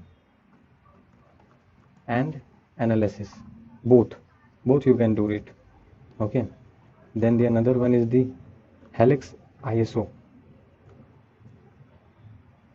Then the Belkasoft RAM PURER capturer. And the last one for our top 5 is the process hacker. So let me explain little about of each tool. So the first one is the volatility suit. So as I told you that this is the open source for analyzing RAM and has support for Windows, Linux and Mac operating system. Okay, so it's supporting both 3 operating system, and it can analyze raw, crash, VMware, VirtualBox dumps with no issue. Okay, then the recall. So this is an end-to-end solution sorry, for incident responders and investigators, and features both acquisition and analysis tools. Then the Helix ISO. So this is a bootable live CD as well as standalone application that make it very easy for you to capture a memory dump. Then the Belkasoft RAM capture. So this is the another forensic tool that allows for the volatile section of system memory to be captured to a file. And the last one, that is process hacker. So this is also an open source process monitoring application that is very useful to run while the target machine is in use. So as you can notice that I'm just bolding the one that is the open source. Okay, now how you can examine your data. We can capture the data. Okay, this is the way, this is the format we discuss. This is the tool we can use. At last, what we have to do, we have to examine our data. So examining data, or examining the captured data, we can say also. So now let's see that how we are examining.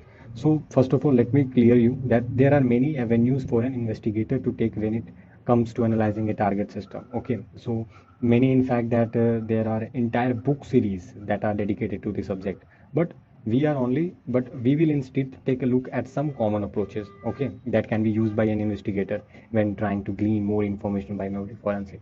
So let's discuss the important ones, because I already told you there are books for this, but I'm just telling you the best part. Okay. So the first thing that you can do is the open file associated with it. Open file associated with, sorry, process. So you can examine the open file that is associated with the oppress. So this is an extremely useful approach, as it shows which files are opened by a suspicious process on the target system. Okay, as you know that malware can often be identified just by the location of the associate files that are open, and knowing where these files are located is also beneficial. Then the another approach is the decoded application in memory. Decoded applications in memory. So sometimes the author of the malware that is present on the target system will be encrypted, so making it impossible for anyone but the perpetrator to successfully make use of the data that it has been collecting. However, sometimes a decrypted version of the application can be caught in the memory snapshot, which allows the investigator to more accurately. Okay, so this way we can see the encrypted one, and we can also decode it for our examining purpose. Then the another one is the timestamp comparison. The another one is timestamp comparison. Okay, so in some instance, malware can interfere with the target host timestamps on the system files, making them appear to be untouched by the infection. And this is known as time stomping. I think, yeah, time stomping, and can seriously inhibit an investigator's ability to discover when the infection first occurred. Okay, so by capturing the memory dump, investigator can compare the process timestamps to the system file timestamps to stabilize when the system was first compromised. So this is the way to basically uh, creating the flow of the process by with the help of time. So for an example, today some process is occurred during our analysis. We think we came to a point that today some process is occurring or occurred, already done their work. But after doing a more examination, we are seeing that there are some more malicious process that had been occurred 2 days before. So there is no logic between these two processes. So that's why the timestamps matters a lot, because we have to focus on the actual timestamp, not the timestamps are differed by the malicious malware. Okay, so that's why we have to focus on it also. Then the network information. Network information. These are the 4 points. This is the network information. Okay. Uh, yeah, network information. And the last one is the user activity. Last one is the user activity. So these are the examining captured data. So at conclusion, what we can say that the memory forensic is a crucial skill for first responders and investigators alike, as it allows for the quick and complete capturing of live system data for lateral scrutiny. And while this is a very important skill to learn, it is just one of the tools that you will be taught when enrolling in one of the many forensic training courses. So this is the normal flow of the acquisition method. We discuss the format, we discuss the some important tools, and we discuss that how we can examine the data. And again, I'm just saying you that it's totally depends on the scenario. It's totally depends on the operating system. There is no some specific process or methodology that we can follow it. Okay, so happy learning, guys. Hello guys. So in this lecture, we are going to study the introduction to email crime investigation. Okay. So our topic is basically the intro for email crime investigation.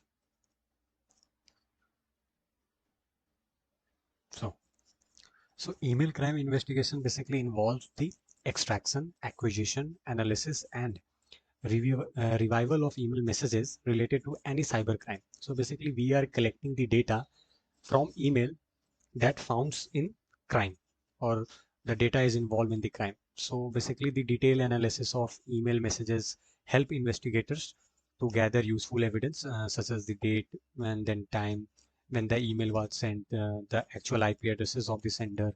So let me note down the key point or the key data element.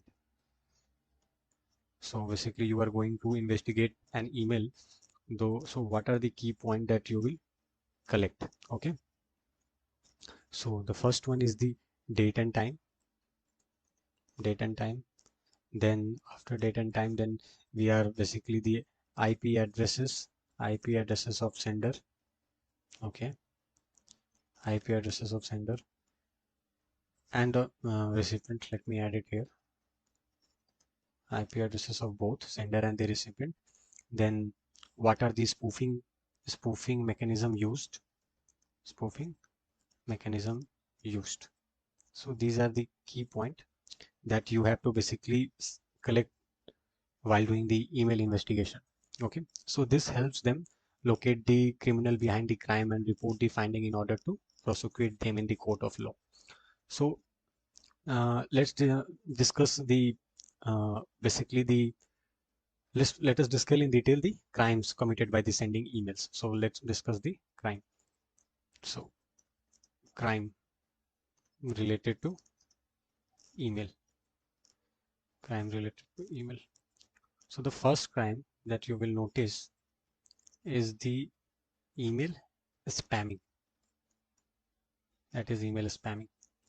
So what is basically the spam is unsolicited by commercial or junk email. So spam mail involves sending the same content to a huge number of addresses. So for an example, uh, here it is user. Okay, my drawing is not too good, so I'm just using the circle to represent the people. So there are many people. Okay, there are many people, and the attacker is sitting here. So let me draw like this for attacker. Okay, so what attacker wants to do is to basically send an email that contains some link, some malicious link, some malicious payload, or anything that basically helps the attacker to do the crime. So if the attacker sending a mail one by one, then it takes too much time. Okay, so what's the attacker do? Attacker basically sends the mail in a one go to all the people, and to all the people stands like a DOS attack. If you heard about the DOS attack, then it is the denial of service. But there is a one more part of DOS attack, that is a DDoS. It is stands for the distributed denial of service. So this is the email spamming, sending the same mail to a large people in one go. Okay, that is known as email spamming. So spamming or junk mail fills the mailboxes and prevents the user from accessing their regular emails. Okay, so this is the first attack. Then another attack is the phishing. Another attack is phishing. And these are the normal point that you have been asked or you will ask in interview, that can you please describe me the types of the crimes related to email. So you have to keep this point in your mind that yeah, these are the some key point that you can explain while giving the interview. Okay, then another one is phishing. So phishing has emerged as an effective method for stealing personal and confidential data of user. Okay, so basically it is an internet scam that tricks user into divulging their personal and confidential information by making interesting statements and offers. So basically, for an example, if I got one mail that hey Sahil, uh, basically you won this lottery, okay, or uh, you got you are the lucky winner. Kindly fill the details. Okay, will got in the mail. So basically, playing with the people's mind and getting the information, getting the personal information, it is known as phishing. So this is the small and the perfect definition of phishing mail. Okay, then there are many types of phishing. So let me write down the types of phishing. So the first one is there, then another one, and then the another one. Okay, so the types of phishing, the first one is the spear phishing. Let me write down first, then I will explain you. The spear phishing, then whaling, WHALING, whaling, then the farming,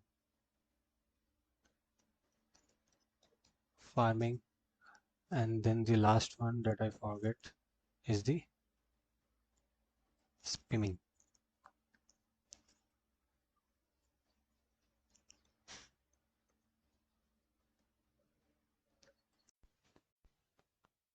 So spear phishing is when instead of sending thousands of emails, some attacker what they do basically use a specialized social engineering content, okay, directed at a specific employee or a small group of employees in a specific organization for collecting the personal information. So if you want to remember what is this still phishing, so rather sending the rather sending the mail to public,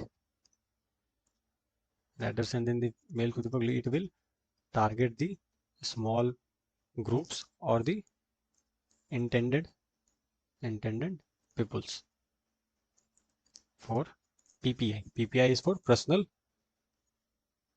information, or you can say the PI, the personal information. Okay, this is spear phishing, rather targeting the whole audience. What they do basically targeting the small groups of people. Then after covering the spear phishing, the whaling.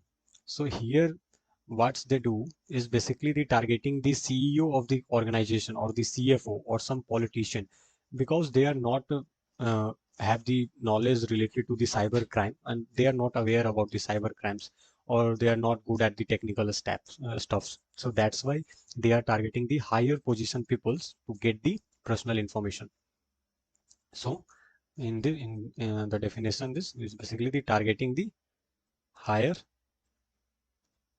positioning people for PI, personal information. So this is the whaling. Then what is farming?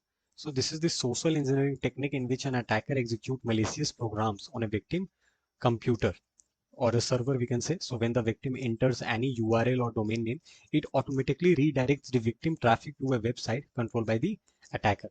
Okay, and this is also known as this is basically an interview. Basically, the interviewer tricks you. He asks you. He didn't ask directly that what is farming. He asked that what is fishing without a lure.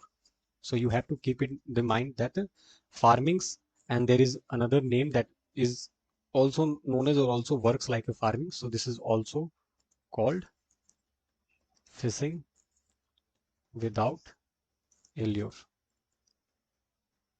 So fishing without any need, that is known as fishing without a lure. So this is the social engineering technique in technique the attacker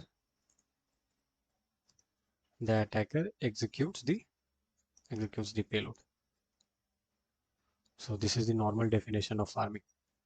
I'm not writing the whole definition so you can't remember it easily, so that's why I'm just writing down the main points to help it very easily. Then another one is this spamming is also known as this spam over instant messaging. So this is the another basically the ACA, that is ACA. I think you hear about the ACA, that is stands for also known as. Okay, so uh, it is also known as the spam over instant messaging, and in bracket we can say that is spam. So if you remember this point that it is also known as the spam over instant messaging, so this is the normal technique in which you will get an messages on your smartphones for the personal information. So so spam or spamming is also stands for spam exploits instant messaging platforms and uses IM as a tool to spread spam. So a person who generates spam over IM is called a spammer. So this is known as spammer, who basically generates a spam over IM, instant messaging. So let me write down the IM stands for IM. IM stands for instant messaging.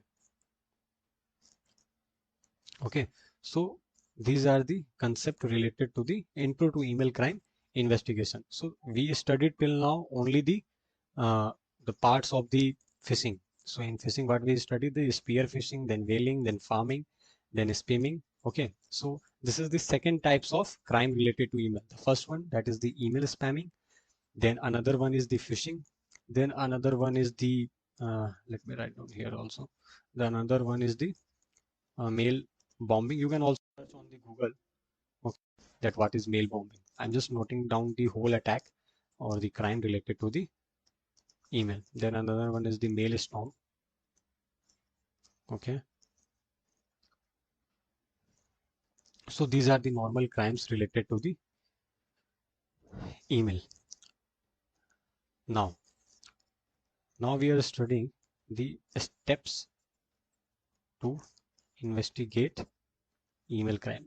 So as you know that in digital forensic, what's matter a lot is the steps, because we have to do all the forensic in a standardized way. We can't do the third step in a first. Okay, so that's why steps matters a lot. So in any digital forensic, in any subdomain, if you know the steps, so on an interview they are basically uh, wants to know the steps normally. So for an example, in risk management, in the vulnerability assessment, there are some life cycle. So on those terms, the term is life cycle, but for digital forensic, the steps is matters, or we can also say the procedure. So steps is similar like a procedure. So let me note down the steps to investigate the email crimes. The first one is the seizing part, and what we have to seize the computer and email accounts. Okay, so the first steps when you investigate email crime is to seizing the computer and the email account. Then acquiring means getting the data. Getting something is acquiring. So acquiring the email data, we are working with the email, so all the things have work on the email itself. So after acquiring the data, we are uh, we are examining the email messages. Okay, then what we do, then retrieving email headers, retrieving email headers then analyzing email headers. We have to spend a lot of time while analyzing the email headers, because in email there are nothing too much areas that we have to focus. The first thing that I told you in the starting of the lecture, there are four key points: the sending date and time, then the IP address of the sender and the recipient, then the data, and then the boxes. So these are the normal four key points that we have to collect while analyzing the email. But we are spending too much time while analyzing the email headers. Okay, so the sixth step is sixth and the last step is the recovering deleted email messages. So these are the six steps while investigating the email crime. Let me explain each steps little bit. So in the first step, basically what we are doing, first thing that we have to obtain a search warrant that should include the permission to perform on-site examination of the suspect computer and the email server used to send the emails under investigation. Then what we have to do is seize the all computers and email accounts suspected to be involved in the crime. And you can seize the email account by changing the existing password simply. Okay. Then in the second step, acquiring the email data. Before acquiring the email data, the investigators should consider the following scenario. The first one is the suspect accesses his or her email via any desktop-based email client. Okay, and then the suspect B has a web-based email account on which the crime has occurred. Then the email data acquisition method will be different for each scenario. Basically, it depends on scenario. So for an example, you are investigating on phone, you are investigating on web browser, then the application itself. So there are different scenario. And forensic investigators need to locate the local folders and they recover the email messages using the right forensic tools for the further examination. Then basically there are different vendors also, no? So it depends on the vendors part also. Some vendors uses some other things, some vendors uses some other file location. Okay, then the format, their dashboard is also some kind of difference in there. Then uh, after acquiring the data, what we are going to do, uh, then examining the email messages. So basically what we have to examine, the first one is the subject, then the sender email address, then the email body, and the email attachment. So most of the cases that you will find that in email there are some links. Okay, so we have to investigate that that link is authentic or not. The link is basically redirecting the user to some malicious server. The link is basically downloading something automatically. So there are too much scenario. So we have to focus on all of them. Okay, so after examining the email messages, we have to basically retrieve the email headers. Okay, so the email header plays a vital role in forensic investigation as it holds detailed information on the email origin. So basically we have to retrieve the email headers, then we will analyzing with the help of some tools, and at last we are recovering the deleted email messages with the same tools. So these are the steps related to the investigation to email.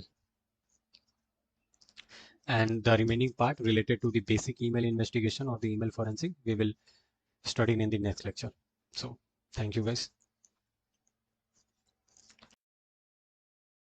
So hello guys, welcome to the another lecture for the email forensic, and right now we are going to discuss the main or this most important parts, that is the analyzing the email headers. Okay, so our topic is analyzing the email headers, because we all know if we are doing the email forensic, then there is only one thing that we have to analyze carefully, and that is the email header thing. There are nothing too much in the email forensic, only the if you understand the email headers clearly, then you are good to go for the email forensic. So let's start with it. So first of all, I am telling you the parts of the email, that how many types of metadata or the data it contains, what's its meaning. Okay, and then we are going for the analyzing part. If you don't know the terms, for an example, what is subject, what is received header, what is message id, then how we are going to analyze it. Okay, so that's why I'm discussing the whole part, and there we can use tools and we can go for the analyzing thing, and the practical will be in lab. So let's start with the first thing, that is the timestamp. The first is the time stamp. So what it shows, it basically shows the date and time when the mail was sent. That's it. This is the only thing of the timestamp. Then after the timestamps, there is a from field. From field. So what does it do? It shows the email ID of the sender as it is visible, as it is visible to the recipient, and this can be forged in case of spam emails. Spam emails. So this is the another.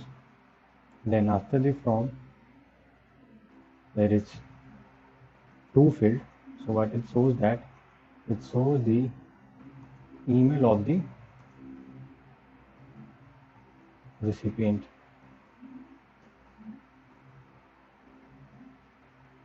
Okay. Then the message ID. Okay, so this is the crucial point. So be careful. The message ID. Message ID. So as per the RFC 2822, okay, a specific email message should have a globally unique message identifier. Okay, that's why it is ID for identifier. So the first part of the message ID before the @ contains the timestamp of the email, okay, and the part of message ID after the @ contains the fully qualified domain name. So let me write down, okay. So before the uh, before the @ symbol, it contains the timestamp of the email, timestamps of the email, okay, and after the @ symbol, it contains the fully qualified domain name, domain name, okay, domain name. And domain name example, we can say that mail.yahoo.com, okay. So this is the message ID. After the message ID, then subject,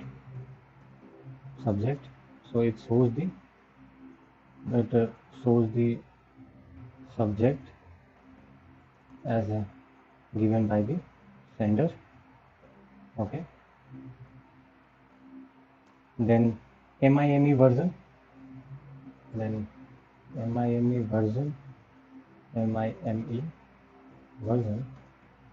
basically the multi-purpose internet mail extension is the full form of MIME, multi-purpose internet. Let me write down so you can also make the report, make the notes very well. Multi-purpose internet mail extension are used to support non-text attachments, okay. So for an example such as video, images or audio, so this is the MIME, okay. Then the received header,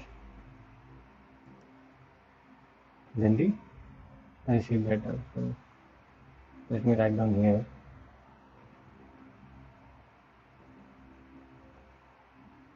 Wait a second.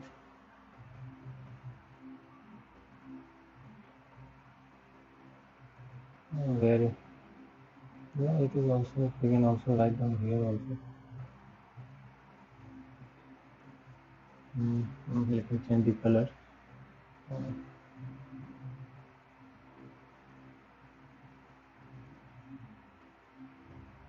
Received header.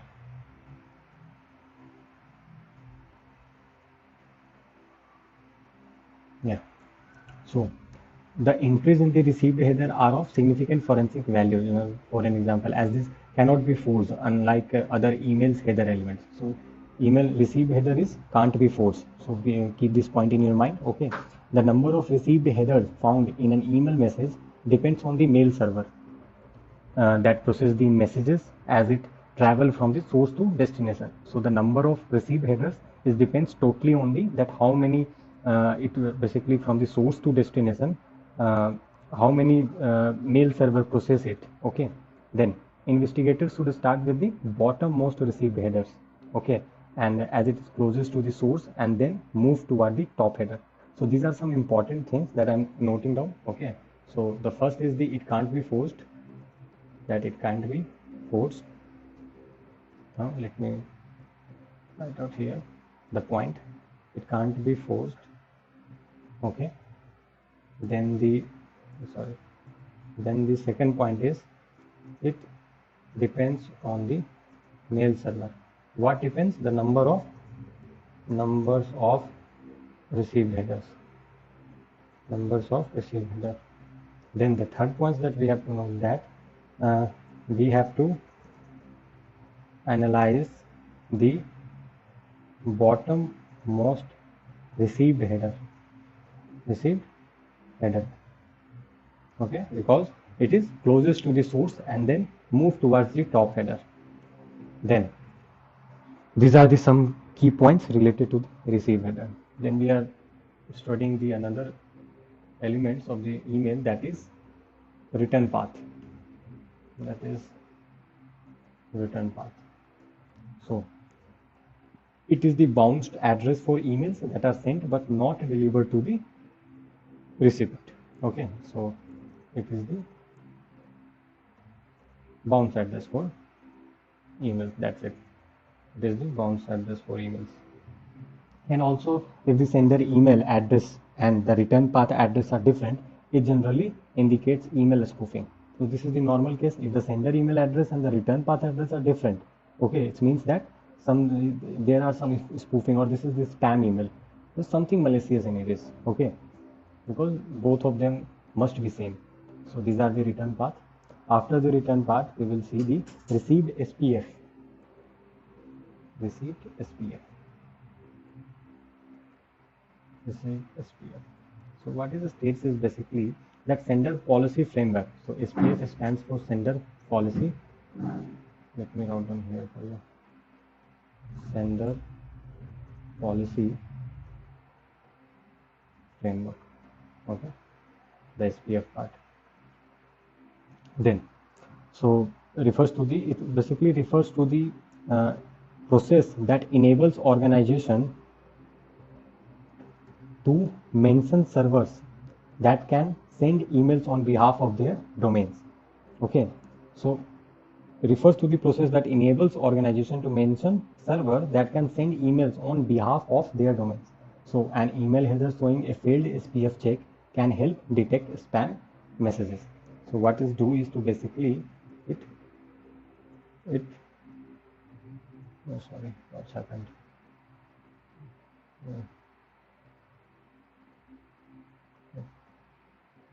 I don't know. Let me see what happened actually.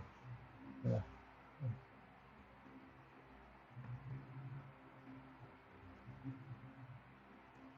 Okay, no worries. So it basically it refers to the process that enables organization to mention server that can send emails on behalf of their domains. So this is all about the received SPF. Then the last one is the important one. Okay, the last one is important also. That's why I'm just opening the new tab for it. The last one is the domain keys identified mail signature. Let me write down. Let me choose the color. Let's use this color for this. Yeah. So domain keys identified mail, that is stands for DKIM. Okay, signature. So what it do is basically it offers a cryptography cryptographic way of verifying whether a received email has actually originated from the sending domain. Okay, so it offers a cryptographic way of verifying whether a received email has actually originated from the sending domain. This is the working of domain key identified mail signature. But there are different elements of the DKIM signature, and this thing differs from the all of them that we discuss later. Okay, that we discuss right now, the all different elements, but this part, the DKIM, has different elements, but whatever we have studied till now, there are nothing in them. Okay, so that's why we have to go into it. So there are different elements. Let me write down different elements of the DKIM signature. Let's see what are them. The first one is The V is equal to field. Okay, so field stands for the DKIM signature version. So let me write down shortly so you are easily understand what is it. Then the A part, let me write down all the part. Okay, then the C part, then the D part, after it is S,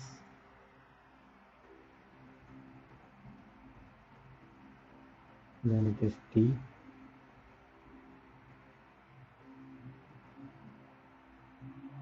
then BH,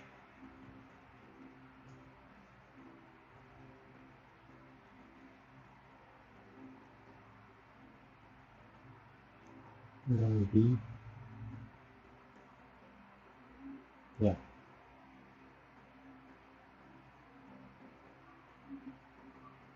So V for version, okay.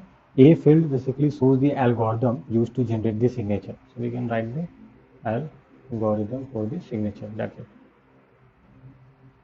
Then C basically field denotes the canonicalization algorithm used. So it shows if there is any modification in the email in terms of white spaces or wrapping. So the first value before slash is for the header and the rest is for the body. Okay. So we can see that it denotes the what we can write for you to remember easily that mm, to show is there any modification, to show is any modification. That's it to remember. Now D field basically refers to the domain of the sender. So domain of the sender. Then S field refers to the selector to identify the DNS public key. So refer to the selector to identify the DNS public key.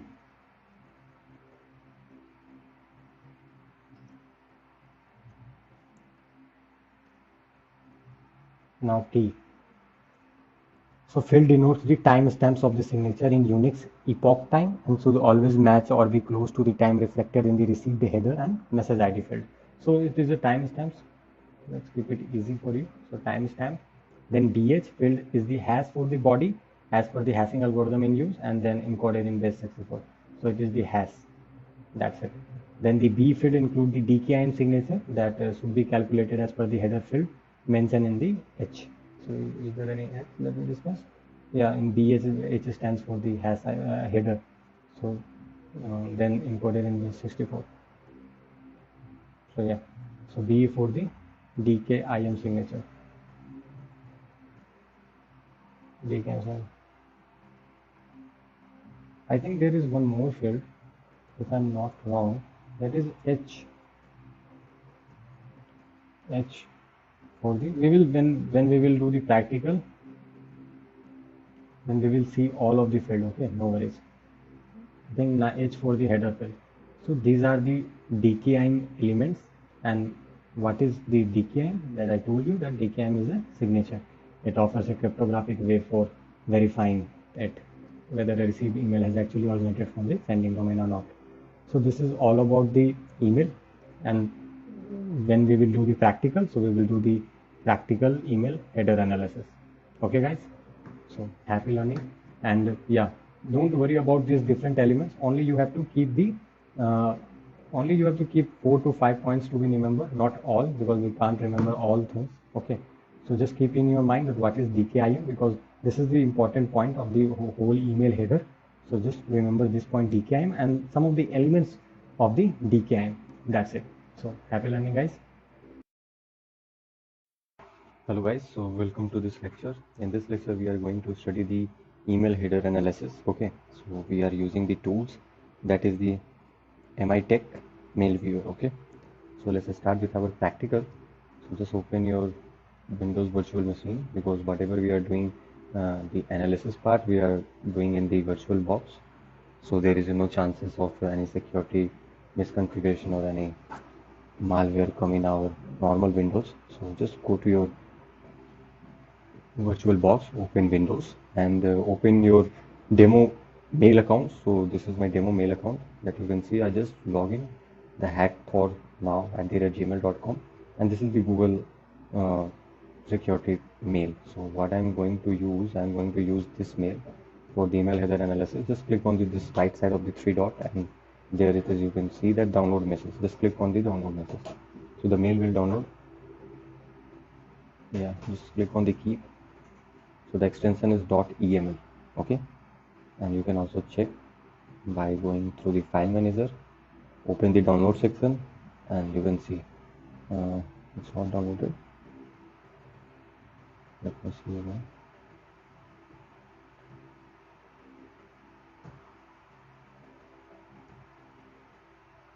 Yeah, security alert. This is the mail itself. The extension we are not able to see. No worries. So now go to the website. That's name is mitech mitech.cz slash mail mail view dot htm. Just go to this website. Now you can see this is the main website. On the right side you can see there is a download option. Click on the download button. Start downloading. Okay, the zip file will download. After downloading, we have to extract the .exe extension from them. Okay, so go to your download section, right click, extract all, and extract all that needs the locations. I'm giving the same location.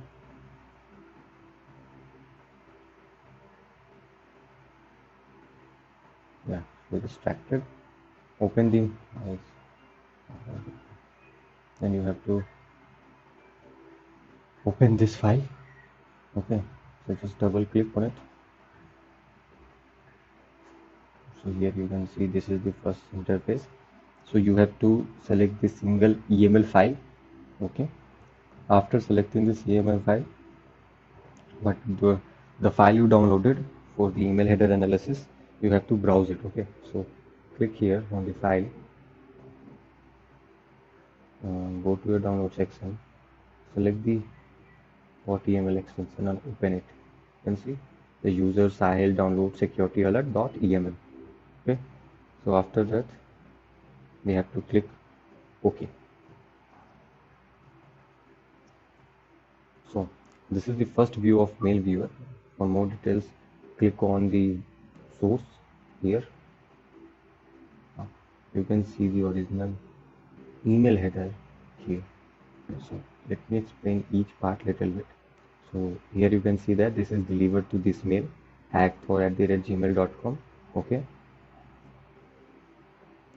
and if we go to the body part, so this is the body part. This is the body. Okay, this is the plane, and this is the HTML. So here you can see the body, but if you click on the source, then you can go into the original header of the email. Okay, then let's explore it. Okay, so we explore the delivered part, that is delivered to hack4@gmail.com. Okay, let me close it.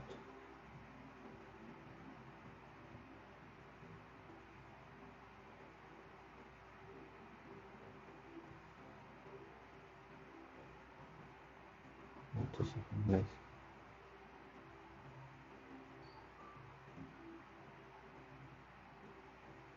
Yeah, sorry. So now, then this is received by this is the IPv6 address with SMTP Simple Mail Transfer Protocol ID. So this is the ID. Okay, the date is Saturday 29th June, and the timing is this 2024 8:58:59 seconds, and this is in the PDD format. Okay, then there are some more information related to that. Then you can see the algorithm is RSA SHA 256. Okay, domain is google.com. Okay, then this is the another security checkup. Then this is the signature. Okay, then the main thing that you have to notice is the authentication part.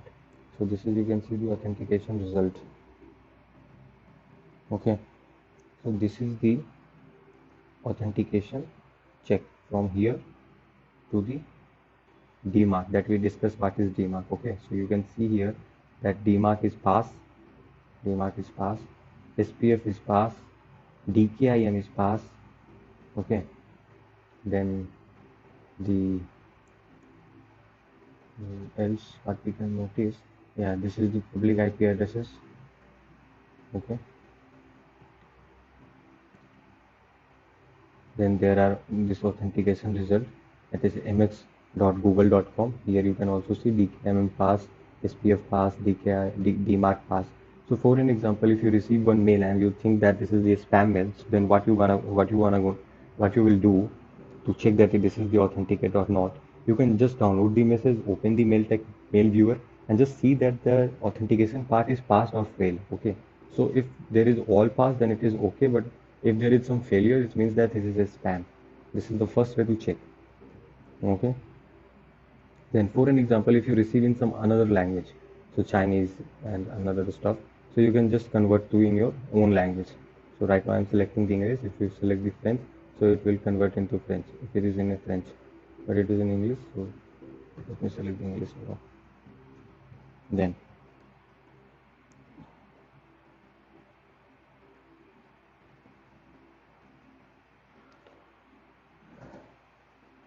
the client IP addresses, we notice the this is the received SPF pass. Okay, this is the where is the client IP. Let me do it. The client IP, I think it must be here.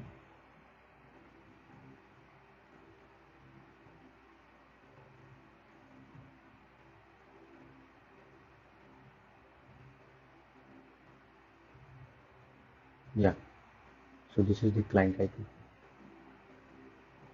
You can see the client IP is there.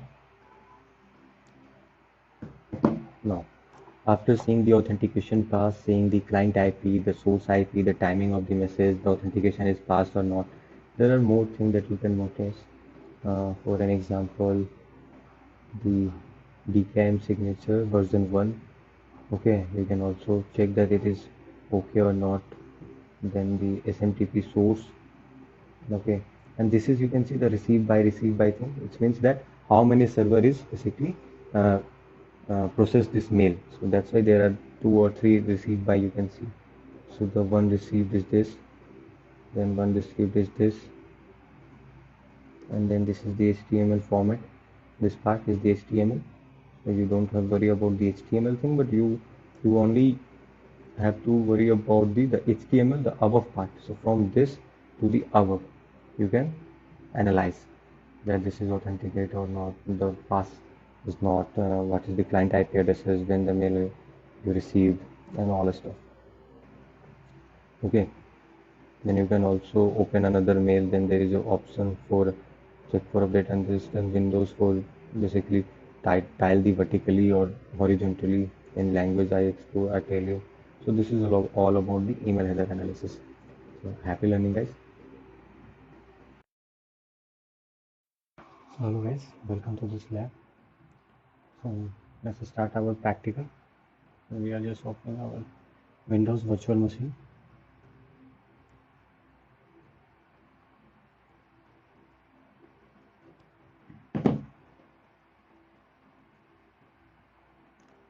So let it be open.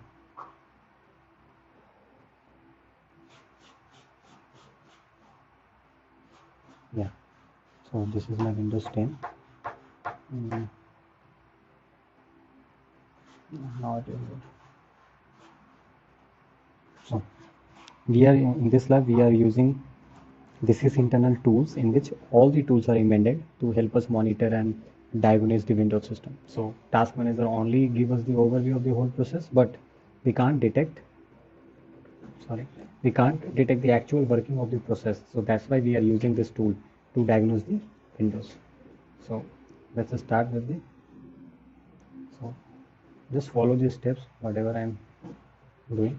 Open your favorite browser. So in my case, I'm using the Edge. So after opening the type sys internal tools, okay. So sys internal tools download. Then click here on it.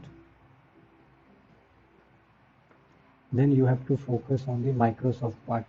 The six internal tools, Microsoft Docs something. So just wait. Let me see where it is. So this internal tools, I think it is. So just click on it.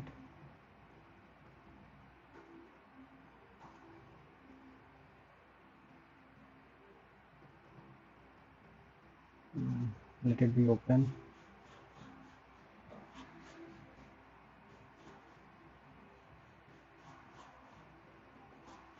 Meanwhile, I'm using another tool, just opening another tab.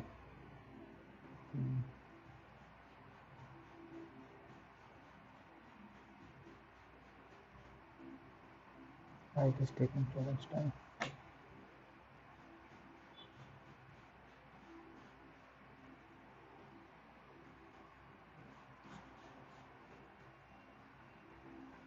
So just click on the six internal suite. Okay. Let me close the another tab. Yeah, and download according to your architecture. So I'm downloading the six internal suite, that is 50.4 MB. Just click on it. It is updated on June 20, 2024, the latest update. So let's see. Yeah, it will start downloading.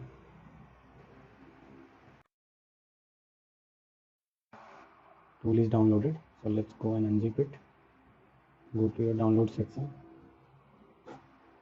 and just click extract all and click on extract.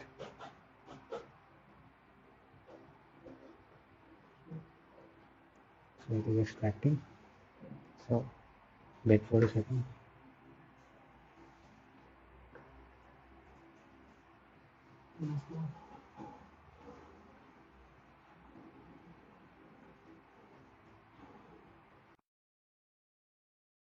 %. So just wait. So in which there are many tools. Okay, so around 160 tools is in this. So we are exploring each tool one by one. So it is a long video, around 30 to 40 minutes, I think. So let's see. Yeah, so now you can see that there is 160 items in there. Okay, 160 items is present in this six internal tools file. Now we are starting with the procmon. Okay, so let's search where is procmon. Procmon.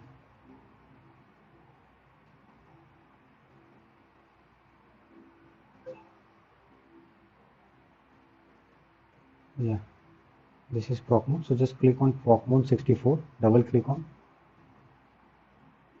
So agree, click on agree. When it's prompted for the permission, I will give the permission. So now this is the first phase of the procmon, where we see all the processes that is running. So this is showing us the live processes that is running right now. Okay, so you can see there that the queue is running. This is the path from which the process is running. The result is success. Then there are more details related to this. Then click on the process tree to see the structure of the process. So where is process tree? Yeah, here it is, process tree. You can explore the tool by yourself also. Just move your cursor onto the symbol. It will show you that what is the what's the name of the symbol. Then open it. Then explore the symbol. So you can, in this way you can explore the whole tool. So you don't need any guidance. Okay, but for now I'm just telling you the important things of this tool. So just click on the process tree. Then this is the structure of the process, where we see all the process mapped like a tree. Okay, here you can see that the tree is, so for an example, the csrs.exe is running. This is not a tree, but yeah, in win logon.exe there are two more process that is running under which, that is the font dvhost.exe, then dewn.exe. So this is the process tree.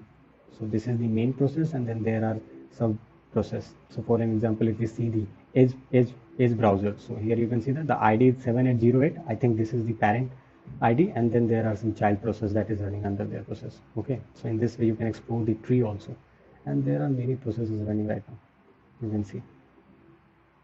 So this is the live view of the process. Then click on the option to see all processes that is running at the end of trace. So you can also click on the option. So you can see there only so process is still running at the end of current trace. So just click on it.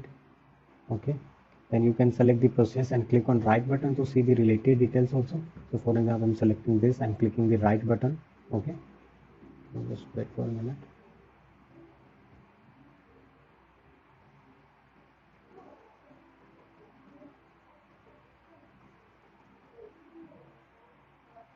Yeah.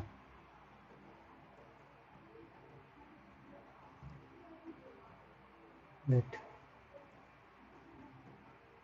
So we have to close it and then just click on the right button, then go to the properties, any of them, then you can see the whole properties related to that process also. So the thread number is this, then class is file system, operating system, this, result success, allocation size.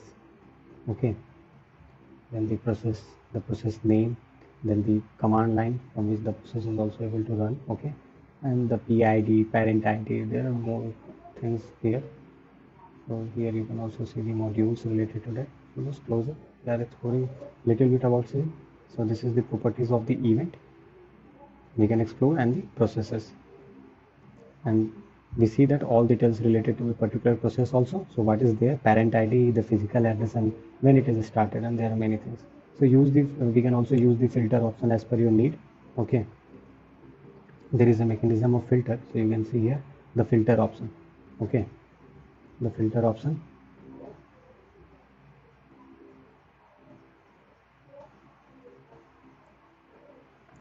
Here click on the filter option. Okay, then after clicking you can choose according to your needs. So if you want to see any date and time, you can select is less than whatever you want to click on option to see more, or functions such as we can highlight some portion, configure the symbol and them, etc. So you can do according to your case. If you want to analyze more little bit, then you can click on the option button here.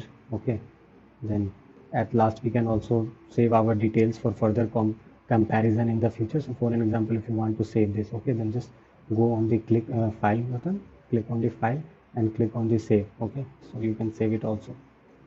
Okay, so this is our first tool, and let's continue in the next lecture. Happy learning, guys. So hello guys, welcome to the another lab.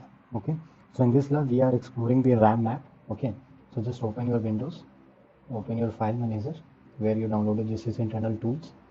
Go to that download section, open the unzip file, and then search for the RAM map. Okay, then let me scroll down a little bit. Yeah, so here it is RAM map. Click on the RAM map 64.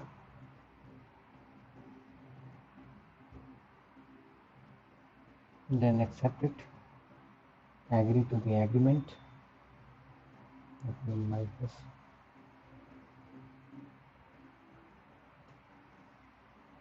Yeah, full screen. So here we are details related to our RAM. Okay, such as who is occupying it and how much free. So you can see that the total, this is K40,000. This is the active. Okay, uses. If you click on the uses, then kernel stack is using this, driver logged at this, paste pool this, session private this. Okay, so these are some. Then here click on the here you can see that the above one uses, total, active, standby. So here all identify, okay, and bad sector in our RAM that is not used by the RAM. So now we can see that process with its page table. So how we can see that process with its page table is the processes. This is not the page table. The processes with the page table. Yeah, click on the page table.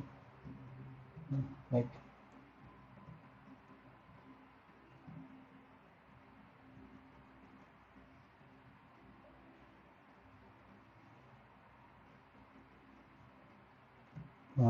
This where is the RAID area? I'm just searching it.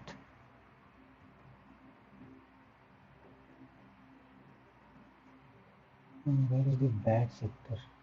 The RAID one, yeah. So this is the bad sector. Okay, which means that it is not used, or this is not usable. Okay, the bad sector. Now let's go into the RAID one. I'm looking for it. Now click on the processes. Okay, so this is the priority where all priority is defined. Sorry, this is the processor. The priority summary is this. This is the processes, the session, the PID, the private, all information is mentioned here. You can go through it, that how many files is running right now, what is its PID, okay, and the session, the page table, how many area disk space it is basically occupying. So all the things you can see here.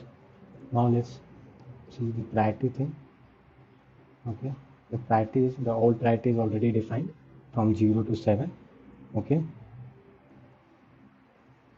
then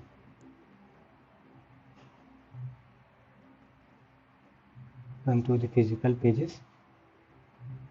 So here we see that the physical addresses, okay, here you can see the physical addresses. The physical address is used by which component? As we see that physical address start with 0x, okay, that is in hexadecimal form, and there is also priority with the process as well. Priority with the process as well. As we see the whole path of the file from where the process is running. So here you can see that the path, whole path when the process is running. You can scroll down also to see more things. So this is the Windows virtual machine. So there is not too much information, but yeah, it is enough for now. You can analyze, okay, the path and the process and the priority and the physical address. All things is mentioned here. Then let's see the physical ranges and the total size. So physical ranges, you can see the physical ranges, okay. Then all file summary, the file summary is here. We can see easily with the help of the file summary, okay. And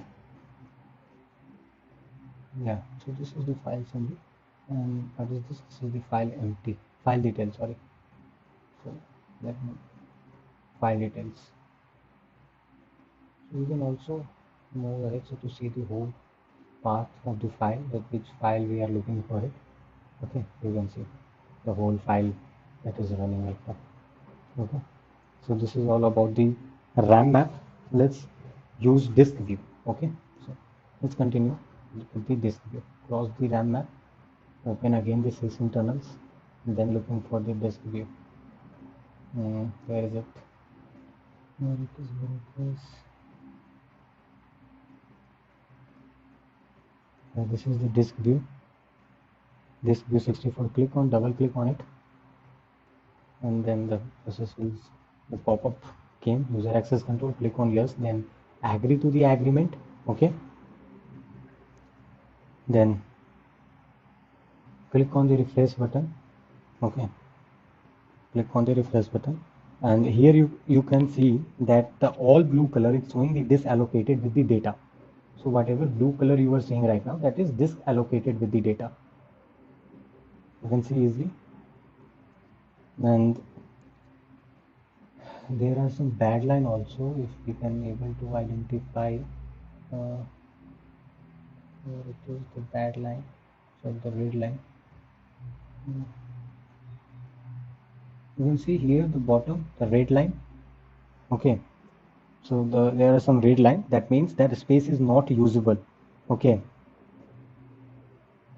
This means that the, and there are some file errors. No worries, we'll continue with this. Okay, so we can click on whenever, if you click here or there, then you can see above the file, the highlight is changing. You can notice here the highlight is changing, which means that this process is running in this space. Understand? So whenever you click, the process is changing, the whole path is changing. It means that here this process is running. So you can identify that this process is running on blue, red, green, okay. And then we can click on file, then click on statics. Then here we see the all volume properties, okay, with the file, fragment, and the free space. So this is all about the disk view. Okay, let's explore another tool, that is the VM map. So let's search VM map. There it is. Yeah, VM map. Double click on it. Agree the agreement.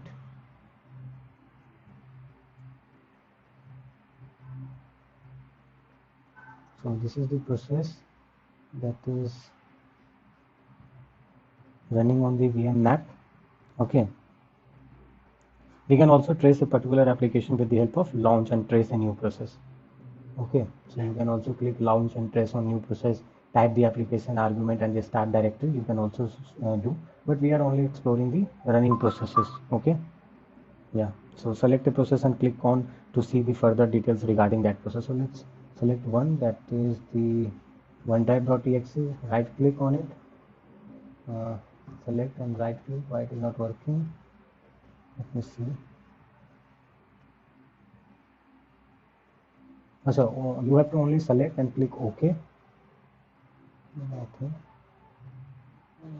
Then it is hanging a little bit. Now it is. So yeah, you can see that we selected the process, that is OneDrive.exe, whose PID is 8792. Okay, and just wait for their information. Yeah, this is the data related to particular process. So if you want to see or target some particular process, so for an example, if you find that yeah, this PID has some doing malicious thing, so you can explore it. Okay, you can select the PID and just explore that how much heap it is taking, then the mapped file, then the page table, and there are lots of things. Okay, we can't cover everything, but yeah, I can give you the test of the tools. You can explore it also. Go, I told you that if you want to explore, just click on the option, the element, the basically the how many types of option available. So here you can see the tools option, view option, so you can go through it and explore it by yourself. Okay, so there is no some rocket science here. You can explore by your own. Okay, so this is the window open where we see all the details in a colorful manner. So here, so we see how much space is stored in heap, stack, page table, committed portion. Okay, select the option tab, and select the free and select the option tab where it is. I'm talking about this, I think. Yeah, so free and unusable region, to see all free or unusable space for the particular space. So let's wait. So now it is shown. Oh, yeah, it is shown here. Unusable here. This is the unusable space. This one. Okay, and then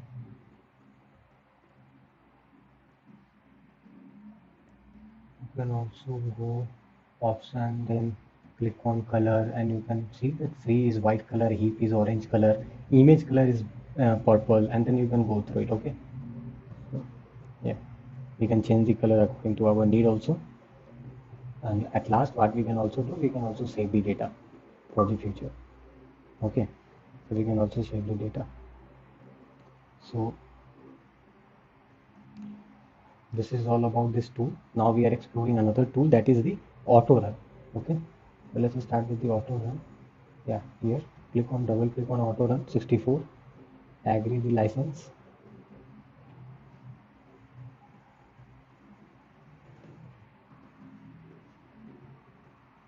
So here you can see that we can see the all processes that have the auto run permission. So it is, so the this is the processes that run automatically. Okay, so click on category for further information. So where is my cursor? This is, click on category for further information.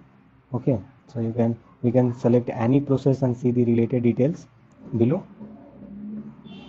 So also click on properties for more information. You can go into this. Let me explore a little bit. So let's see the cmd.exe. I think I have to click right click on it. No, this is the cmd properties. Wait.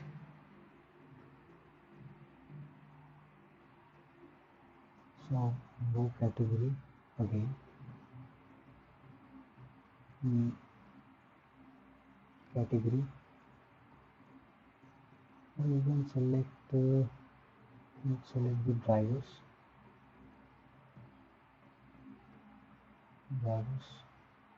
So yeah, for driver this is adopt type manager. So you can also categorize according to your needs.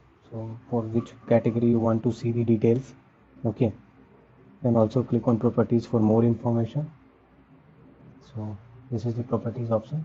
After selecting, you can basically go to the properties part. File doesn't exist. No worries.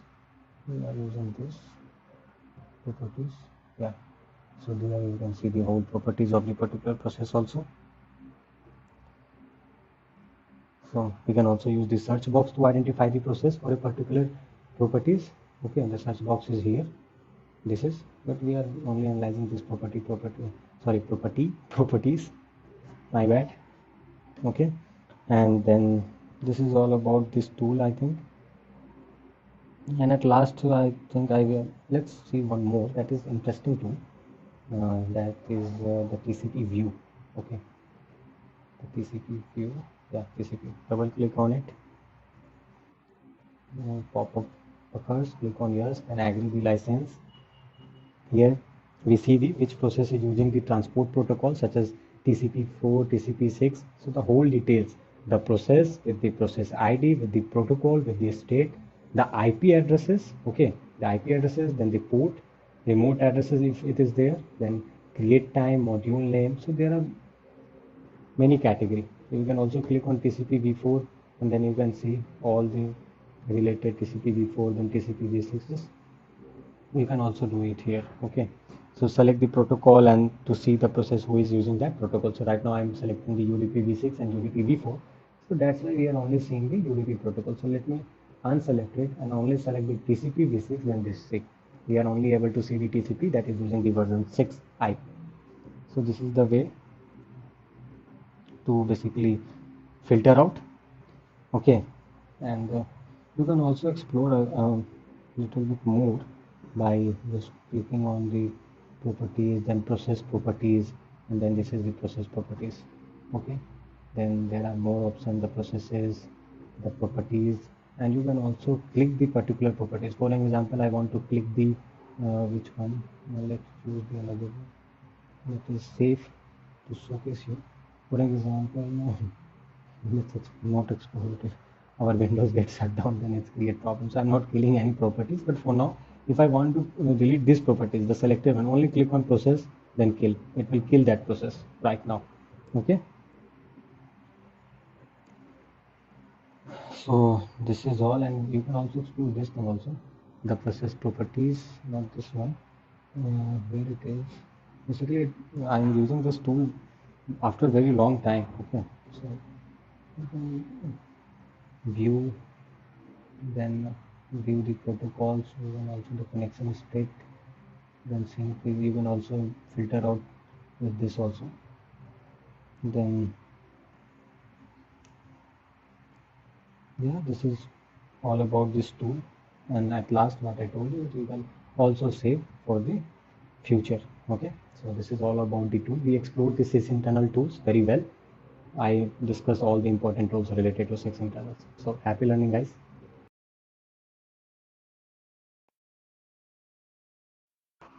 So hello guys, welcome to the another practical of digital forensics. So in this practical we are going to exploring the tool AutoSpy. Okay, so let's start with the Windows virtual machine.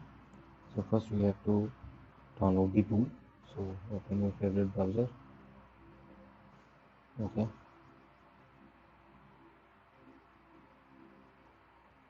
and just type autopsy tool download. Go to the first website, that is from the autopsy itself. Okay, then you can click on the download 64-bit. Download 64-bit. So start downloading.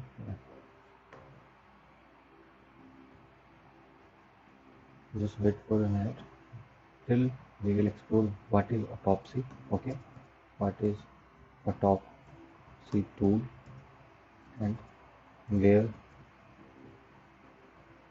where it is where to use. So you can see that autopsy is an open source digital forensic tool. It is downloading. Till now we will study a little bit about the tools, what is the working, where to use, what is the things that we have to keep in our mind while using the tools. Okay. So you can see that autopsy is a digital forensic platform and graphical interface to the Stealth Kit, another digital forensic tool. Okay, it is used by law enforcement, military, and corporate examiner to investigate what happened on a computer. Okay, so law enforcement, military, and corporate examiners to investigate what happened on a computer. You can even use it to recover photos from your camera's memory card. Okay, but basically the autopsy is a free open source tool that supports a wide range of other digital forensic modules and tools. Okay, then let's see the future. The future is the multi-user cases, so you can create multiple cases. Then the uh,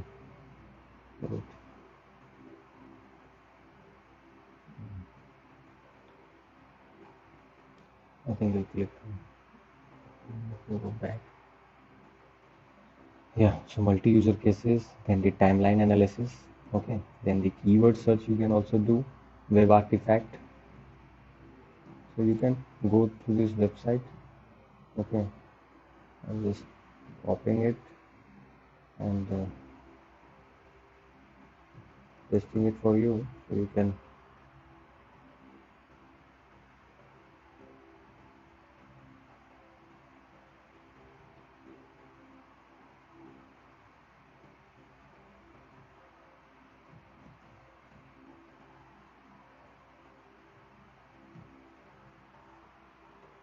Just wait a minute.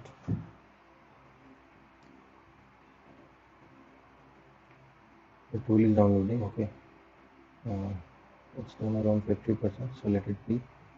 I just open the notepad to you to basically give the whole link of the website, because that website is fine to study the what is autopsy. Okay.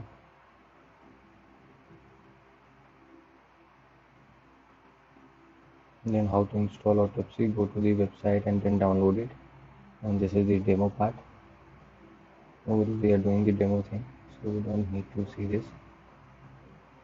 So just wait to download. Okay, I'm just pausing the video.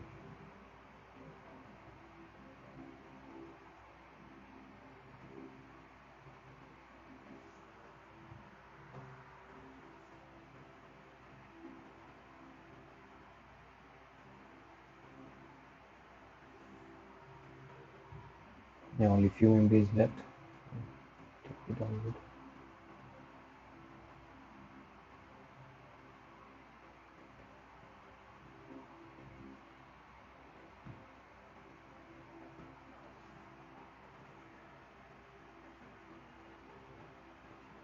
So using autopsy and classifying data. Okay, and tool we are using the Windows 10 and autopsy. So first of all we have to download, and we downloaded very well. Then we have to install it by going through some uh, default. What is this? You have to click on keep. Make sure you trust autopsy. Keep anyway. I don't know why it's going that there's some malware. So that's why we are doing testing in VirtualBox. Okay, because we are exploring tools. If we do the malware analysis, then we need malware itself. Okay, so this is not the easy job to do the practical, but yeah, we are doing. So I think it's downloaded. Let me check. Go to the download section and see that is there any autopsy. Yeah, just double click on it and go to the manual installation. Okay, just click on the next, next, next, and that's it. Next, install. So to start installing.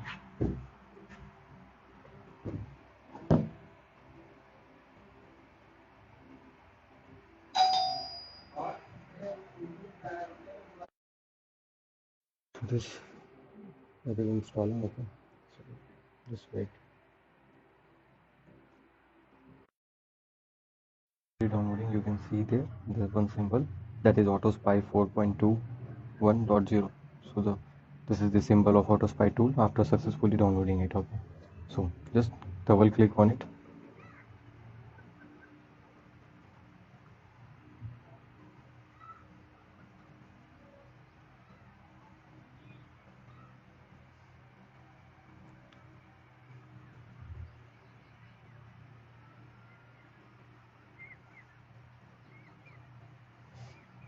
As soon as you start the application, and an interface like this will pop up. Okay, so this is the first interface of the AutoSpy after clicking on it.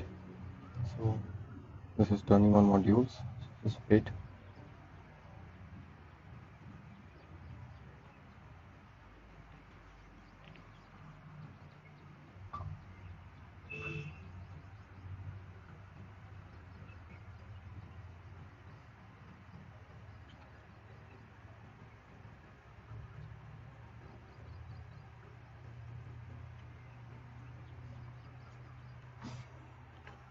Just wait.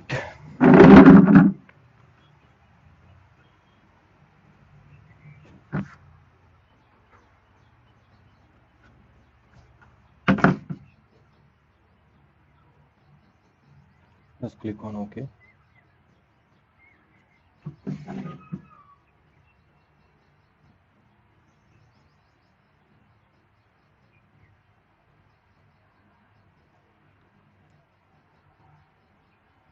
It's taking too much time.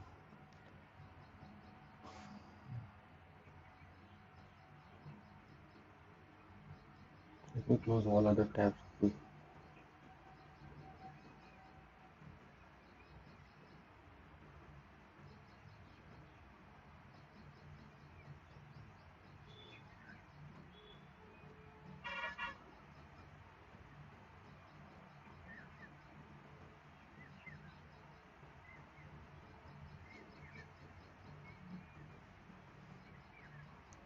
So downloading modules. Windows Defender file has blocked some feature of this, and we are giving the allow permission, allow access. So there's an extension. So click on the allow access.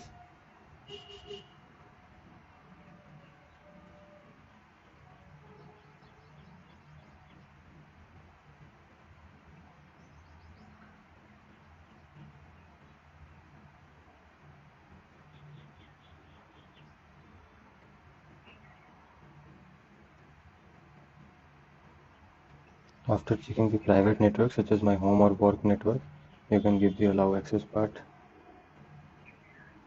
I think there might be some network issue that is occurring.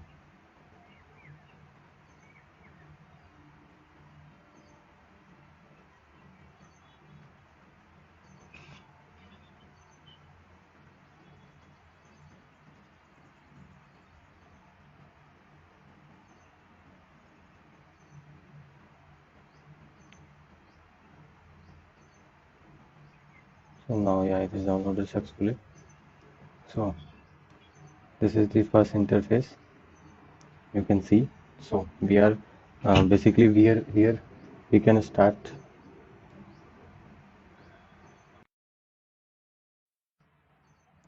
So here we can start a new case. Also we can work on the previous one, but we don't have any previous case, so we will go after no new case. So click on the new case. Okay, just click on the new case.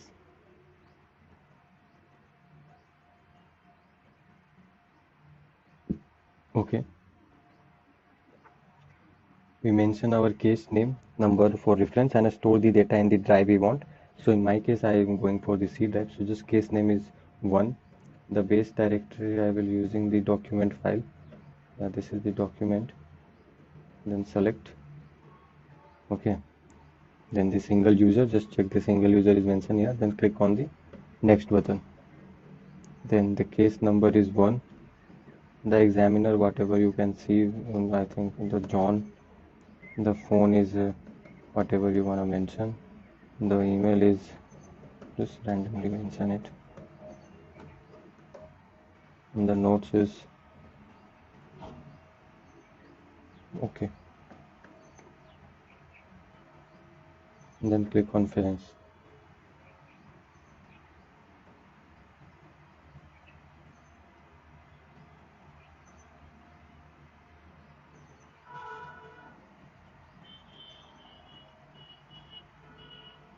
this is creating case database. So just wait.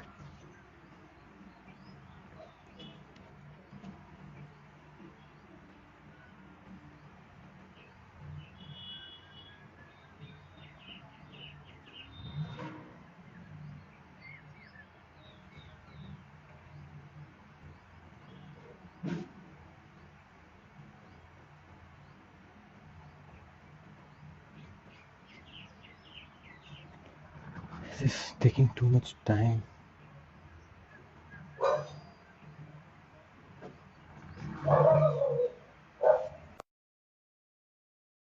Much time, I don't know why. So what we are going to do, we are opening the notes and then see for the brief. Okay, so we are at this stage. I think we are at this stage. So we mention the name, the number, name, then the phone number, then email, and the notes. Okay, then we have to just click on the finish. Now we select of which drive we want to investigate. In this case, we are selecting the USB drive. Okay, so we are selecting the select the data source type. So disk, image, or the VM file. You have to select this. Then select the time zone of the evidence, then local disk, the USB that you are using. So select that USB drive, the time zone according to your location. Okay, and then click on next. Select the tools we want to use. So we are selecting all the tools. Okay, and then click on next. Then we are going to do then the processing data source and adding it to the local disk. Basically the file analysis will start, and when this finish, so just wait for to finish it. Okay, and then this is the output. Okay, this is the final output after doing the analysis. And now we easily access the file which are deleted or present depending on the tools we use. So here you can see that deleted files in the file system 89 and overall is also 89. Okay, so in this way you can access the deleted files while using the auto spy. So this is the way to recovering the deleted things. Okay, so happy learning, guys. So hello guys, welcome to this lecture. Okay, so in this lecture we are exploring the FTK imager tool. So creating a clone by using a FTK imager. So let me give you some brief idea about what we are going to do. So let's understand that the example. So suppose we get a pen drive, okay, from a crime scene, and we have to analyze the pen drive. But before analyzing, first we have to clone it. So our original data should not change. So that's why we clone first. And in this lab we see how to clone by using FTK imager. So from where you have to download this, I'm giving you the, go to this website. Okay, go to this website and click here for downloading. Okay, so I already download. So let me close this, and then after downloading you will get one .exe file. So simply open it and then go to a normal installation. So next I accept the terms and the license agreement, then next, and install. So let's wait to install it. It takes around few minutes around. So yeah, FTK access the data FTK images. So I think yeah, this is the first view of the access the FTK imager. So this is the first page. Okay, or we can say that the first interface. Then I'll click on the file option. Okay, then select the create a disk, where it is, file option, and then create a disk image. Okay, then after selecting this, select the option as per your requirement. So for my case it is a physical drive, so I'm just selecting the physical drive. Okay, and then next. So please select from the following available drivers. So this is the only driver, I think. Yeah, so I'm selecting it, then click finish. Okay, then the selected drive and click on finish, and then image source is this, image destination. Basically the image destination we have to add. So click on add, and click on add, then click on add, and then select the E01 option. Okay, then put the details here and click on the next option. So next, then case number, let's say 01, Evidence number is 12345. Unique description ABCD. Okay. Examiner me Sahil. Notes nothing. So let's next. Then image destination folder, browse and select where you save the image file. So I'm selecting the this PC and the document. In the document, custom office template I'm selecting.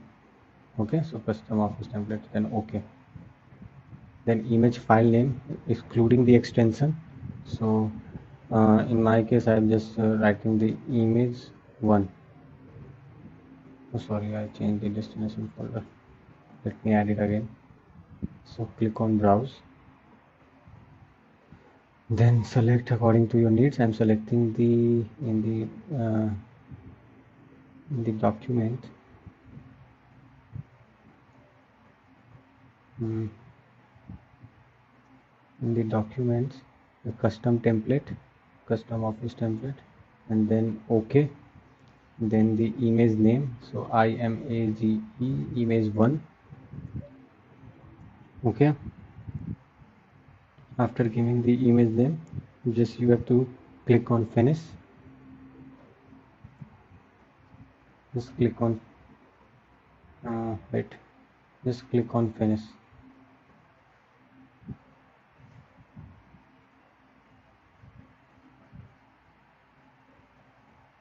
Then basically you have to make the below option, so we get the accurate image file by matching the hash value from the original device and the original file, and by matching the hash value from the original device and the image file. So just click on the checkbox of the first to verifying and just start it, and click on the start button.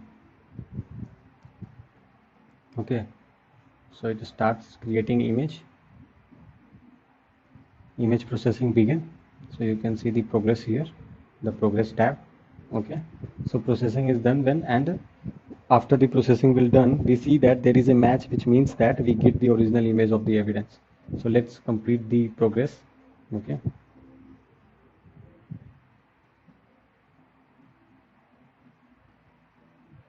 so this we are waiting to complete.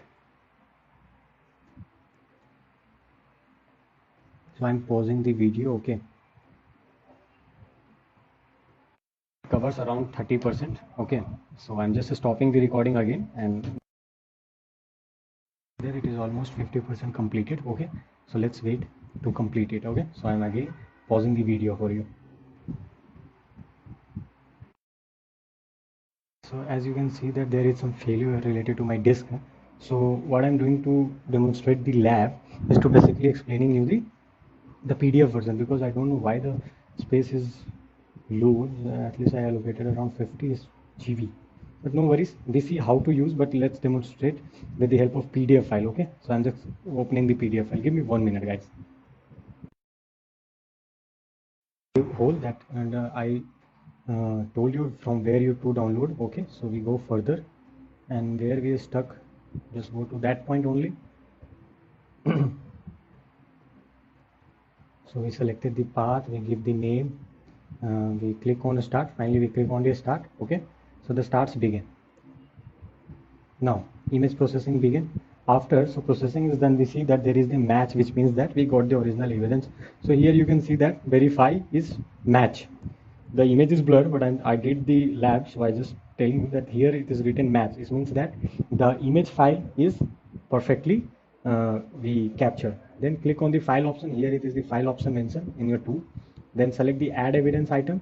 Select the add evidence item. Okay, then the image file, then select the image file, and then next, then click on browser to select the path of the image file. Okay, so you browse and you select the path from where you downloaded that image file. So in our case we selected the document and in which the template folder. So according to you, select the path.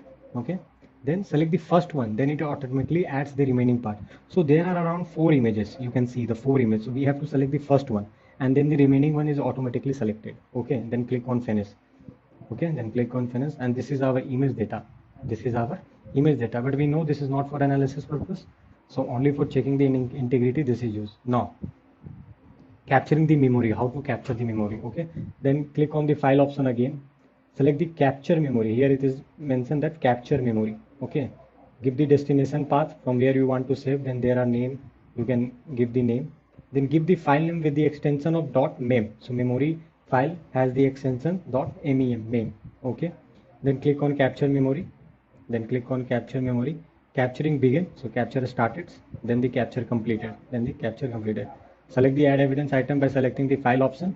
Okay, then they select the image file and click the OK button. Then they select the image file and click the OK button. Select the image file by path and browse that image file. Select the file and click the open option. File, you have to select the file and then open it. Finally click on finish, and this is our image file. So this is our image file. So at the conclusion, FTK imager can create perfect copies or forensic images of computer data without making the changes to the original image. And the forensic image is identically in every way to the original, including the file flag, unallocated space, or device free. So this is all about the FTK image. Sorry for the my side that my virtual machine is got basically not working due to the less space. So this is my fault. No worries. I explain you with the lab practical file, so you can go through it. Okay. So happy learning, guys.